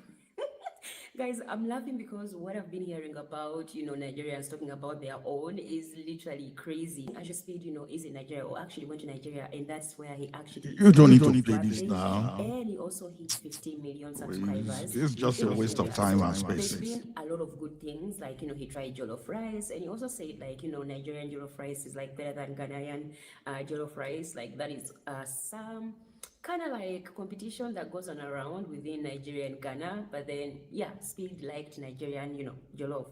A lot of Nigerians or even other Africans in so is that to Nigeria what you want us to be listening to? The begging culture. That's not the reason I have to play a whole video for 30 minutes. No. See, and you want us to sit down and watch it. My point is that okay. Now let me not carry on the playing of the video. But the point, what I'm trying to say is that this is international, and we tend to embarrass ourselves. This guy even came on to embarrass us again. Do you know about this Egungun guy? Does anyone know about him? Yeah. Don't let us apply. Don't let us amplify these things. Yeah, the guy. No. Let's check somebody that was doing interview now. Hold on. It's barely this in 30 seconds. It's not going to be long. Just spare you don't need to play. It's the waste of time. Viewers need to see it too. It's not only about you. Viewers need to see it. Which viewer is telling you to see? Okay, let me just play 30 seconds. 30 seconds. You just like dictatorship. The panelists are telling you that this is a waste of time, but you just want to impose. Happy birthday to you. How old are you today? 21. Jesus Christ. And you look so healthy and strong. What the heck? When did you start? What? 21-year-old looks so healthy and strong. So he's 31 years not supposed to look healthy and strong. 21-year-old looks so healthy and strong. What the heck? Now you begin to see the problem that I'm talking about. Nigerians, I don't know what's wrong with us. No, you guys are not understanding. The boy is coming from like hold on, Mr. Ola. That man, he's coming from the viewpoint like Aisha Speed looks big and buff for his age, whereas Nigerian kids his age, they look more petite. Nah, man, you guys sound so gay, man. Because I think some Nigerian kids his age look, even 30-year-old men, they look kind of malnourished. No. Wow, that's bad. That's why they are laughing at us. Let the discussion be structured. Wow. To Nigeria, please let this discussion be structured, please. Please, we are just talking with no points. We are not going anywhere. Please, let it be structured. Okay, you want it to be timed there? No, let it be structured. You can't just allow 4, 3, 5 people to be talking at the same time. Pick a topic and let it be structured. Okay. Yeah. Okay. We don't want. What is your topic? What's the title of your topic? There are a few topics. One of them is Trump. This in U.S. has dealt with the Fulanis. Yeah, because they send their emissaries to Tinubu to come and help the government fight terrorism. That's one of them. Another one is Shell coming to Nigeria to do more investment. And the argument is that they are coming to do that because Tinubu has given them confidence to come and do that. While the other argument that I tend to put forward is that they know now that with Trump, example with Maduro, so now they know they can intimidate our leaders to take more. They will get more profit because what they don't tell us is the agreement, the actual agreement that brought Shell back. Maybe before they were getting 40, 50%, now they're going to get 60, 70% of the profits. So those are the kind of things we don't look into. And then I think the final one was about, he went on to talk about Aisha Speed and what was going on in Africa. And that one is the one that caught the attention. Fela and the Fela one too came up between Fela and Wizkid, if I'm not mistaken. Was it Wizkid or Davido? One of them, I think it's Davido. Between them, it's Wizkid. Shehu Kuti. Yeah, I don't know how Shehu Kuti got it. It's like they're insulting each other. So somewhere along the line, they started competing between Fela and Wizkid, which is greater, because of some people arguing that because Wizkid has got this in Grammy, Fela hasn't, which is that argument is on that one there. So yeah, amongst any of these topics, you can choose anyone to talk about, and the actual one is also important because I think this one has a lasting impact on the image of Nigeria. And I hope it goes to like Abuja and repair it. What Aisha Speed is doing, because millions of people are watching it. And please, I've not spoken on it. Please, can I speak? Jewel of the Nile. I guess so. I think the others are fine with you speaking. Yeah, let Jewel speak. Thank you very much. Morning, afternoon, evening, from Jewel of Nashville. Interesting topic tonight. Someone was so hot because I said that the economy was bad. I know it's a cliche, many of us don't want to hear. But I think one of us also said that during their own time, that it did not happen. The reason why it did not happen was that things were much better then. It's not because you have decorum. If you have hunger, you've lost your decorum. What are you going to do? Stay hungry and wear suit over it? It's a reflection of what we're going through in the society, in the country. Pure and simple. Nigerians are very proud people. We are very proud people. If you want to know how Nigerians actually, take their ego, if you want to know how high they take their ego, come to in the West where they're doing good. He might be just working in his factory. He doesn't care about you. That is a doctor. He's not coming to beg you. He's out there just putting in the time because he values his ego. So when you see those guys in Nigeria, they're begging you money, do not see it like probably they don't have a choice. So let's look at it from that angle. High speed came. It doesn't make any difference. They're always going to beg you money. whether it's high speed, if you touch as you're from America, the moment you touch down, it starts with the customs, the police, the driver that took you, the Uber driver that took you home. So it starts from there. You start paying. So it's just normal. It's normal. And it happened to me in Jerusalem. People were begging me for money because they knew we're from the US. And we were tourists in Jerusalem. So and when we left the hotel, they were begging for money. In Israel? Yeah, in Jerusalem. Yeah, they were. Oh, that's Palestine. Sorry. Yeah, that was before the whole bombing stuff happened. That was in 2000. Was it Palestinians that were begging for money or Israelis? I don't know. It was the poor people. But they don't look poor.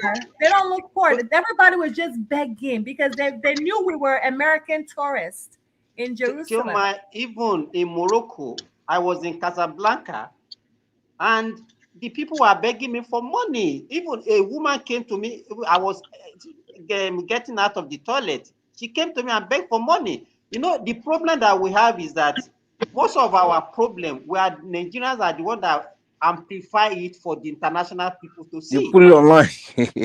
Yes, we are the one that will always amplify our problem. And I don't Zimba, I just speak when he went to those South African countries. I'm sure he must have had some kind of negative experience one corner or the other. But the people from those countries, they didn't take it and turn it to. They didn't take it and turn it to the highlights. Let me add this one. But I tell people, I saw back at 2006. At Joburg Airport, Johannesburg, right? Joburg. The immigration officials there just passing us, they were begging for money. Okay. So although they beg, indirectly they even ask for Nigerian movie. They know the name of Ramsey Noah, all those people. You understand? We just have to give them money just to go and buy something.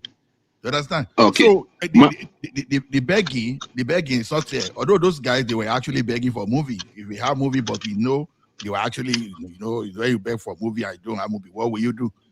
You understand? Mm-hmm. Give them money. So begging culture is not limited to Nigeria. It happens in downtown in Calgary. Downtown in Calgary, that you will be going and people, all the native people, they will be begging you for money. But those are crackheads. We know people they live as beggars, and beggars they know them as beggars. But we are not talking about in Nigeria now. We are not talking about people that are beggars. We are just talking about ordinary people begging. Nigeria is anti-Nigeria to the core, okay, because it's so biased in a lot of ways. There's begging. I said it earlier. There's begging everywhere. Here in America, people beg, especially in the big cities. They beg you for money. All the time. So this notion that begging is akin to Nigerians is just ridiculous. Hold on. I know, Joy, you're trying to blame the economy, but you just admitted that we have a begging culture. You're trying to let me hold on. Even though you say we have a begging culture in Nigeria, since I was young back in Lagos, people have been begging. I'm not even sure how different it is begging now to back then. But I'm not going to blame the economy. Let me land now. Who's talking?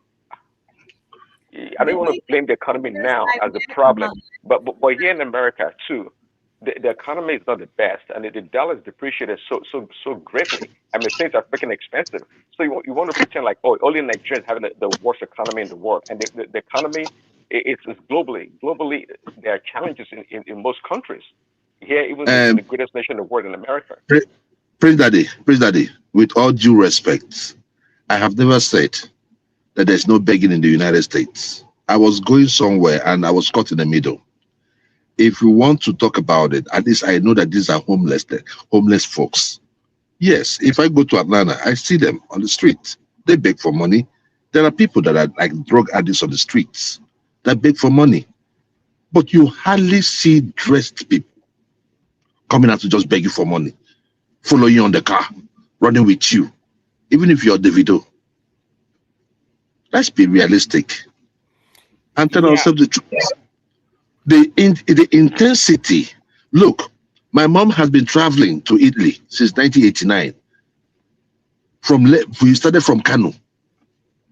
Then when the Kano riot started, we now moved to Lagos in '89. Those days, even if you go to the airport, why not? People ask you for money. But it is not, look, the way they ask for money today, the arrogance, probably, what's his name, Keyamo, may have cleaned up a little bit. My brother, there's a time where you go to Nigeria, like 2-3 years during Buhari's time. You come to the airport, the policeman, or they'll tell you that they want to search your bag if you don't give them something. Then I will say, okay, dude, look, if you search this bag, you're not getting anything. You're not going to see anything in it, and you're not getting anything. They just look at you, just start looking at you. I say, search, you won't keep my time. They just want to delay your time so that you pay them. But instead of asking you for, now when you not make that offer, they will not take the money.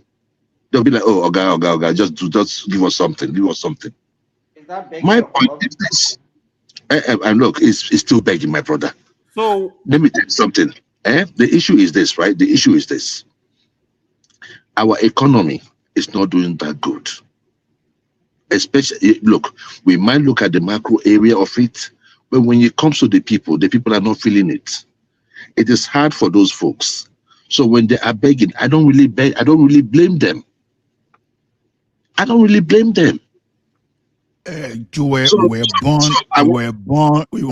were born into these things. This economy, you understand? My brother.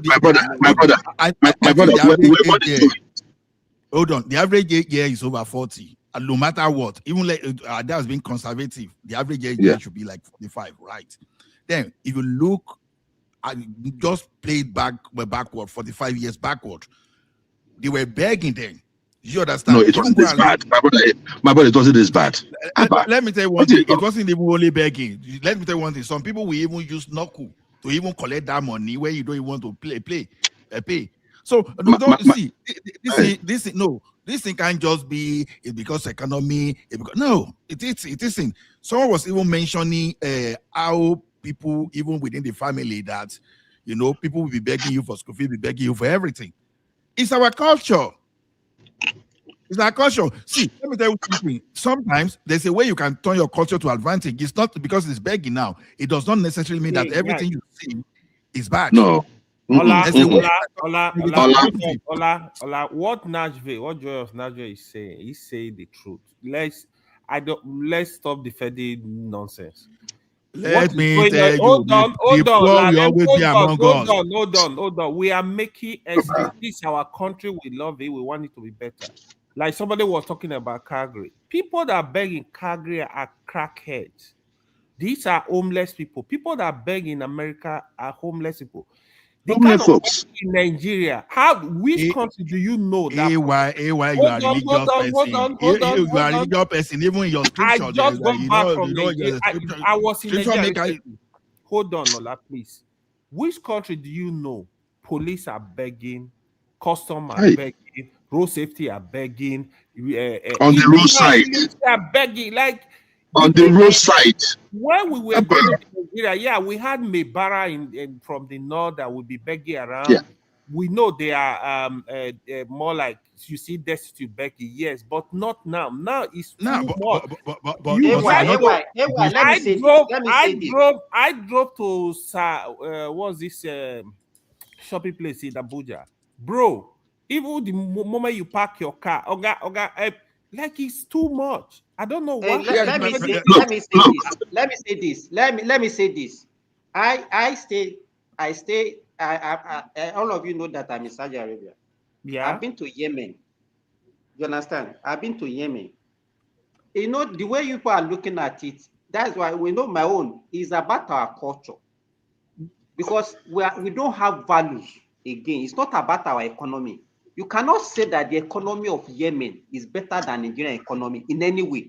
People are ravaging in severe malnutrition in Yemen. Right. Do you understand? But they still have dignity. Yeah. They don't beg. God you understand? So Yemen. No. Wait. You know, the problem that we have, when we have problem, the way people will look at it, we will not attack it and look at the fundamentals and the reason why Nigerians are behaving like that. Somebody is coming here because of economy. Let me add something to it, though, guys. Another factor. Because of economy. By war. Let me add another factor to it. I think what also happened in Nigeria the past, what's been going on in Nigeria, people leave the rural area to just migrate to the city to go and look for opportunity. And when you get to the city, why so? Because government don't invest in the rural area. We tend to every so state. it's still the economy. Calm down. No, that don't do economy. People in the rural area, they depend heavily on agriculture. They have usually farmers fishing. They live off the soil. That's how people survive in the rural area. What about the farms? I'm coming. Don't come with that Fulani stuff, man. I'm now you talking about. Hey, no. Because I'm telling you this because this is they are attacking farmers. Let me make my point. Hold on. Let me make my point. People yes, Lord. But I gotta learn my point now. Let me do that. Hold on for a second. Joel of the night, please hold on for a second. The point Joel of the night is making is that the economy aspect is there, and sometimes economy has always been hard. Now, economy is always the reason why people. Then you should acknowledge that, then move on. But what the hell? Am I responding to his point, or am I? Hold on. Wait. Let me ask you. What I said, if you don't want to look at it from that way, I gave example of Yemen. Even the economy of Iran now, you can't compare it with Nigeria economy. Well, you guys, most of those places that you go to, they always have cheap food. What are you talking about? What I'm saying. Let me tell you. And that is why I understand your point. You are saying that the morality and the kind of culture. It's not about or dignity. Hold on. I hear what you're saying. I was making the point. Now, can I at least learn my point? Yeah, don't worry. I will let you go ahead. Don't worry. Don't worry. I don't know. That point, and I think people hear the point you're making. But okay, what was my point? No. You. I'm talking about Simba. Both things play a part in it. The culture versus the economy help tilt people to a certain behavior. But please go ahead, Mike. I'm trying to say another factor. I'm not saying what you guys are saying is not legit. I'm just trying to add to it. Like another factor, one thing I noticed as leading to the increased number of beggars in the cities is that a lot of people, they grew up where their lively way of survival was agriculture. They were in a rural area, farming, growing crops. They decided they want to participate in the city life. The city life kind of appeal to them. They will just leave their rural area and just walk straight to the city. Well, in a city, it's a concrete jungle. There's no, you can't just say, okay, let me go and plant something and grow food. So if you get to the city, there's no job for you, there's no trade, no opportunity. What are you going to start doing? You start begging. So that's another thing that's created a lot of beggars within the inner cities in Nigeria. So what government needs to start doing? I'm coming. There's certain investment, if you start putting opportunities, start putting in rural areas, particularly state governors, because most of these states, the governor spend all their money in the state capitals. I don't know why. Mike, they put all the money in the state capitals. Mike, let me tell you this real quick. The reason why I said what I said, and you tried to brush it off, is this. I didn't know what you said. I didn't brush anything. Okay. It's all right. The reason why people beg, that's all. Okay. Let me tell you this. In 2022, I went to Nigeria. And those days, I know the kind of beggars we saw on the streets. I was surprised. I've said this on this show, that we now have call northern beggars on the street of Lagos. I was shocked. And now it's not just one or two or three. If you go to all those ShopRites, Allen Avenue or VI, they are everywhere.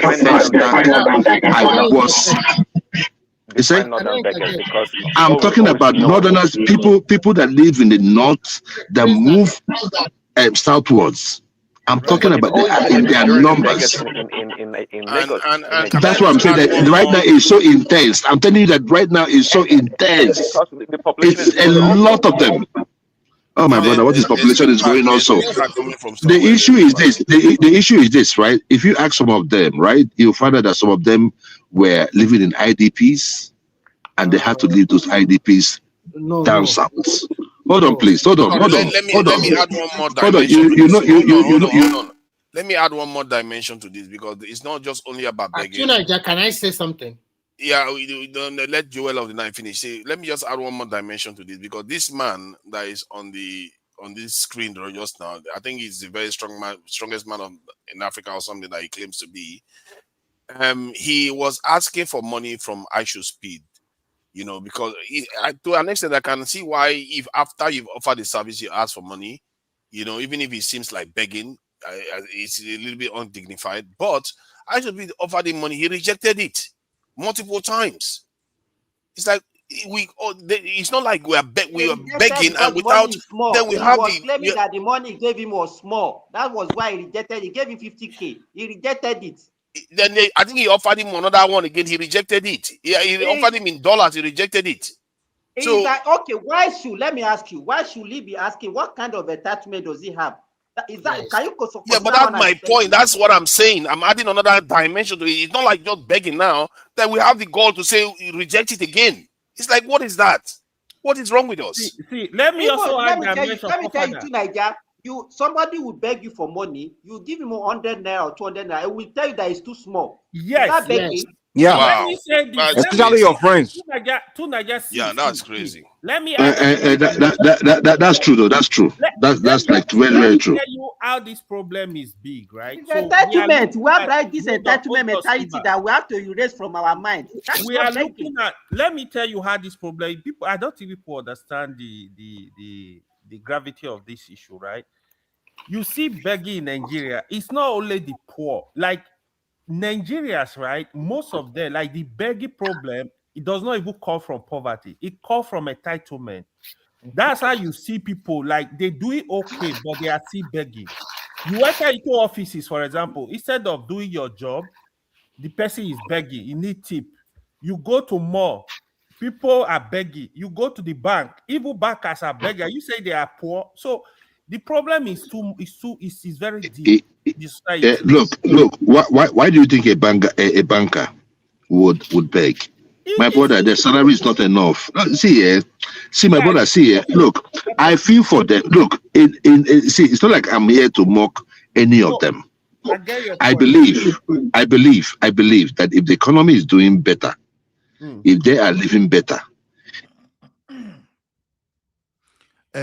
Joel, one funny thing about us is when we do all this terrorizing. Can you hear me? Now, you can hear you. Go ahead. Yeah. So it's like, this salary is not enough. It's not this. You are not even asking, because even in that country, even in as much as we have some people that are stealing, there's no salary that can be enough, no matter what. Yeah. And at the same time, we want to have good roads. We want to have air facility. We want to have everything. And every day we'll be saying the salary is not enough. It's not enough. The question is this: you can't do more than what the economy of that country can support. So you can't be, because maybe probably you are earning like 150,000 in a year in the United States. You are not going to expect people to even earn 50,000 in Nigeria, because it's totally different economy. No, it's not the same. Not the same. So when people say the economy is not good, it's not good. You see police. Okay, look at it this way now. You ask yourself, bankers, people in telecom, people in finance, you ask them, why are they still stealing? Because I'm talking of people that are earning. Okay, imagine a manager that is earning like 20 million in a year. I will still steal money by committing fraud. Are you saying just because there's no money? So we can't be using economy is not good, economy is not this. So if economy is not good. Good point, La. In other words, that rich people don't steal. Do rich people steal? Allah, let me tell you so. Let me tell you this, right? In Nigeria, people that are rich or people in positions of power, one of the reasons they steal is because they feel like, you see, if anything in Nigeria, your own government, you provide for everything, right? So they steal because if anything happens to them, like probably they need maybe like a transplant or something, or there is nothing. The Nigeria the future in Nigeria is not really. Hold on. We don't really have stability. Anything could happen tomorrow. So people that are in Nigeria today, some of them that are rich are begging because they think that they may think that tomorrow it's not giving. I don't know. I'm telling you, there's no security. Ola, no, let me respond to Joel's story. Just give me that chance to see. Joel, we can't be saying something and be finding excuses. I work in the private sector in that Nigeria, in as well as work in private. You understand? As at the time I work, we have Medicare. All the delivery of my children, you understand, were like no charges, no extra. That was how long ago? How long ago, brother? How long ago? It does not matter how long ago. I can only talk. You know, easy because let me land. All of them where they born. All of them where they born beyond 1980. Now let's spoil this country because you guys had it so good. You guys had it so good. Just hold on. Before you go ahead. No, we have when I say Medicare, Medicaid that I started talking about Medicaid, you understand, from your own payment, from your own payee, they just take some of it, you understand, they contribute to the health insurance. Now, not only that, I'm telling you within the private sector where I work, we were well paid. I'm telling you that people that were earning 20 million, 25 million, 30 million, they were still stealing. The private, I'm not even talking of the public. Private institution, private. It's just like you find yourself working for MTN, you find yourself working for Access Bank, you find yourself, you understand. But you see some people there, they are still stealing. How does that make that in a bad economy? Okay, so can I come in now? No, that's an isolated case now. No, it's an isolated case. See, hold on, let me explain now. Hold on. If Patoski said that he would have supported me, it's not isolated case. There was a time that let me explain what I mean. Hold on. Let me say something now. Hold on, let me land now. Just say something when someone is still speaking. The question is this: even in the branch, then there are people we call branch resident officers. When they took them away from that branch because they were complaining, they don't allow us to do business. But now we now took us to branch resident controller from the branches. If you see the stealing after. Because those resident officers, they are supposed to be control officers, control whatever that is there to cross-check everything. When they remove them from that place, if you see the level of fraud, and we are saying because of a bad economy, everything is not politics. Let's just put our culpability where culpability belongs. Remy, let's. No, that's why I say it's a different case. I will not take your time too much. I will not take your time. It's happy to be back. I just came back from Nigeria. And I do my own little research. I look at, I stay in Ibadan and also in Lagos. I look at the commercial activity that is going on in Nigeria. I follow people. And I was amazed that although all of you guys, what you have been talking about is right, maybe people ask you for money or whatever, but I was surprised about the commercial activity that is taking place. I see a lot of people go to different places and order for like purchase of goods over 2, 3, 4, 5 million naira using technology very well. I see so many places have sprung up, so many things have changed. So when you talk about the economic activity, although you might be right that it's not spread out or evenly over Nigeria, but when you look at the Southwest, I think people are really in making good money. If you are not lazy, I repeat, if you are not lazy. I happened to talk to a boy, and what that boy did was that to offload some goods from 20, 40, or 60 feet container. And I asked him, how much do you make in a day? He said he can make about 20K in a day. And he often do this job for 6 days. So you do the math. So, and he has a wife and 2 kids. And he rents an apartment, a 2-bedroom apartment. I was just like curious. I want to know more. So what I want to say is that the culture of people begging money in Nigeria is not of today. But you guys, we have been talking, but you never mentioned the population explosion in Nigeria. Calculated from 1980 to the present day, a population of under 100 million, we are over 200 million people in Nigeria. You have not even counted the number of people coming from West Africa to domicile in Nigeria. And everybody that is hardworking can still make a living for themselves. I think the culture of begging in the private or public sector in Nigeria is because of greediness. Because sometimes our people, they want to do more, to show off more. I even drove around in the evening to see how is the nightlife. I was surprised. People still do whatever we used to do. They go to nightclub, they go to Ishewu club or whatever you can call it to drink their pepper soup, beer, and the rest. I was even thinking the whole beer that I used to know, but they have new versions. This is what Goldberg. This is what we are drinking now, and people still drink. They still enjoy their life during the Christmas. People still do whatever they want to do. They still spend money. So if you are still thinking that you are in abroad and Nigeria is still the same old country was, it's a lie. In that country, people are buying a car of 28 million, 30 million, 35 million, cash down. So if you are still thinking that that country has not improved because of politics or whatever, you are just deceiving yourself. Remy, before you answer me, respond to you, let me say this. Another major problem that Nigerians have, let me tell you, Nigerians don't live responsibly. Yes. You see somebody, let me wait now. You see somebody, let's say even the economy is bad. Let's say even assume that, okay, it's because of economy. People are not living within their means. They're not ready to live within their means. You see a driver, you are driving somebody, the person is paying you salary.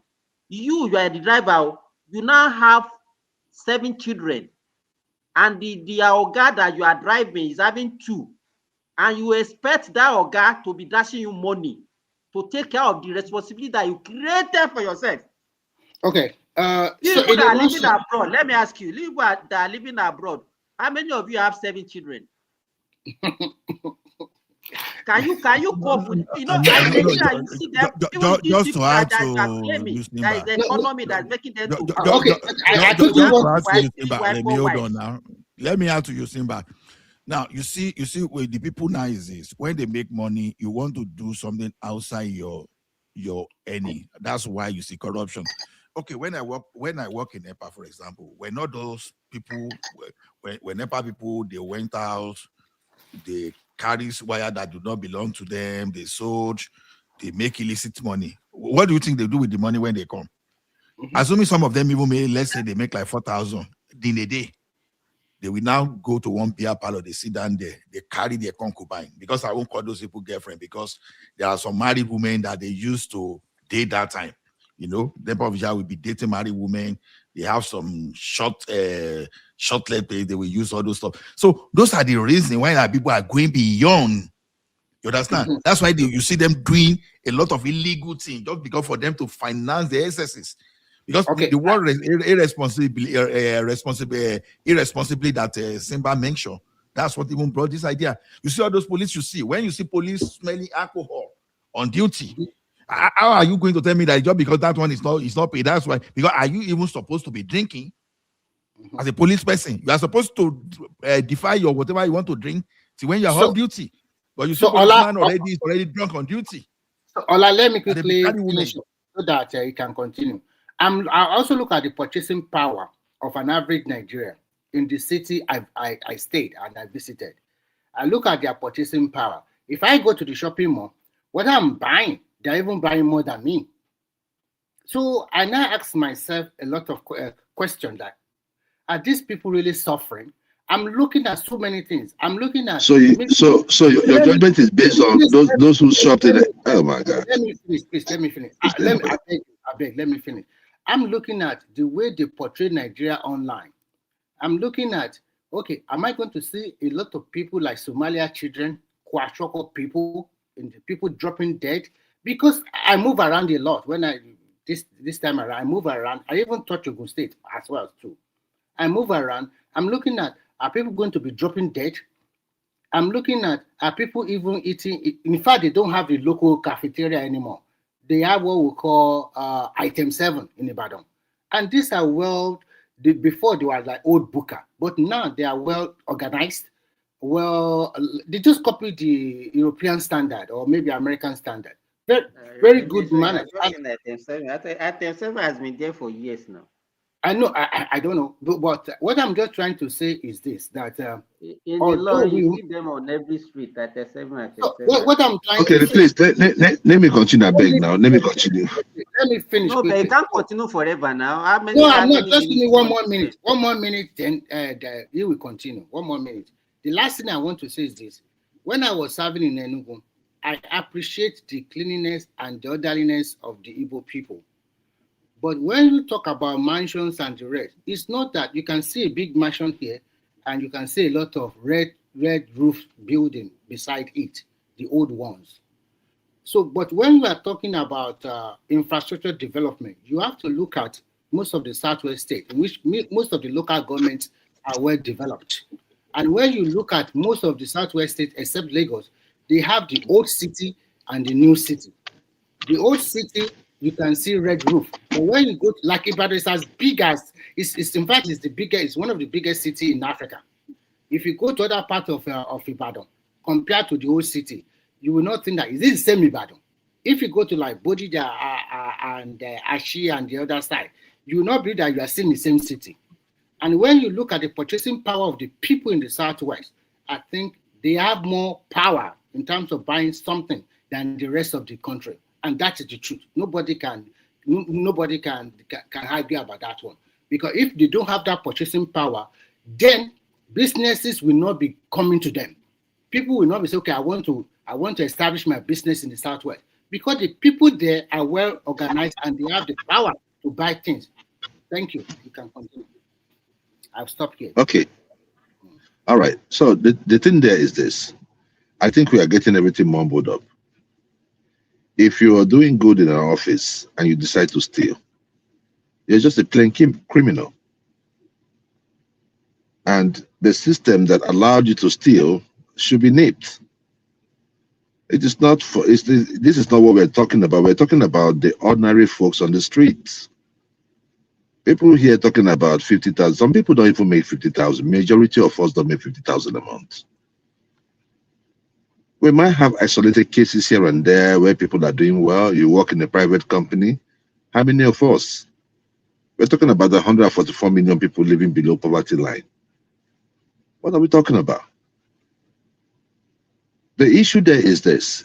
Those people, there were people that were living in the rural areas and they were comfortable living in the rural areas. But the insecurity that we had chased them away from their rural areas. And where do you think they will go? They will go to places that they feel that they is doing good. I was telling you guys about the folks from the north coming into Lagos State.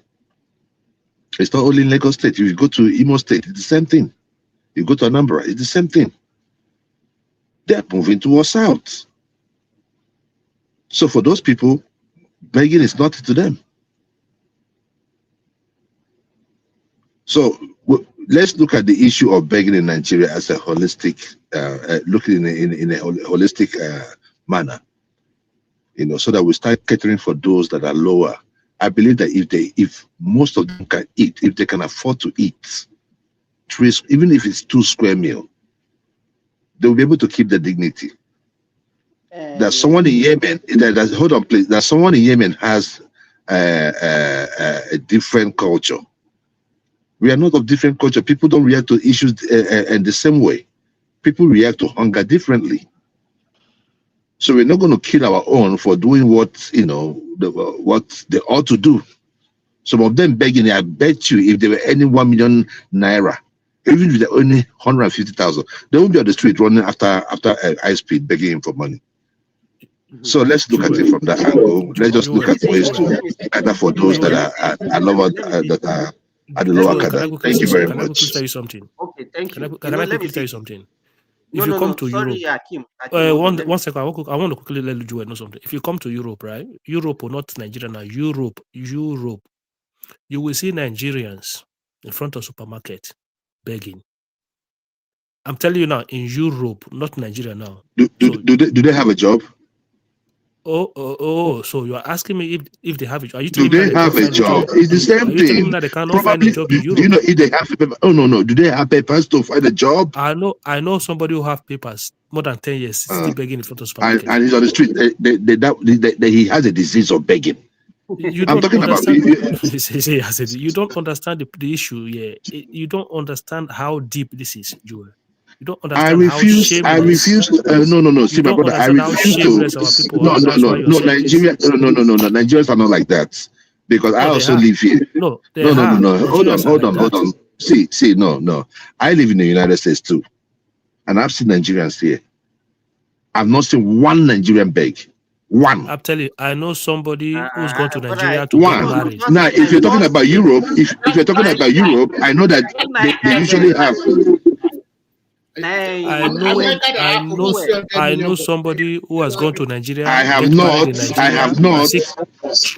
Joel, And I move around.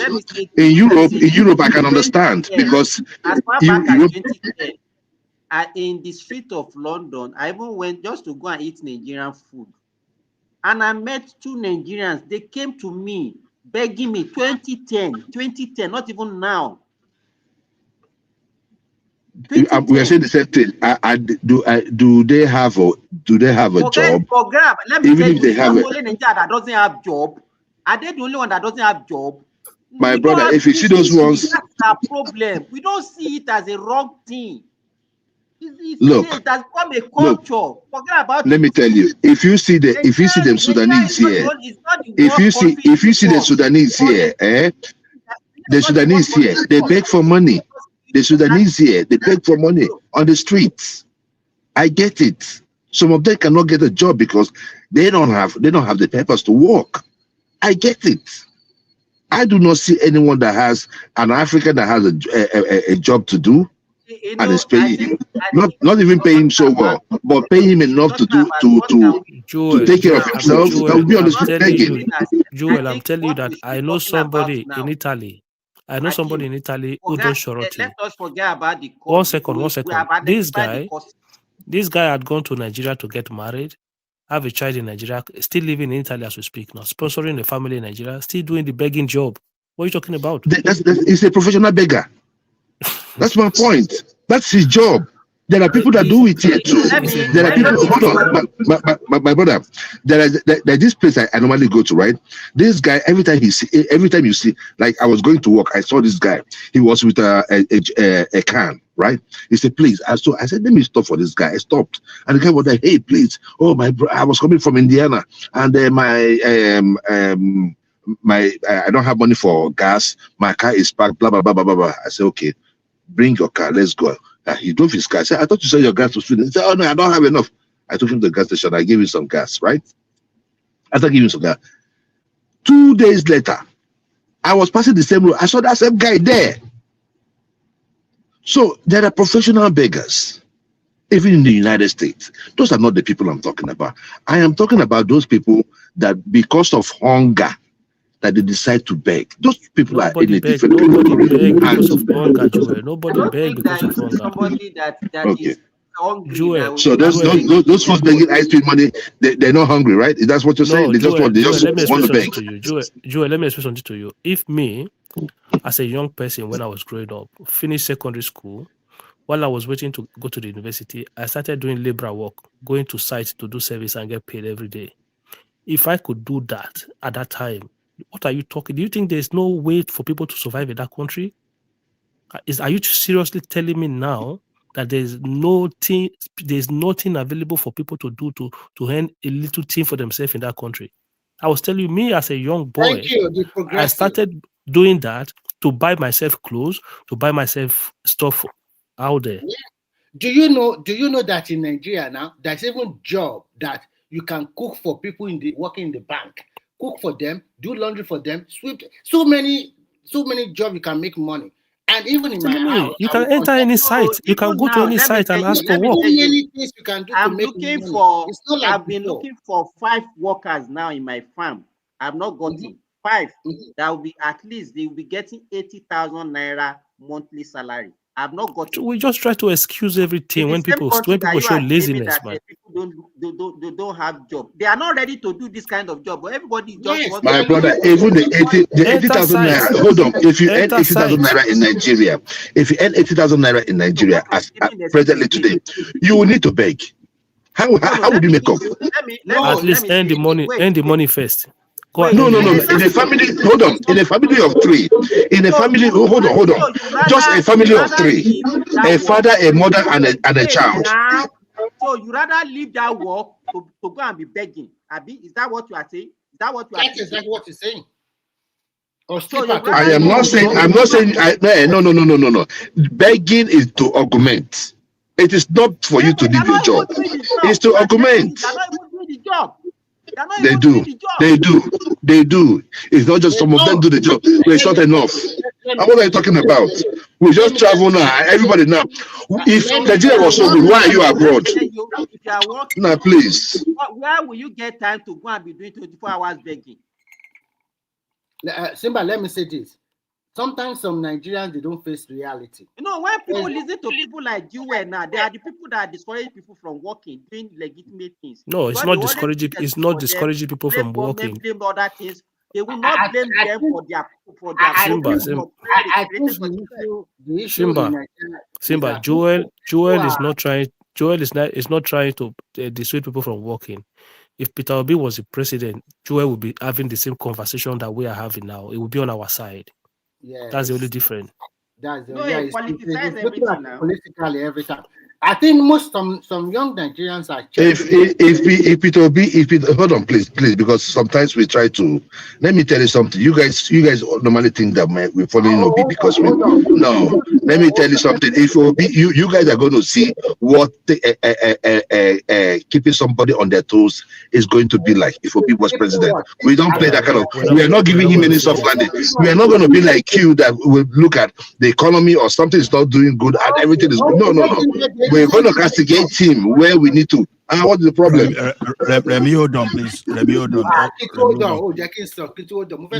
Now, you'll be talking now. So I want I've just been talking. Hold on, you'll be talking now. I gave you the space to speak now.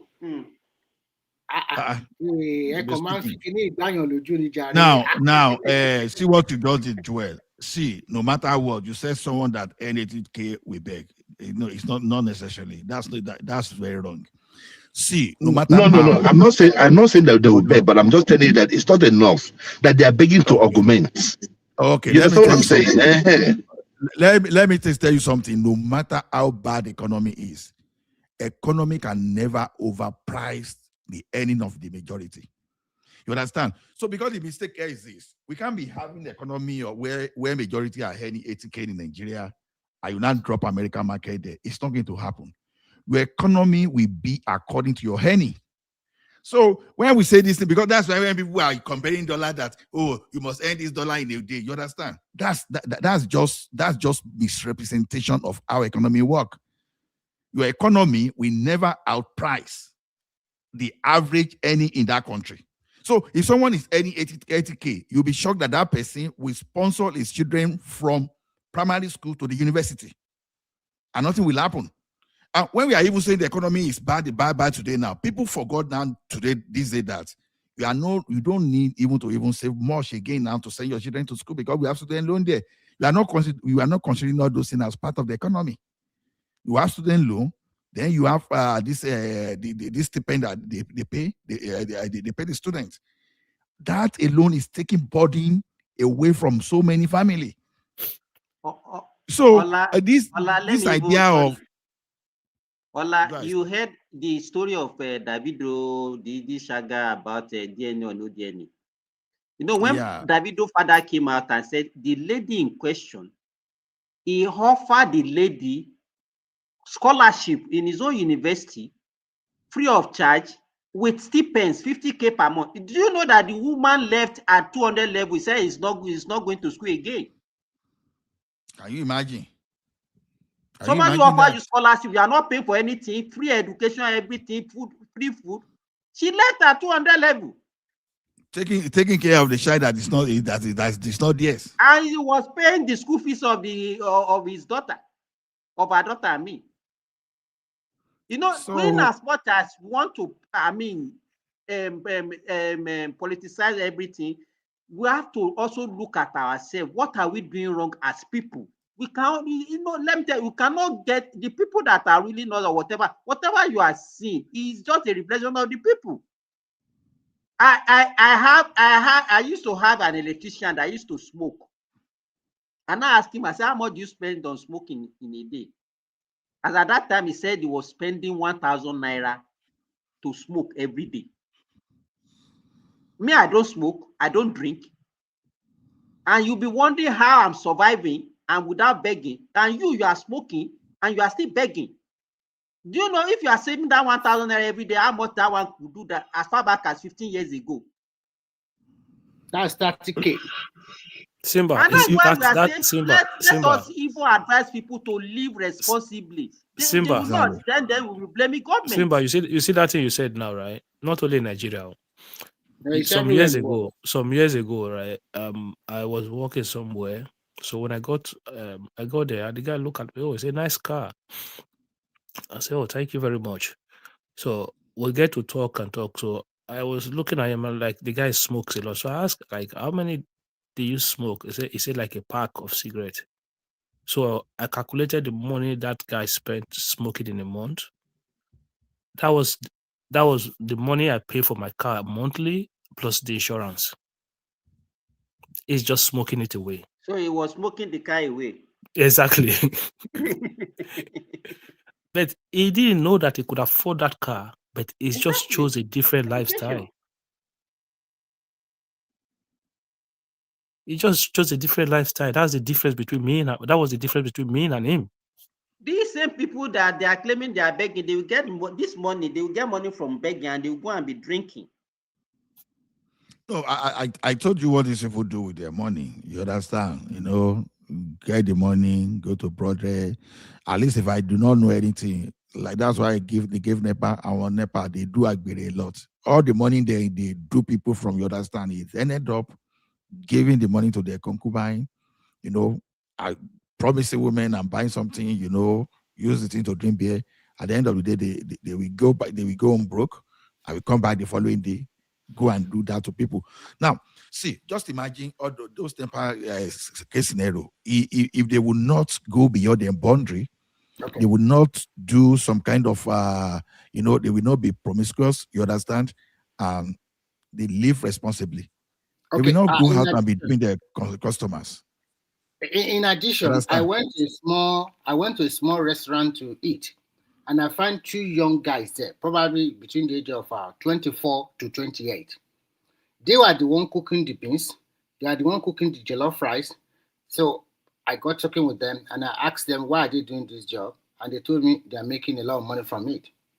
Because everybody in that vicinity, because it's a commercial area, they will bring plate to buy jollof rice from them, amala and the rest. And I asked, why don't you look for job? He said, this is the job their mother has been doing, and they now make it more better. So I think there are so many opportunities in that country, because just assume that you are feeding over 500 people in the morning, over 500 people in the afternoon, over 500 people in the evening, because that place, it's a lot of commercial area, and people they are so busy, people are even lining up to eat their food. And these are young guys that are cooking the food. Let me tell you, people, I think they need education. We need to educate our people more. Let me give you one practical example. My manager, as at the time he left my work at the beginning of, I think by December 1st last year. This guy, as at the time he was with me, I was paying 80K. And then on every crate of egg that we produce, I give him 100 naira. You see? You understand? Mm-hmm. We produce an average of 800 crates every week. How much is that? 100 naira times 800. How much is that? That would be like how much? 80K.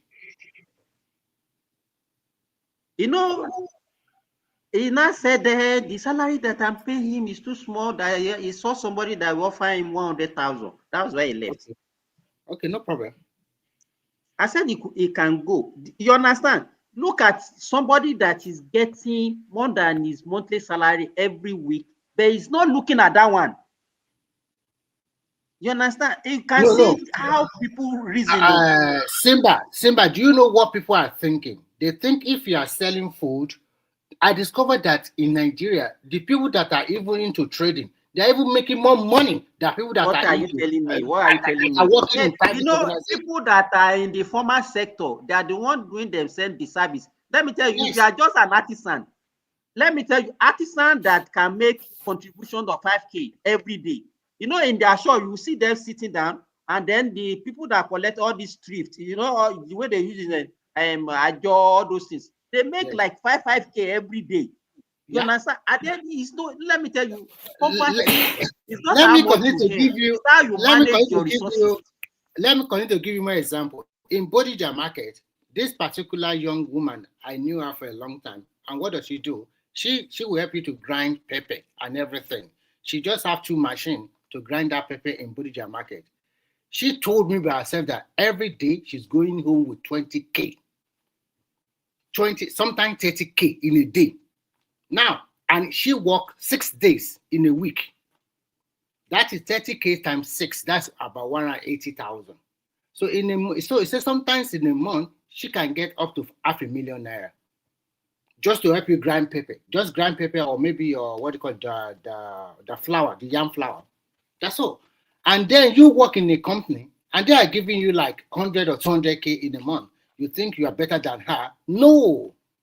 So You now know, I you know discovered why? that Let me tell truly, you. You know the reason. The reason why, one, people don't want what Nigerians want is like an assure. I mean, money that they whether they work or not, is a bank that the money will just come or gota. Then two, you know, people that are earning salary, they were able they manage their resources better than people that earn daily. People that earn daily, they can't really appreciate how much they earn because they spend it anyhow. You understand? That is the major problem with the people that are in formal sector that makes daily living in Nigeria, and you see them living poorly. It's not because they don't earn as much as what they can make them survive and live a good life, but because they can't manage what they have. And at the same time, I want to add this to you. People always think that those in formal sector, they are not making money. If they are not making money, why are they building? Why are they erecting a property? Why are they changing their cars? You think because they are in the Bodija market, they are nothing. They are just making like 10,000 or 20,000 in 1 month. You are deceiving yourself because these are business people and they help one another. If you don't have stock, they can give you stock easily. Sell it, and then you take your own profit and give the rest to the person that give you that stock. So there are so many ways they are making more money than you. Begging has become And I also think that an average Nigerian think that nowadays they also thought that they want that job that will put like a white collar job, put a tie. Forget it, that one is gone. No more white collar job like before. You have to use your hand or be creative to make a living for yourself. We are not living in the old world again where everybody has to work in a bank. Even the bank, is it not technology is not taking away most of their I job? think to eliminate that, I think our educational system, they have to be teaching people entrepreneurship in right from primary and secondary education. How people can actually feed from themselves and not looking at other people to feed for them. I think I think we have to do that. It's not even that. It's not even that. Many of these people, they don't have enough. They will be sewing new clothes every time. They will be going to church to donate a tithe to the church, paying offering to the church. Inside that little one, they too will be looking for family member that they want to give to, the ones that didn't work. Like they will still be sympathetic to other people's cause as well. So you don't have enough, you carry responsibility, and sometimes these people don't have enough. They have housewife, like what stop your wife from going to work as well? I don't understand why a poor man that is working, barely earning enough, but you're making your wife to be an housewife. So sometimes these people, it's just their way of being. It doesn't matter whether you teach them finance or not finance. The thing is, But what do you don't you think that is because of lack of education? That is why they are behaving that way. I just think I think the problem with that courage is just a mindset thing, because I always say to people, like when people, I would always drag people attention to Nigerians in Europe, their mentality, their behavior, their attitude, their way of thinking. I always say, look, they are no longer in Nigeria. You go to before this Tuji Ojo came in, right? You go to Nigeria embassy to do a passport, people are still paying bribes. Like, you're in Europe. So the thing you're supposed to do normally is go online, do your stuff, get an appointment date, and come. People will just still bypass everything, come there and be looking for somebody. They are not even asking you now. You come and then you're looking for somebody to give 50 euro so that you can bypass the whole system. Progressive. Do you know? You know one thing about this. Last year, I renewed my passport, and my passport was posted to me in Finland. So what's the big deal now? It's so easy. You just go there. To say to what Akim just said, now you understand, when people have housewife and the housewife cannot work, all those stuff, you understand. See, this begging culture is more rampant in the urban area than the rural area. You understand? But you see, okay, like why growing up, for example, okay, civil servant, they were allowed to farm. Even when there was not enough that time, you understand, you will farm to substitute, right? But what do you find these days? Like that people that are earning minimum wage, they are too big for farming now. You will not see someone that is earning like 30 million in a year is the one that will be jumping up and down to do farming. But people that really need that, they will not do that because they are Olami, God bless you. You know that kind of thing. Hey, I remember 2 years ago, I went to First Bank in Nigeria, and then I think I went there to withdraw some dollars. And the guys there, all of them, even including ladies, and they were asking me what kind of business I do. I said I'm a farmer. They were all laughing at me. You understand? They don't, even as at that time when we claim that the economy of Nigeria, as you are saying, were good. People, you see, there is no teacher that doesn't have a farm. There is no even civil servant that doesn't farm. But these days, everybody just. The irony of it is this: the irony of it is that you still even earn more than them. Even with your job, with your normal official job that is not farming, you see more than them. But now that they earn lower, instead of giving themselves brain that me too, can I do this farming? No, they don't want to do. You're like I keep saying, basically, like no, they'll be giving you. They will, you know what they are telling me. Hey, we say, but you have money to do it now. Can you just imagine? Can you imagine? Okay, like people like because the thing is they always give excuse for anything. They can give excuse some to justify some of these people, their parents are farmers. They didn't think that okay, you have farmers in local village that sponsor about 6, 7, 8, 9, 10 children through universities. And the children now will now be working in the back. Now, maybe some of them are support staff. They are not even proper staff when I suppose that maybe they are earning like 70, 80K. But that farming that their papa and mama did to sponsor them now, all of a sudden now it's no longer a job. They'll be looking for one miracle. Now, those are the people that will go to the church and will just be banging their leg on the floor. They'll be expecting the Abraham blessing.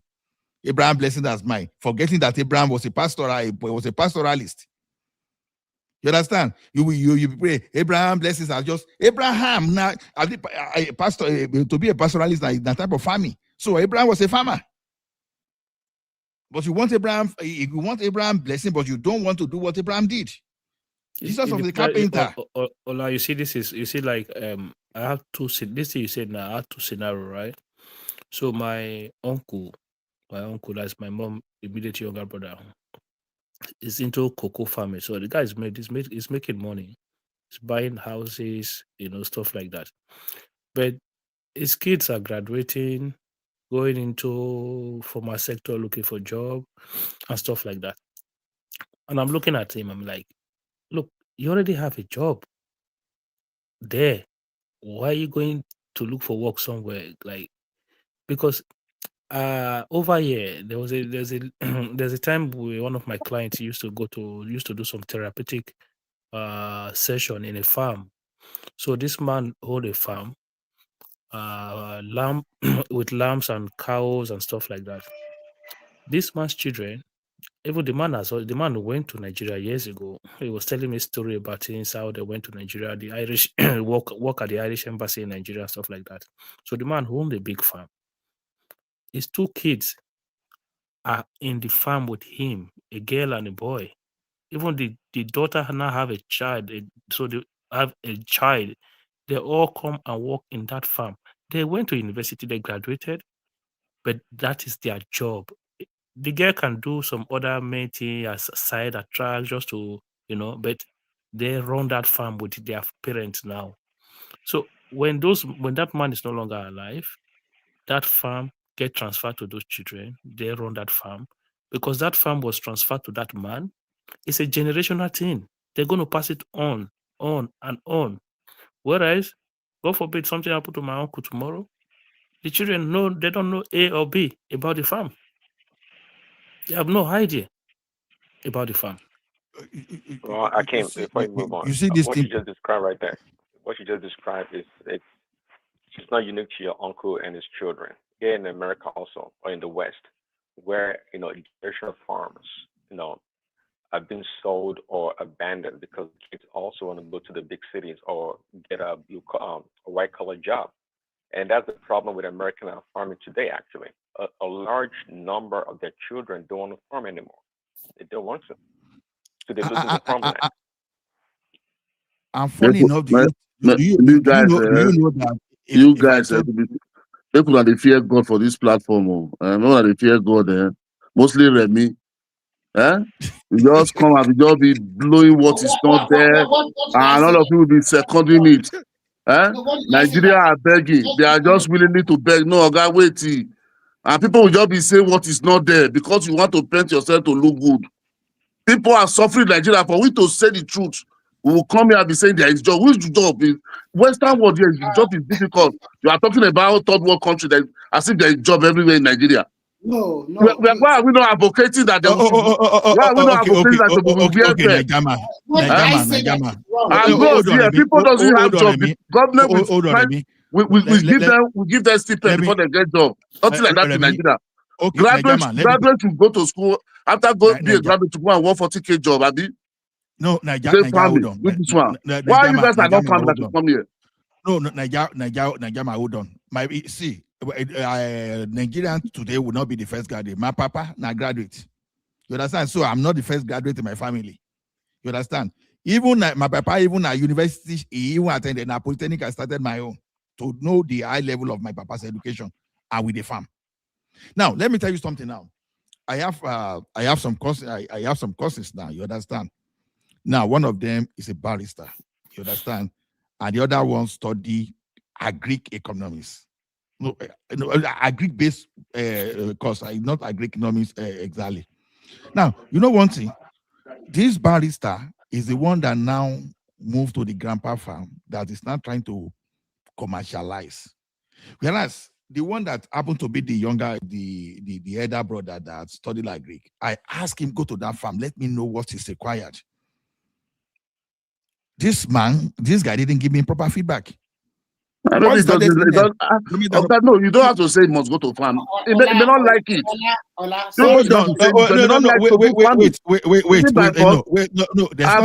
People doesn't have work. The government tell them to go and farm. There's no such thing. Government are looting government are looting everything. You guys are not against that one. You are blaming the citizen. I think Nigeria, there is job to do in Nigeria. Hold on, guy. Hold on. Now, when I lost my job here, when I didn't have a job, I pick up Uber. I drove Uber. Why don't you go and be doing farming in your backyard? But you want to drive Uber, and you are blaming Nigeria that want to drive Uber. Wait, now I'm in Canada. You understand? So if I'm in Nigeria, who told you that I won't do farming? Who told you? Because you like it. Everybody must not like what you like. And all of us was not going to farming. All of us was not going to go to school. Hold on. Let me shock you. Okay, Let me hold shock you. on. No, We are not Simba, saying Jẹ́ everybody complete should go to farming. No, Jẹ́ complete Nigeria. Don't let me just quickly give you that. Okay. Now that Dubai you say now, you understand? My wife, elder brother, bought a Toyota Corolla for his childhood friend that did not attend university, that didn't go to Polytechnic, to be doing Uber, and he even gave him money to rent apartments to be living. You understand? Mr. I'm Allah, talking of Mr. project. Allah, no, Hold that on, is let me not. land now. No, don't land. What you are saying, no. Let me Wait. land. No, It's let me okay land. now. You understand? No, you guys have been talking. No. Let me land. You don't even know what I want to Okay, say. why You don't don't you even tell know what these I want to people say. this one, please? Hold on now. Let me tell you. You know what this guy did? He sold the car. We don't know what he has done with the money today, because it's too big to drive Uber. And I drove Uber with all my certificates. Ola, Does that mean that everybody must drive Uber? Nigeria, how many people can afford Uber? But this guy didn't even go to university. How many people can afford Uber in Nigeria to buy car in Nigeria? How many people? So you say people are buying car 50 million, 80 million. Let me add my voice. When you are saying people are buying 50, I think every Nigeria car. Go to city in Nigeria, people are suffering. Go to Buka, people are begging to eat. Was they live in the city? Simba, But do you have right? Do you have right to tell them where to live? Okay, you have right. You are here. Did everybody tell you where to live? People don't even like Nigeria to go. Everything that would benefit the citizen. People are against why are it. you talking as if they don't have sense? No, How they don't have sense? How they don't have sense? Do you have the right to tell somebody where to live? Wait. If I'm living in the Everybody is looking for greener pasture. and I'm not getting it right, so you cannot relocate. Must Relocate to where? So people don't have. Do you think it's everybody that? Do you think it's everybody that have somebody in the village? Simba will make this argument sometimes. We'll make sorry, it in a way that let me say something to Nigerian. Say whatever you want to say. Nigerian, hear this, please. If what I said this evening is like, oh, I went to Nigeria now. I just came back from Nigeria, and people in Nigeria are dropping dead. In fact, you can see hunger in that is not for you to be saying Elero is making out $1 million. Which Elero they make out $1 million for Abuja? That is a lie. Let me finish. I gave you more than 4 examples. No, that's you have been giving us before you go to Nigeria. Calm down. You will give your own example too.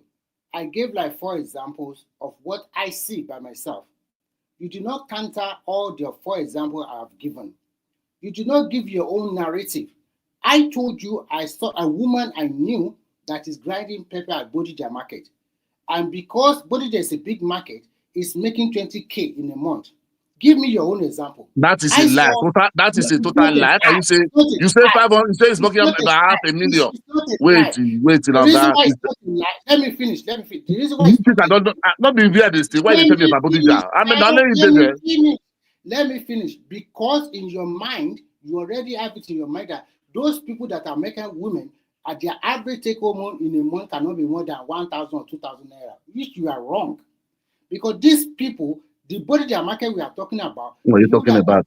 Let me finish. The people that are grinding pepper with them are not the normal just grind pepper I want to go and eat at home. These are people that grind pepper. Now people from heaven come and grab pepper.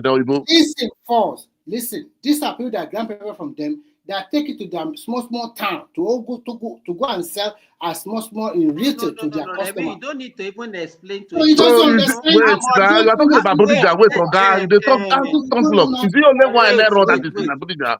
You know why we agree with Remy. Let me tell you this. Wait now, let me talk. When I was growing up, even as a kid in primary and secondary school, the business that my mom used to do that time is grinding. We will wake up as early as 4 a.m. People that will cook meme and akara for people to drink pap very early in the morning. Those are the ones that we start with at as far back as 4 a.m. I know how much I make for my mom each day I work for her. So you know the problem that we have is that we have this tendency to underrate some businesses.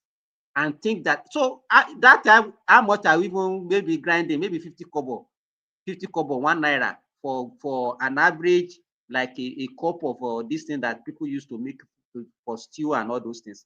But do you know how much they are grinding pepper now? If you want to grind something, you will pay as much as 2,000, 3,000. Now, how much is a liter of oil they buy? You don't look that one. You are looking at the amount. How much is a liter of oil they buy today? Let me now ask you. Let me tell you this. Wait now. Let me tell you this. If you have, that's what we do. You can run on 1 gallon, the grinding machine, small grinding machine that they used to grind pepper. If you put 1 gallon of petrol, you can run it for 8 hours.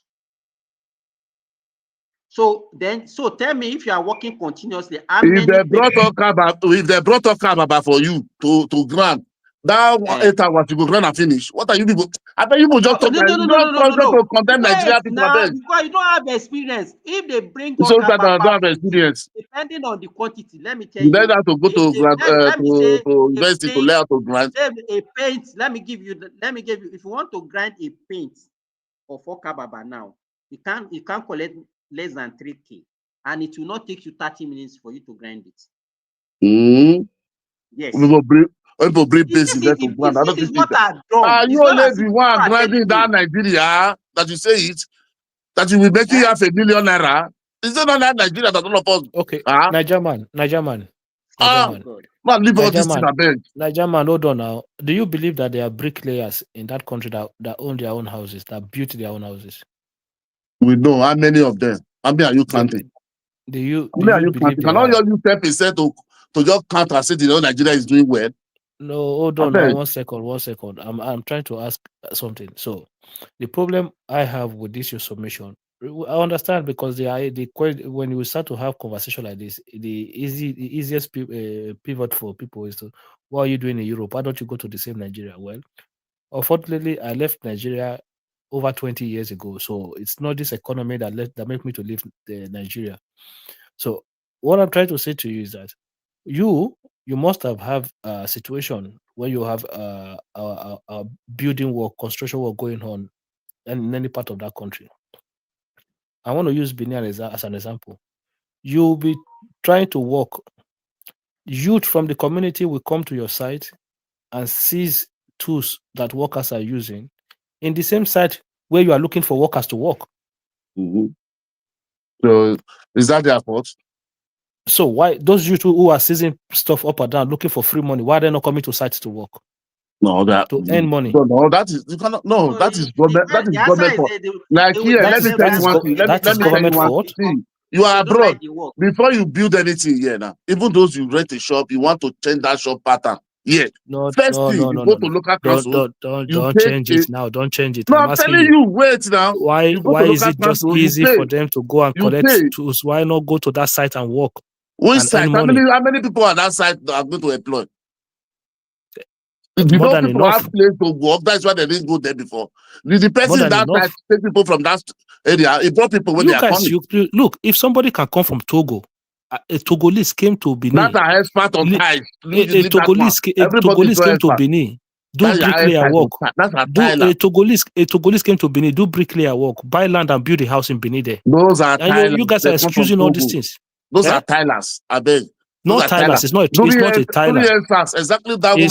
It's not a Tyler. The guy I'm telling you is not a Tyler. He's a bricklayer. It's not a Tyler. That doesn't mean. So what means then? What means? This one doesn't mean. That one doesn't mean. This one doesn't mean. What means? Some people live. Some white people are here. They didn't make it. There's some black man come here. They will make it. So that doesn't what means? You're just trying to excuse everything. No, you're just trying to excuse. You people should face the government, not the citizen. Don't blame me with that. Nigeria don't suffer rich. More than 30, 40 years that was born. Yes, suffer. People pressure this one. People will cook with sawdust. Nigerians are not the only ones suffering. You go to other countries, they don't harass you the way they harass you in Nigeria. Let us stop all this government matter. So because other countries are suffering, Nigeria must suffer too. We're not saying Nigeria must suffer. The other countries you have poverty. You have poverty in many countries, but you go to these countries, you don't see them begging everywhere, extorting everywhere. No, the Nigeria, because our population and the other countries is not the same. So you don't expect it to be the same. You can't It be doesn't comparing a matter country whether of 10 population or million, population. 15 As long million as with you are Nigeria. poor, you are poor. Oh, Okay, if you are no, poor, you are different. poor. That's different. If Nigeria, if we have 5 million population, maybe with 3,000 megawatt, we have to do. Everybody will have light and surplus. So our population is big. That's why I like to see problem. I'm telling you, So go to other you countries face that are the poorer than government. Government Nigeria. are looting. They are living well. Go to other They are countries that are wasting poorer than. money. In fact, go to South Sudan. Okay, you will not see people begging the way they beg in Nigeria. Because what you are not they? see people. What are they doing there? What are You they not doing? see people UN, who work. everything. They are bringing hate there. They are fighting war. You're So not why seeing do you people who work inside what they want to go and beg? beg at the same time. Go to the poorest of country. You will not see beggars the way you see in Nigeria. Go to Bangladesh. They don't beg like us. Go to Yemen. Go to Iran. So I don't even know why people are How many places have you go to all those places? So if you just see something on TV, that means that you go up. So because you go to, if I go to Benin, I stay in Ring Road because I stay in the GROA. Before I go and come back, I would not come everywhere is good in Nigeria because only I don't know about my area. You are talking about a local government, about Yeah, but we're talking about 192 wards. You have not been attitude. there. We're talking about the attitude of the people. You Because know, there is no job in Nigeria. If you guys know to get job in Nigeria, you must know somebody that knows somebody. Let even assume that you are right. There's no job. Is Nigeria the only country where there's no jobs? Okay, they should go and they go and robber. You say una condemn them. So Politicians they look with barrel. Una not condemn them. These other countries They are where they don't have begging job, now. are they Now doing still armed condemn robbery? them. Other countries where they don't have job, are they doing armed robbery? So somebody that doesn't have a job, what is the end? They say I don't man. Are they doing armed robbery in those Do countries you where know? they are poor, they don't have jobs? Are they doing armed robbery? Abroad, yeah. Are people not doing shoplifting? Are people not still robbery here? Are people not doing burglary here? Yeah, that's the same abroad that you say government are paying them stipend every month. So I'm telling you, so don't telling us that they are doing shoplifting. Nigeria alone. You are So are you not defeating your own argument? No. You are isolating everything. Are you not defeating your own argument now? Listen, if you want to listen, if you don't want to listen, just keep repeating yourself there. You are isolating something that is only Nigeria that is happening. That is our argument here. You're saying these things mostly happen in Nigeria. That's a fact. You see that you still said I'm defeating my argument. It's only Nigeria. Don't see yours. See, it mostly happen. People should start saying the truth. If you don't want to say true, it's not. God will judge all of you at the end of the day. People are suffering in Nigeria. We are there. Most of you have not been in Nigeria for 20 years old, 10 years old, 15 years old. You will stay here and be saying something. Nigeria I've traveled on the road. Listen, I've traveled on the road from Nigeria to Ivory Coast before, and on the road you see. Is it today? Yesterday. So on the road you see. I don't want to go Ivory Coast. You see. Nothing concerned with Ivory Coast of Goa. Now I'm talking about Nigeria. People are suffering fast. Yeah, when you're going through that journey, you pass through 3 or 4 different countries. Suffering. I agree with you. People are suffering in Nigeria, but the suffering, are you solely blaming it on government, or you don't see anything that Nigerians are doing wrong on their own? Nigeria, how will Nigeria do? You see, the problem we have in that country, we only want to isolate our oppressor and praise our oppressor. Nigeria is the only country people suffer to get their own water. Common pipe-borne water we don't have. Government doesn't provide. You suffer for your water. You suffer for your road. You suffer for your light. You suffer to build house for yourself. Still yet, you said they are not still trying. God damn. There's no country that you get all those things that you are talking free. You can't get them free. You pay. Apart from that, government not providing it to make it more easier for everybody. Go across the neighboring country, Cameroon. They have the same problem, if not worse. So because Cameroon have it, we must have it. If not worse. So because your father is poor, my father must be poor. The question is, why are the Cameroonians not behaving the way Nigerians are behaving? Because the other countries are poor, Nigeria must be poor. But when you want to compare the oppressor, you will use America, Trump to compare Tinubu. I'm not saying Nigeria must be poor. I'm not the one who made Nigeria I'm not the one who made Nigeria a third world. I'm not the one who ranked Nigeria as a third world country. Nigeria is not the only third world country. When you are talking, you want to make sense. You have to have it that is a third world country. That is what we are passing. So don't be blaming citizens. Let me say this. Maybe you agree with me. If you don't agree, that's your own palaver. I work in Nigeria. I work for at least for more than 20 years as a doctor in Nigeria. There was a time when I was working with Osun State, that we were not being paid salary. That was what pushed me into farming. So you cannot tell me that when they have the problem. Yeah, why don't you go start begging? Why did you start begging then? Just no, why the question is that why can't I just sit down and start crying and say, start begging. I start begging. I start begging.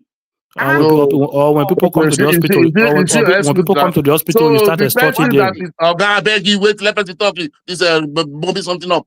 So people that is a rent, that the father doesn't have a house, they are living in a rent. That is that one that we have lot to go and farm. When you guys talk, you just isolate your you don't need to buy land to farm. Nobody need to buy land to farm. If I don't go to any place and be farming now, nobody need to buy. You yourself, you know the truth. I better go. What are you talking about? You will just go any place and start farming that belong to you. You buy land to farm. Let me tell you, there are so many lands that you can get in Nigeria. That's why when you say people must live in the city, you don't need to live in the city to survive. The land that I started farming with was given to me free.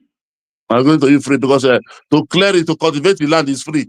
I mean, you are the one that clears the land. You are the one that will buy fertilizer. You are the one that will buy the seed. You are the one that will get it. They will give you the seedling free. I beg you, those people just come abroad, can small dollar. Do everybody in Nigeria should go and die? That's just the problem. Let me add this to what you guys have been saying. I discovered one thing. Elero is getting 500 million and 500,000 in Nigeria. Not the British market where they go every day. Hold on, Nigeria, please listen. I discovered another trend that is going on in Ibadan. I discovered that majority of the household now have a cage in which they are rearing chicken. My own sister, who is going to be up to 60 years old soon, she has like 2 or 3 cages like that, and she's raising about 15 chickens. This Christmas, she sold one for 40,000 naira. They rent 50,000 for 12 months. So wait for December before you go chop. Let me finish. Oh my God, Jesus Christ. I will soon be, just 1 second. What I discovered that people are finding way to survive. Nobody taught them before. Now everybody are raising chicken. They can make money from it. They can also eat it. Majority of them kill it during their Christmas. Even Bible said the poor will be among us. I don't know why Nigeria are home. But nobody will condemn the government. Looting. Don't be too emotional. Water. Nigeria don't have to drink. Don't be too emotional about this. They blame Nigeria for Nigeria citizens. Right. When I was growing up, there is pipe bone water run on our tap. We used to have water. Something of 90. All of us witness that. Why is it not running? So you cannot say, okay, and the people that... let me tell you this, Remy. You are lucky. You are living where you even get. We in the village where I grew up, now stream we they go every morning to go and fetch water. And now if we go to that same village, nobody go to the stream again. So I don't know why you people are even talking. That time, even people are advancing and going backward. Are people advancing? You are a medical doctor. Everything, all this thing you are using, are you getting new advanced one, or you are going and they are getting more analog? That's what I'm saying now. So people are fetching water in stream that time. 2026, the stream is going to stream. You must give credit to Simba. You must give credit to Simba. Simba is telling you he's a qualified doctor, but when things are not right, he went farming. That really shows he said he was giving the excuse now. He said because I have money to start that's a good example. Look at the IOS he is. He's a qualified, he's a consultant. But when they were not paid salary, is it the government that's going to feed his family? He had to find another way to survive, to feed the family. Most of us on this platform, it's only Nigeria people will graduate, they'll be looking for a job. Where government supposed to make a loan, a soft loan for anybody who graduates, come and take this soft loan like abroad and start and create a job so that you employ people. No, nobody talk that far. Just want to defend. Politicians are there looting. Everybody are blaming the citizens. Listen, when we get to Europe, America, we are not. Let me tell Nigerian, wait. We are not defending the politicians. We know that we have problem with them. But what we are trying to say is that people should also look inward and see what they can do for themselves. The one that So you mentioned, why are you not so give listen, people now, credit? if the politician Everybody must not if think the alike. politician are not doing so if the politicians are not doing their own, then the next thing is for you to start crying or start doing wrong. Why do we give our sovereignty to them? Why do we give our sovereignty to them that we elect them? I Why want do to we give our quickly say sovereignty to the politician? I want to Are quickly they say not to something. manage us? You see, the problem we have sometimes is that we try to defend certain actions, certain behaviors, right? So, Niger man, I believe you live in Spain, or I don't know where you live, but I know that you've lived in Spain before, right? So, we have a situation right now whereby the Spanish economy is not as productive as it used to be before. So, you have young Spanish citizens who because in Spain, many of them, like if not all of them, tend to have degrees, because they go to school there. So here in Ireland, do you know how many Spanish citizens that I know who left Spain to come and work here because they couldn't find a job in Spain? So why did they just turn around and said, okay, I'm just going to go on the street and start begging? There's many begging there. And number two, Spain you are talking about. First, let me tell you one thing. In Spain, if you lose your job, you go to paro. If you are not up to paro, they give you 420. If that they give you 420 for 18 months. So why are they not? Why are they leaving? Wait, why now. are they No, leaving wait. to See, come you see here what to the come and government work? Wait now. See what the government put there for them. You lose your job for you not to go into criminality. So why are they still gave you- leaving? If that is enough, why are they leaving? Do you not understand the idea of upward mobility? The idea for you to want to do better. That is a different scenario. Everybody. It's not a different scenario. You are It's here exactly because the same you want thing. more pay, good pay. That is a different scenario. It's not Many people different in Nigeria scenario. doesn't It's have for you. opportunity to It's live. for you to be able People to have afford for money yourself. to even from Yokoriom to the next village. I'm telling you about a country. I'm telling you about a country where they have you 24 hours live there electricity. They I have some live of in the Spain for best. 21 years old. You are not They have going to some tell of me the about best. it. They have some of the best infrastructure, but its citizens are not content with those things alone. It's not impossible. We are talking about living. We are talking about living. We are not talking about the local You're breed. just going to move We the are not talking goalpost about the everywhere, country man. breed. We are talking about living. Why are you shifting goalpost every Why second? don't they just go on the street and start begging? Don't you see how many begging in Spain? Don't you see the way By on who? supermarket? By Is there Spanish or anyone by supermarket in Nigerians? Spain? Wait, Oga. Is there anyone By Spanish or supermarket by in Spain? Nigerians? It's people that don't know beg. You can, Oga, I can't talk to you because you just keep goalpost here and there. Please, okay. No, you're the one moving the goalpost. No. I mean, taking this one, you are going here. Taking this one, you are begging here. When I don't go to beg, I tell you begging. Now it's Nigeria or this one. What are those people living there? Are they living in Nigeria? Are they living in Spain? You're talking about Spain generally. I'm giving you No, but scenario I'm telling you, we're talking about the mindset of a person, of people. That's what I'm trying to explain to you, the mindset of people. It doesn't matter whether in Spain or Nigeria, it's the mindset, the thinking, the way you see things. If you think there's that no I don't have, no thinking. I'm telling you now. Listen That Spain now, government, if you don't have a job, there's you if for paro. If your paro finish, government will give you free 421 euro for 1 year and 6 months. Hold on. If you think that I think they give you something, that one is not enough for you. You go and find a way and do whatever. That is different case. That Nigeria citizens don't benefit common water to drink. Don't say you want to get one cover from government. So hold on. But they are buying you yourself know that. Buying flight, buying SUV. You yourself know that. First of all, are the politicians buying those ones? First of all, you cannot survive on 421 euro a month. That one is everybody know that. Okay, so, secondly, please, I don't want to talk to you again. Please, person who are not truthful, or you're liar like this. I don't like talking to them. Why are you calling somebody liar? What kind of conversation are we having? You're just going here. I don't know. It's okay. It's okay. Thank you, sir. If you're not matured enough to have a conversation, then you're not supposed to be here. Sorry, it's okay. I don't want to talk to you again, please. If your mind is not matured enough to have a conversation, you're not supposed to be here. Now. It's not matured enough. It's okay. I'm not the one here now. Is it my first to have a conversation with you? No, if your mind is not matured enough to have conversation, then you cannot. You're not supposed to be here. Because the platform belong to you. Yeah, because they give you what to hold. You can be talking to yourself now. You can be talking to yourself. Let me be talking to myself now. So let me talk my own. Because you're becoming immature. You're becoming immature about the way you talk. Who are you to tell me who to be here? You that is mature. Why are you not behaving the mature now? No, I'm not the one who call you a liar. It's okay, it's okay, it's okay, it's okay, it's okay. I said it's okay. I don't want to have a conversation with you. It's not my fault now.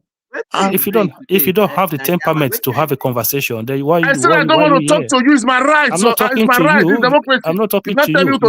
You're the one who called me a liar, and I'm telling you that if you don't have the mind or the that is why maturity I say, as you are a liar, I don't want to talk to a liar like you.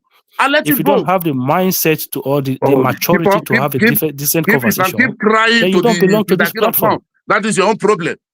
How you Remy, tell people? Who are you to tell people to country? Because I didn't talk what will sweet your ego. Who are Remy you? spoke earlier. Who will come here will not come here.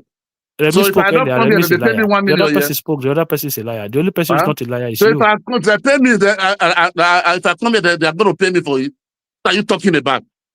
I'm not saying I'm not saying whether you should come here or not. I'm just saying if you don't have the, if you don't have the, I don't pay me for being here. Yeah, but you don't prove you're not showing to be matured enough to have conversation. Because I didn't follow you to condemn the citizen, and I knew that it's mature, lying all over everywhere. You lied to state, you lied to Nigeria, they lied to this one. What is kind of fucking excuse is that? Because you could not stop yourself from. If I come and say yes, Nigeria are not doing well. Nigeria they're not thinking. Yes, I talk what we you cannot stop yourself from being tantrum. There you go and see that maybe this job. When you don't learn words, now they come platform one, talk one by one. don't give no, it's not. Yes, it's not those what talk one by one. If you don't know how to approach, if you don't know how to address people when you have a conversation. Hakim, he was in the comment section making his own comment. Why did you come in when you are not comfortable with what you are saying? Because you guys are not saying the right thing. How can somebody tell me in Nigeria that a letter made 500,000? Look, are you not in that Nigeria? This is exactly the problem. You want us to tell you what you want to hear. You are telling me that you are saying a letter made 500,000 in Nigeria in a month. You want us to tell you. You want us to agree with you or tell you what you want to hear. All of us don't go market. The same body market is talking about, that is the same market I go. So how will you be telling me that a Lero is making and Dr. Siba seconded it, that even when they were doing, they were making million. Let me factual now. If everybody is making 500,000, factual about what that you that came here and tell us that you that came here and tell us that the Nigerian government should be paying benefits to its citizen. That's what you came here to tell us. If your mouth tire, you will stop. Because I'm not responding to you. You are still keeping on disturbing yourself. Yeah, because you're talking from both sides of your mouth. I thought okay, is it the both side of your own mouth? You're looking for attention. Somebody doesn't give you attention. Still yet you are not comfortable. I don't know. Right? Who is seeking attention from you? You are the one. I've told you I don't want to talk to you. I'm still keeping on trying to poke into what I'm saying. Okay, listen, I'm going to keep quiet. Talk to yourself. Thank you very much. Okay, Nigerian. So, Nigerian, are you there? I think he left. Nigerian, I think he already went away. I would have loved to ask him how much with grand pepper. It's not even, let me forget about how much you grant. You see, these are the people these are the people that have left Nigeria. They traveled to Europe. They've lived in Europe for over 20 years. Europe didn't live in them. This is a part of the mindset problem that we have. These are people who does everything within their communities, and the mindset is the mindset of a poverty. Yes, they just chase. All they do is chase wealth everywhere, but their mindset did not grow. Progressive. You know that they said that the money Nigeria is making from taxes in a year is about 2 trillion naira. They now compare with South Africa. South Africa is making 60 trillion naira. And when you talk about Europe, you're talking about South Africa. South Africa is big now compared to Ghana. Ghana there. So I just want to give this example. You guys that said they give them 420 euro per month. How much can 420 euro can you use to survive in Europe? It's not even enough to pay your house rent if you want to live in a decent area. When Ola was talking earlier on, you cannot be comparing two economies. Let me give you for example. Here, me, I'm living alone in Saudi Arabia. What I spend monthly, you understand, here to survive as one person If I send that money to Nigeria, you understand? 10 people can survive on it, pay rent, do whatever they want to do, and live an affluent life comfortably. Believe me, there was a time I went to buy meat. I bought meat of 10 kg for 550 Saudi riyal. And I look at that money, I said, and it was during Salah. And I remember the ram that I sent money for them to buy for me in Nigeria. I bought each ram for 220,000 naira. Remy, so you see, that 220 is less than 550 riyad that I use to buy 10 kilograms of that same meat. Yeah. You understand? I want to ask you don't compare money. You don't compare money by country. Say, okay, what you are spending to survive in America and think that is the same amount that Nigerians need to survive. It's not the same. Yeah. And the way they collect taxes in Europe is not the way they are collecting in Nigeria. In fact, most Nigerians, they don't pay as you earn taxes. Whether you are... The only people that have paid tax before is only people that are working in the formal sector. Was arguing, one of my doctor was arguing with me that Nigerians don't pay tax before. I said, so when you are in Nigeria as a doctor, you don't pay tax. He said he doesn't pay tax. Do you know that? And I went and fetch my what do they call it now? This thing that they used to give us every month. Payslip. And I showed him, I said, how much did you see there? He saw 104,000 that I paid. That was over 6 years ago. That was what I was paying as tax as a doctor in Nigeria. 104,000. And I said, I said, yes, because you don't know. Because you don't look at your pay slip. He said, okay. I said, now, what is the difference between this? I said, 104,000 compared to, I said, what is the percentage? He said, but it's not, there's no more difference with what they are saying that they are proposing now. I said, the only difference now is that they want to capture more people. And then they will even, because that time, whether you are earning, everybody as in the formal sector, you pay tax, irrespective of how much you earn. Some people have been exempted now. Yes, so many people. There was no exemption before. In fact, everybody, about 1 million will be taken out of your income first before they start taxing you. 800,000 is the base money that they will take out. Another 200,000. Before, nobody is taking anything. They will tax you gross. That's what they tax you. So luckily for Nigeria, and most people that are into the informal sector, if you register your business, the issue when people are also, the concern is that they should manage the money well by the time they are getting the money. It's not that same money that they now see their politicians flashing in their faces and be using it. They have a good point. That is why people should also, people should not be docile too. People should talk. People should hold them accountable. Not the way we have been sitting down not talking. Because if you don't push them, they will also do stupid things. But if you push them, and I think I will be happy if the local government are getting their money directly. They should publish it. Each local government, this is how much you collect for this month. So that the people in that local government can hold their local government chairman and councillor accountable. But you know Nigerians, they will just be saying, it's none of my business, Nigeria, whatever they like to do. So you can't be doing like that if you want development in your community. I went to Lagos and I see development everywhere. Everywhere is tarred in our road.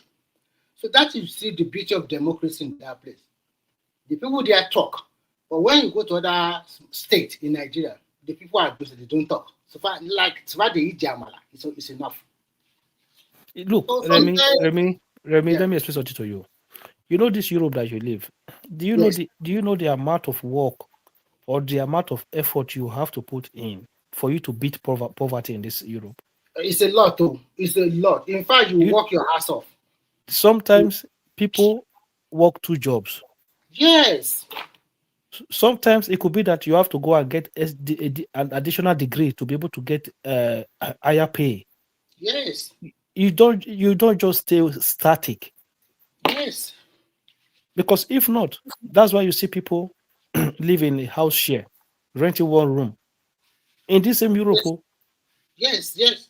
Do you know, because I just came back from Nigeria, I was even thinking that Nigerian people are enjoying.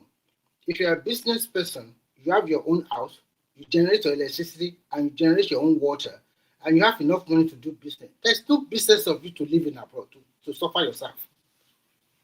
Because here, the money you have not even received, the bills, they keep on coming. The taxes are also there, which you must pay. Remy, let me tell you this. People don't know that the people living abroad, how many people living abroad can stay without work for 2 months? No, 2 months, 2 weeks longer, you are already in deep problem, unless you plan for it very well. Unless you plan very well. You look, if your bill, your monthly bill is clocking 2,000 euros. If you start to work for 2 months, you know that's already. I'm talking about your bills, so your expenses and everything is 2,000. If you start to work for 2 months, that's 4K. You know what? You know how much dent that put into your savings. Yes, yes. How much? As the more you collect it. No, because at the end of the month, you have to pay for your mortgage. You have to pay for your car, whatever. Pay for your everything. Car loan. You have to pay electricity. You have to pay a lot of money. You know that thing surprises me whenever Nigerians try to help you convert your money you earned to naira. Because they don't know the true situation sometimes now. Now, I will tell you a situation now. Okay, I bought a 30 egg crate for $15 like a couple of weeks ago. 30 is so expensive there. Okay. It's Canadian dollars.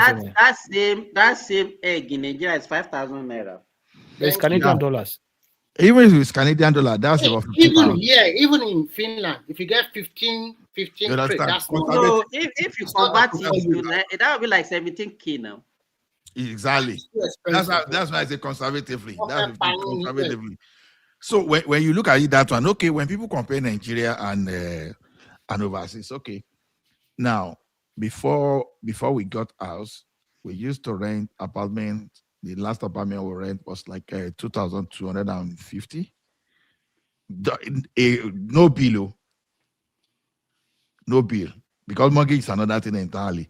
Now, just imagine someone paying $2,250 every month in rent in Nigeria.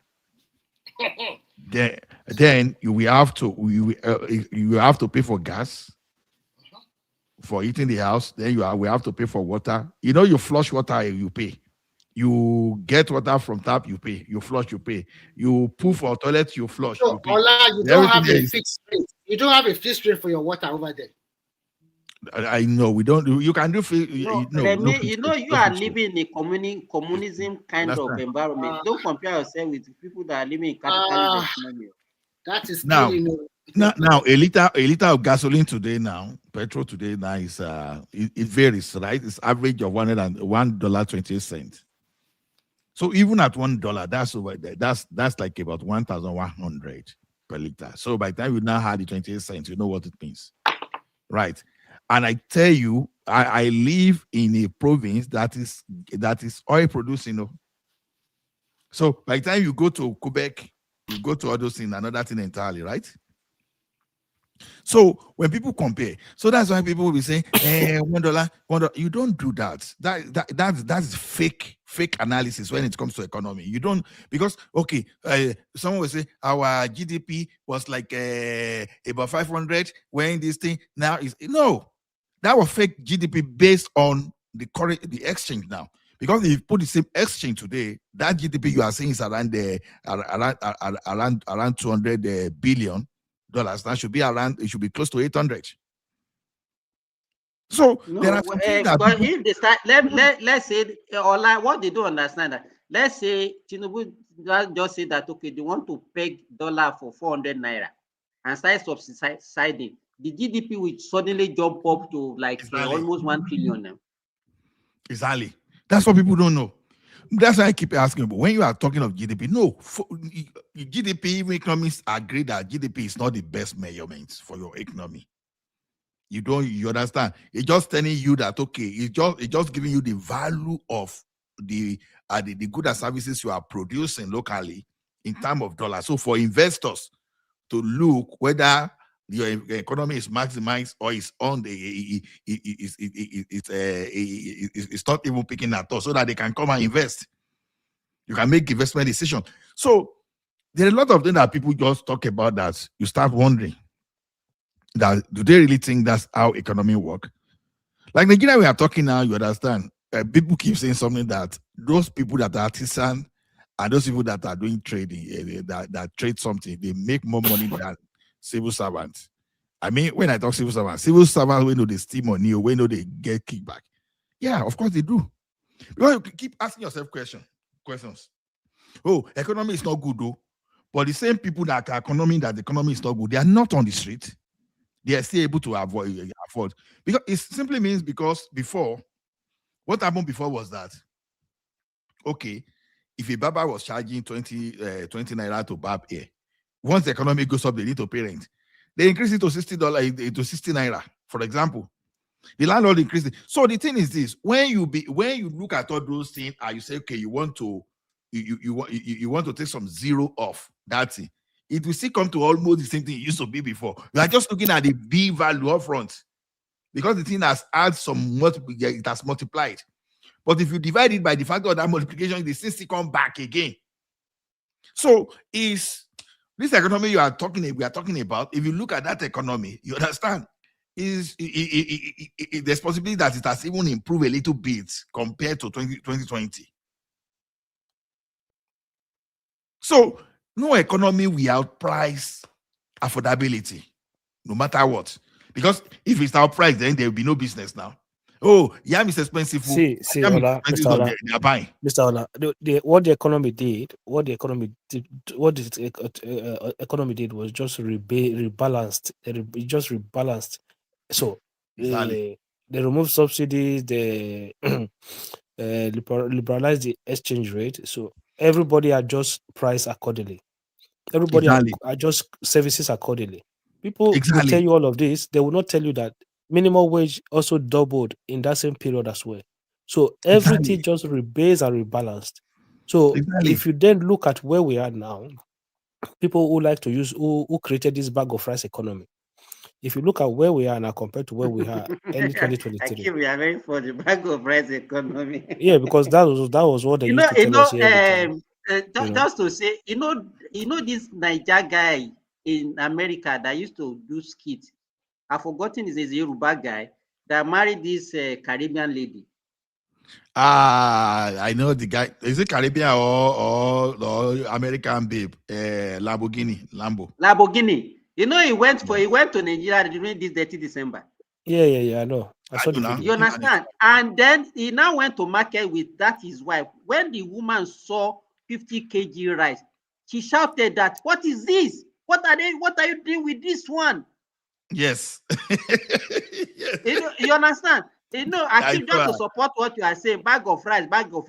I see how many people used to buy bag of rice in their house.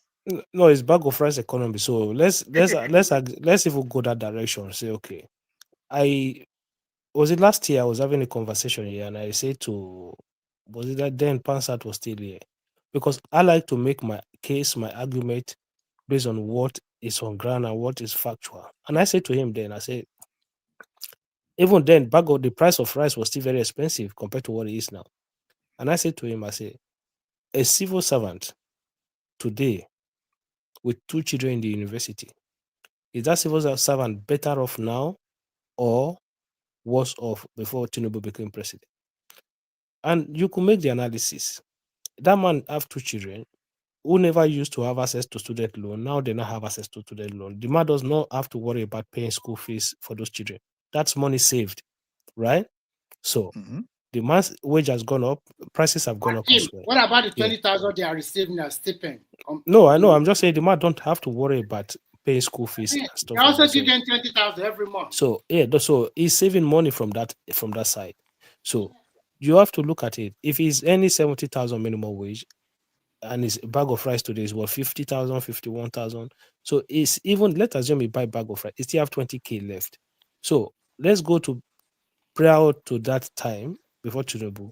There was no student loan, so the man have to pay school fees, have to give the kids feeding money and everything to go to school. That's one. That's money spent from his pocket. Then two, his minimum wage then 30,000 or 35,000 could not afford him a bag of rice. So how do you then say that man is worse off today than it was prior 2023? You know, it is full of narratives. You understand? The A war of numbers, narratives. people just say, "Oh, everything is expensive." Okay, everything is expensive. Everybody have adjust prices. Everybody adjust their price. People who used to work for you, people who used to work for you. Even let me say, an average family, how long do you think that even if they buy a bag of rice, even if they are eating rice every day, they can't finish it in 3 months? For sure, it's not even about rice. You understand? No, it's not about the rice.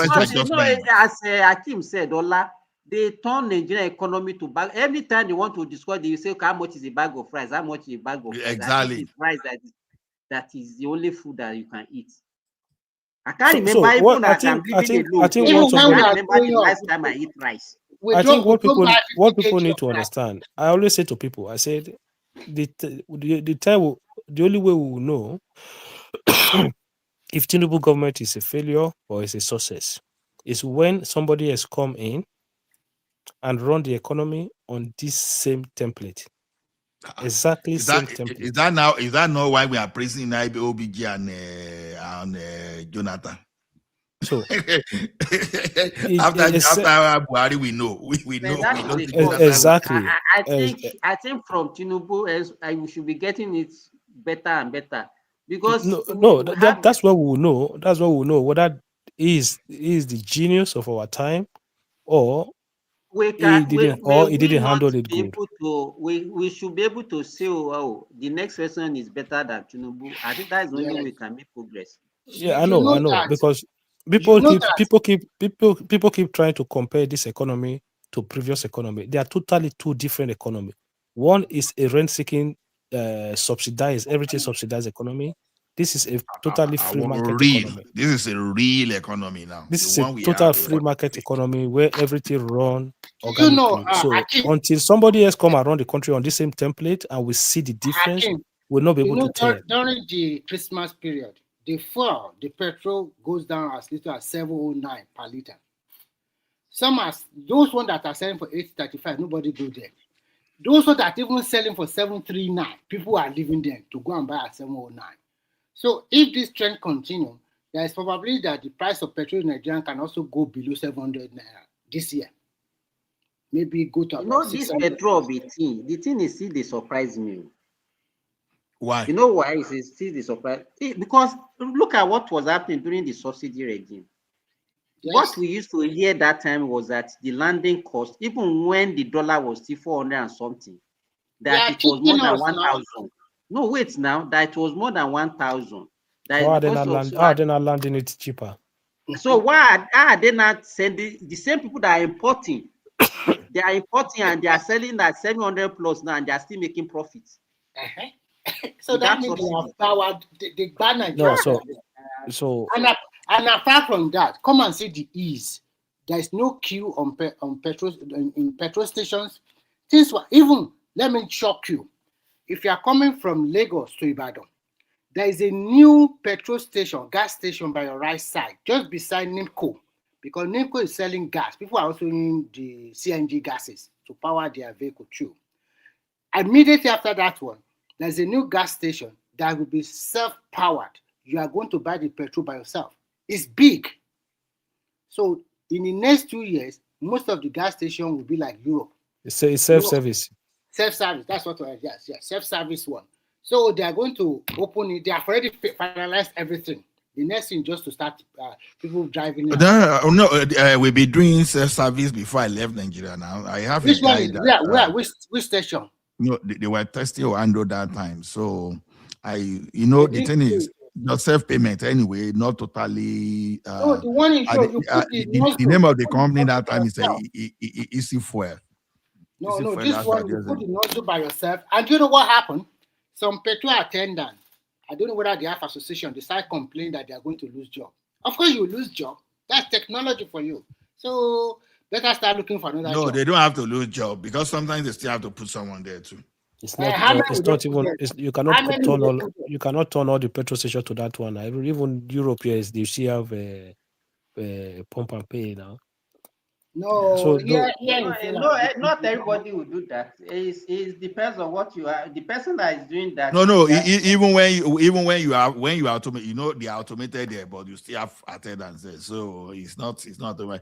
No, because sometimes not that they will have attendant like normal attendant for each ward. You put people there. No.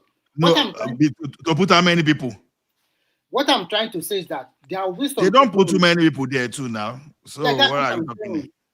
What I'm trying to say is that there is no need for people to be stationed themselves in whatever.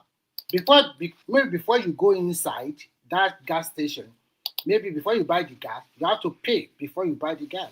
And they'll tell you because let me tell you, it's technology because number one, your car reader will still fail, your printer will still fail. So they will see people there. No, I agree with you, but not like in Nigeria today that each gas, each gas nozzle, you find someone standing there. You have to give him your debit card. Are you saying that every gas pump that they have attendant per one? Yes, that is what is happening in Ibadan.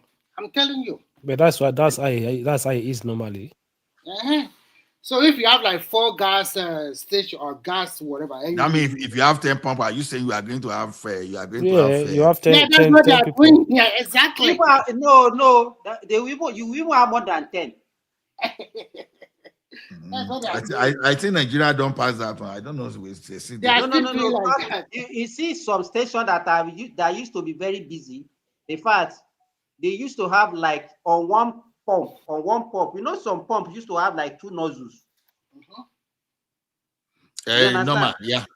Even some pumps they have like 2 or 3 people manning it because now that most people don't pay with cash, they don't want a situation because if they are high selling stations, they will make sure that they put at least 3 or 4 persons per that pump because by the time you are paying with your ATM and they are trying to withdraw whatever with your ATM with the POS, they don't want queue and people start complaining. So you move your vehicle out, then they will follow you to go and take you the money, and then you will go. Another person will have taken the nozzle from them. So you have to employ a lot of people, though. Okay. And the issue is that when you are doing that kind of business, even in my own little business, you have to employ more than the necessary because somebody can just wake up one day and say he's sick or he doesn't have time to come to work. If you are do trucking business, you go face that wahala here. Or someone can carry your truck from Alberta to Ontario. After driving for like 3,000 kilometers, you say, "Oh God, no, they do again, Jerry. You just park your truck in Ontario. You just have to go take flights, or you quickly hire another one to bring your truck back to all those kind of wahala." I got the point. So the thing is, I think like one guy today was arguing about our GDP on this and today. I just look at that guy, say this one, and that guy na PhD holder. Now PhD holder, I would tell people, say sometimes don't think because some people have PhD and they start explaining something. Sometimes you have to look at it in a context. The guy theoretically, was okay, he was right too, but in context of Nigeria and our exchange rate, he was just telling nonsense, and he was so bold with that nonsense. That people will still support. And this is a PhD holder, and his PhD is genuine. But the problem, like, is taking the thing out, is taking the thing off context. Because when you start benchmarking with America, I call his name. What's the name of that guy? They call the name of that guy now Paul Alagi. I think the problem with some Nigeria is that you have to tell them that Nigeria is so bad, it's so terrible, that everything is upside down, nothing No, is it's not. moving. No. You know, Remy, That's when they'll especially be happy. especially to Nigerians in diaspora. I think most of them, Yes. what they are trying to do is to justify their decision of leaving that country. They want to feel good that they have taken the right decision and they are better off than people at home. I think that is why they want to be hearing bad news. That bad news, it makes them happy. You know No, that. in time of money, I was far better in Nigeria. You know, Ola, In fact, Akim was making Ola, let's a talk very about good. Ola. I want to say sorry. something. I Ola, want you to see say what you something said about just you. now. I want to say something about you, Akim. The other time you mentioned that there are so many Beninans and the rest that are doing plumbing job, construction work in Nigeria. Go and write it down. In the next 15 years, Nigeria will start behaving like Europeans. The immigrants is taking our job. No, Because they are not learning those skills now. you see what Progressive said the other time that I don't know why Nigerian just decided that. No, Najama, I think he don't chat. Najama know they talk So like because that. that Nigerian know they talk like that, I was even trying to listen very well. She Nigerian they talk about another person. I think it's because the thing at, is this. I think it's When they said the Togolese, the Beninans, they used to come to Nigeria to find job. He said, "Nah, Tali." No, it's not ties. No, he said that they are expatriates. He said they are expatriates. As a matter of fact, now them saved me from the GBT of our people. Okay, I wanted to do foundation.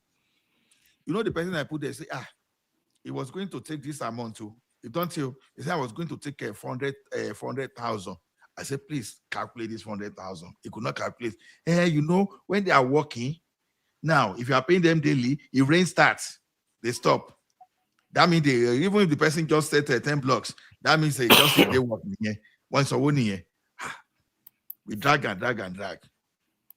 And I will see this Togolese Beninese, where they say, Oga, we set 100 block a day, and this is how we set where they mentioned that amount that time. This amount we set, it was 1,505 that time, or 800. I can't even. You understand? He said, okay, for our day job, this is how much we set on 1,000 block. This is how much we set 100 block. And this is how much we set 1,000 block. Oh my goodness. For them to set on 1,000 block that time, I think it was going to cost something around 37,000 or thereabouts. Yeah, right now, people don't they charge you over 200,000. Because the way they calculate they are so professional. And when they are setting block, they will put lines. You know, the rope they will make so that the wall will be very straight. May Nigerian lay block for you. The thing go job bench. I see that. Let me explain something to you. You see that 100 block Nigerian person want to set for you, right? Yeah. They will be setting 65. Because you are not there to count it. Exactly. They will be setting 65 and call it 100. Exactly. So you don't see when Nigeria pays plaster house for you before the thing will just bend. Is it they will bend set or block you for you, start, the thing will bend. You start seeing crack on it? No, imagine you are building duplex and your wall is not straight, it will bend. You say, which people be this? But you see all those people from Togo, they will put line and they will be adjusting the block to make sure now when they are not getting work, then they will say it's government. They will say it's somebody that is after them. I get Nigerian I don't know why they don't want to. Nigerians don't want to take responsibility. When those guys when set you ties, talk, they will say you are blaming government. You are blaming them for government. When those Togolese and all those people, when they set ties, you will just that ties that you mentioned now. When I went to do the tiling of my house, I called like 5 people. One of them is a Togolese. Do you know that the quotation that the Togolese now gave me, that was what I used. And it was the list. And at the end of the day, I have Essex ties still left that and the thing will be professional. Of course. The thing will be professional. You will hit your guy with that like he gave me the list. The Nigerian one of them gave me like ×2 of what the guy gave me. But when the guy gave me, I was even asking him, I said, are you sure this will be enough? He said, Oga, the thing go remain. You know, I don't know when how you know, measure their the work way per square meter. Ola, you know when you know the way that if the Togolese person will tell you, don't plaster the wall, okay? Don't plaster the wall, leave it fresh. We will plaster it when we're fixing the ties. But Nigerian person will tell you do rough plastering. When you do rough plastering, you know what they'll come and do. They'll just put cement back of the tile and just be putting it to the wall. So you'll be having gap. Exactly. No, it will not fix well. Because by the time you are working on it, you'll be hearing sand. Yeah, you'll be having gap. That's what he said. That's what Progressive is saying. Even the one on the wall, you'll be hearing you'll be having noise. Whereas this Togolese one, as they put the plaster on the wall, they'll just mount. That rough, this thing is what will make it stick to the ground now. No. If Togolese is going to help you do your decking, man, your iron, if you calculate the iron for your decking on this thing, one no go miss. One no go miss, and the decking will be very straight.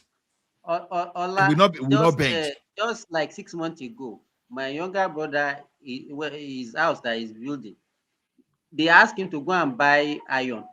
Do you know that the iron, the quotation that they gave when he bought it, maybe they thought that nobody will be there to supervise it. At the end of the day, do you know that he has more than half of what he bought on the ground now that they could not use?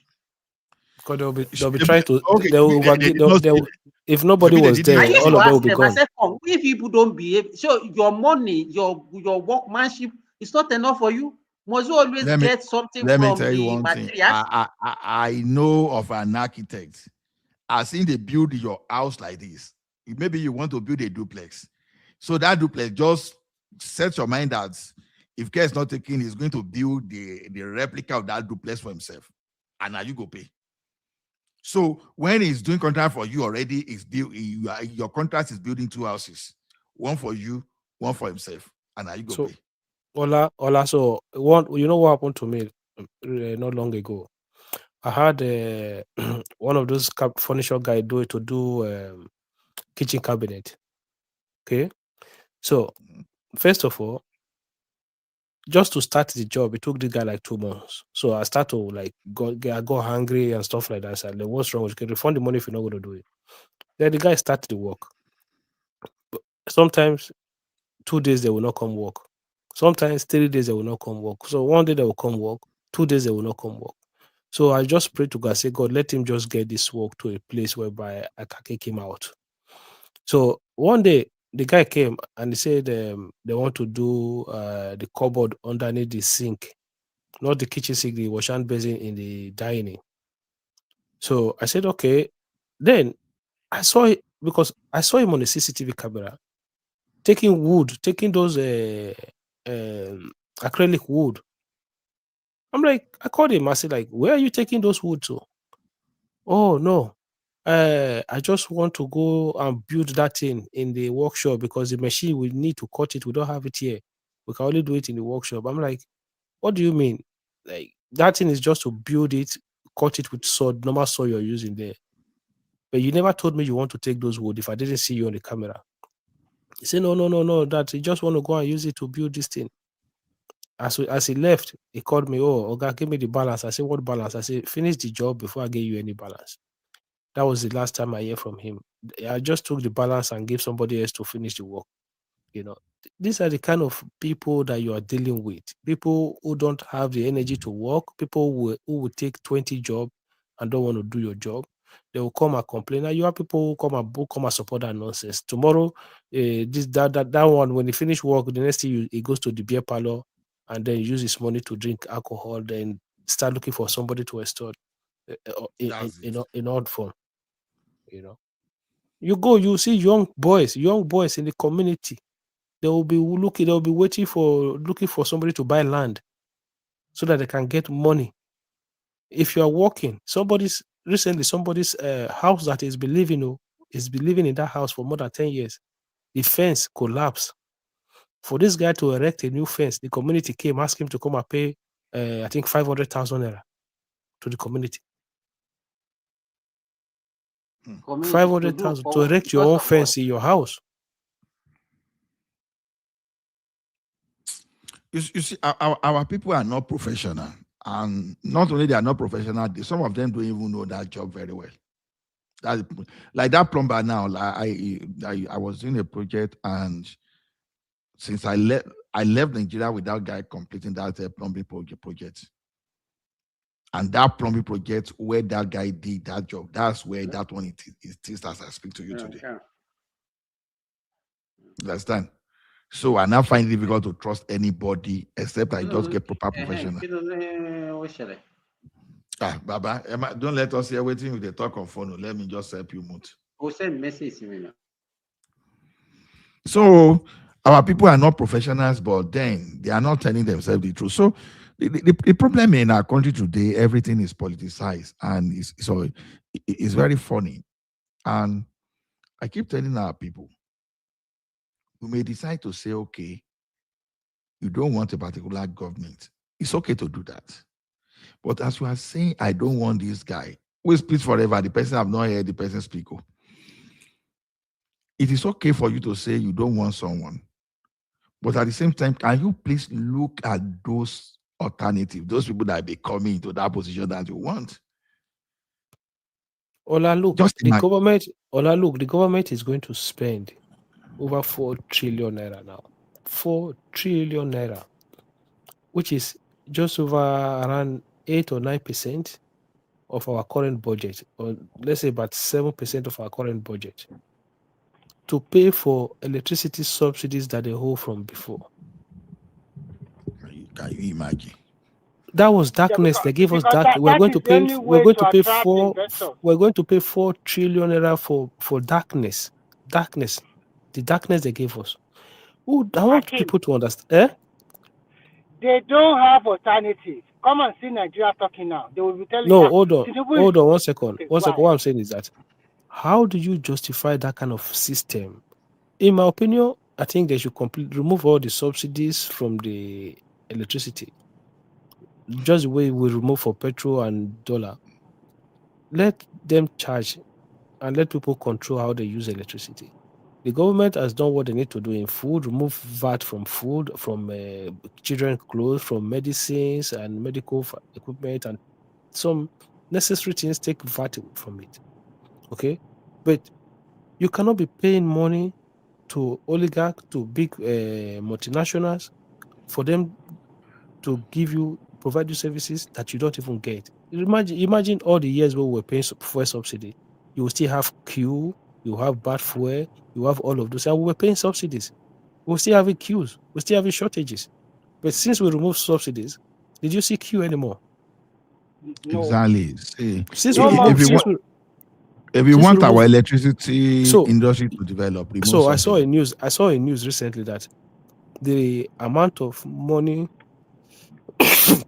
that Nigerians are spending on foreign education and foreign healthcare has dropped by over 70%. Yes, so because we were subsidizing, and that was why people were just exactly. And some people were even claiming that money when they were not even using it for that purpose. Exactly. So people were claiming that money when they were not using it for that purpose. So, but all of a sudden, when it means that, look, the money is no longer subsidized, you go there and you buy freely. What happened? Exactly. Western people fight corruption with policies, not by arresting people. No, they use policy to fight corruption. They implement policies that means that there's no need, there will be no need for you to corrupt, because there's nothing there for you to have advantage that gives you any form of advantage. They liberalize the situation or the sector so that everybody goes in there and everybody play by the same rules. That's how people fight corruption.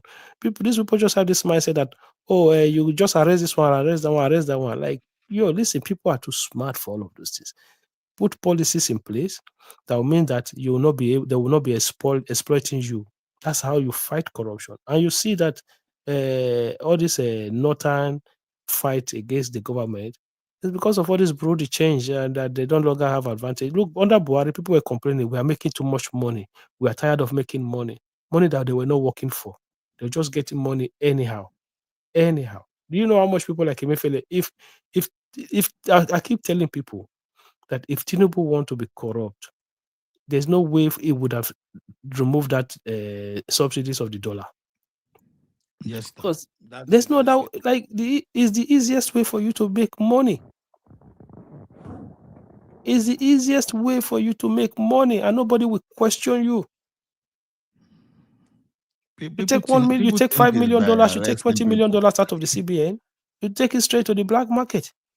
People think it's by arresting people that you fight corruption. That's not the way. Because okay, look at Malami now. Someone is saying today, he said what's 12.2? He said what's 1,212 billion. That Nigeria is not even get 1/4 of the money that this guy stole. People think, oh, this one Steve, you just carry the penny. No, that's not the way. The best way to fight, don't allow them to even have access. Have access. That's it. That's the best way. You know? So people think, people just like, they don't carry that person, put in jail. No, it doesn't work that way. Even private sector, they don't even have capacity to fight money stolen. Nobody's trying to hoard dollar now. No governor is buying dollar now to say, oh, we want to buy. No, before, if they just receive a fact like this, governors will just quickly enter CBN and start to buy dollars, you know. But now they don't do it anymore because there's no need for it. Yeah, because it doesn't give them benefit. It doesn't give you any benefit anymore. They take the difference and they return the money. That's what they used to do before. Yeah, that's what they used to do before. They take it, try to use their connection to get dollar from CBN. Then they go to the black market, get the difference, and take the same money and put it back into their own into the state. Whereas they make themselves. But Hakim, don't you see what Makinde did in your state? 30 billion naira, and you kept it in the bank. My God, the money supposed for the body explosion, so that you can compensate. That one, the people need to ask him for the interest on that money. They're asking him now. He said he kept the money. He kept the money there for more than 1 year. For what reason? But it's no longer. It will no longer be 30 billion. You need to have interest on top of it. That's what I'm saying. It's a rogue, man. Why? What do you want again, for God's sake? These are our people, sir. We are too greedy and selfish. What can you do with 30 billion? So if they did not know now, if I did not rat you out, we don't know. And that's how we behave, though. That's our behavior. You know, that's who we are. I think Malami and Bashi State Governor, they are in deep problem. They are terrorist sponsor. I'm telling you, those two guys. Malami is in for it, big time. Let me tell you, if you want to really pass judgment appropriately in that country, some emirs will go. Not even all those people you see. Even your Sanusi that all of you did the ballet for today. If you say Abacha catch that guy that time, Abacha for don't pay the guy 80. You understand? You know that guy was involved in paying someone that time when they say the person blasphemed, they blasphemed. So the thing is, all those northwestern, northeastern governors, I think they love terrorists. But the annoying thing is this: those guys, they contribute just almost nothing. But they are draining the pulse of that country. They are headache. Okay, all this defense money now, I hope if Nigeria eventually break up, I hope they will transfer that debt to them.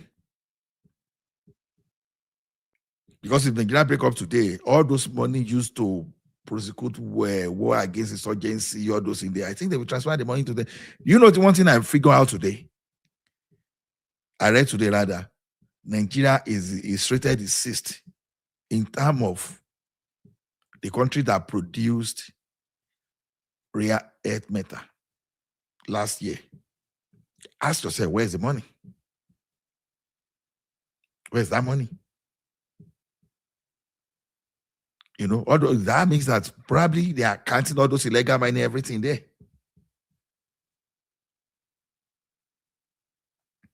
So, to me, I don't know. Those other people, those you understand. Let's just be. I've said my own mind, And I know that people don't want Nigeria to split. Well, maybe naturally I will say I don't want Nigeria to split. But can they hold on to the condition? Number one, the condition will be okay. We very of us strike out Sharia out anything named Sharia. Very of us take anything out of our constitution. Then set a death penalty for anybody that try to bring Sharia back. Anybody that try to radicalize people. The minimum situation, life imprisonment. Say that. And you cannot impose anybody you see imposing religion on another person that is smoking first. Their penalty. If you are ready for that, then Nigeria should be one. And then we must first have ourselves from others. Otherwise, I don't want to live with terrorists too. I don't want to share the same country with terrorists. Nobody wants to share anything with them. So all those northern leaders now, I think they are now shaking now. They are now preaching we should do everything. I think the reason why they are shaking is that Tinubu already know all of them, okay? And Tinubu will I saw one outside content creator yesterday that was blasting everybody, even common people. That outside content creator, he said, "Look, guys, it is our fanatism that is pushing the southern part of Nigeria to want to leave us." Yes. He started talking about, I learned a lot from all these content creators to say that, okay, even the clerics, they hold some advantages over the leaders too. Because that guy is saying those clerics, they are the ones dictating who they are going to vote for. You start asking yourself questions. How did the so-called governor fall to that level? Because the governors are using those boys to do their bidding for religion, for politics, for whatever. And what they do is that just give them food once in a day. It's enough. Yeah, now people will understand what Gideon Carr was trying to do that time. But Gideon Carr was actually trying to save the country. Even I know if you cut all those corn nuts out of that country, the wahala never finish. It's just the start. But the fact that the wahala just the start the best way, if that country wants to divide, it just divide us around the 6th region. Let everybody go and mend their fences. But the problem is this. The problem is this. The Southeast will be having problem with the South. Because if the South do not hold themselves very well, they will be infiltrating and go into war with them. That will not be your own cup of tea. I think they will kick us out. What do you mean? They will kick them out, okay? So there's not going to be no big deal about that one because they are now a sovereign nation. What can Southeast do? They are a landlocked country. If they want to go and fight with South, they are done, okay? They'll just attack them every front and they are gone. So that is the best way. I think you are answering your call.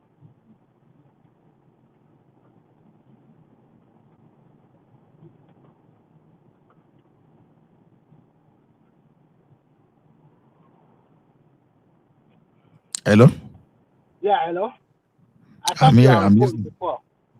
Yeah, I was just on. Trying to say is just to divide the country along the region. I think the problem we're having now is the Northwest.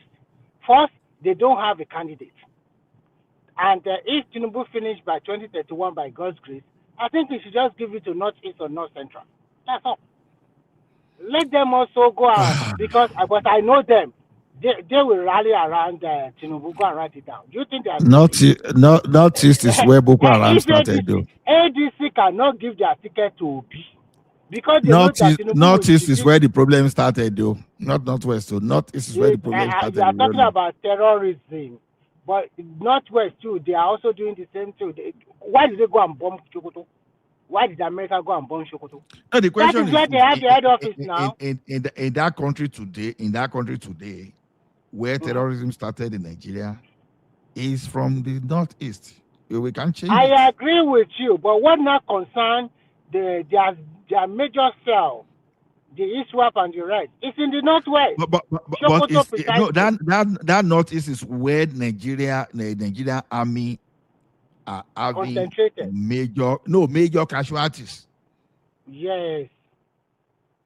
So if you see the car bomber that ran into them, was it yesterday or 3 days ago? They managed to neutralize one, but the other one, I think about 20 soldiers went for it and several others injured. So that northeast is where the thing started. The question is where the guy the problem is those people that started all those stuff that allowed those things to first start, they are getting away because they are politicians. Big men can can get away with anything. But as it is now, I think they are afraid. And go and write it down. Most of them will not travel out of the country. Go and write it down. Because it seems that another way around, I think I like Trump what he did at the end of the day. They are afraid of America. No. You see that Tomahawk is like it was more of go ahead for Nigerian military. You know, before it was America that has been holding us back. Yes. You understand? But now I think that maybe they give us the leeway to use the Tucano also. Because no, I think immediately they launched that Tomahawk is like it was like they gave it's like giving Nigerian military go ahead to go and fight these people because in Air Force is just rooting them out. They just bombard them anywhere. Shoot at first sight. Even with the level of casualty, you understand, being faced by our soldiers, those guys, the morale is very high. That is telling the story that this day they've just been frustrating these guys. You know, they are buying someone, and yet this guy are still, you know, the morale is still high. You know, when they see their colleagues they buy, they are still pursuing those people. Say, you say, we know they go. But the problem I have is this. Okay, let us even go background since people don't they go.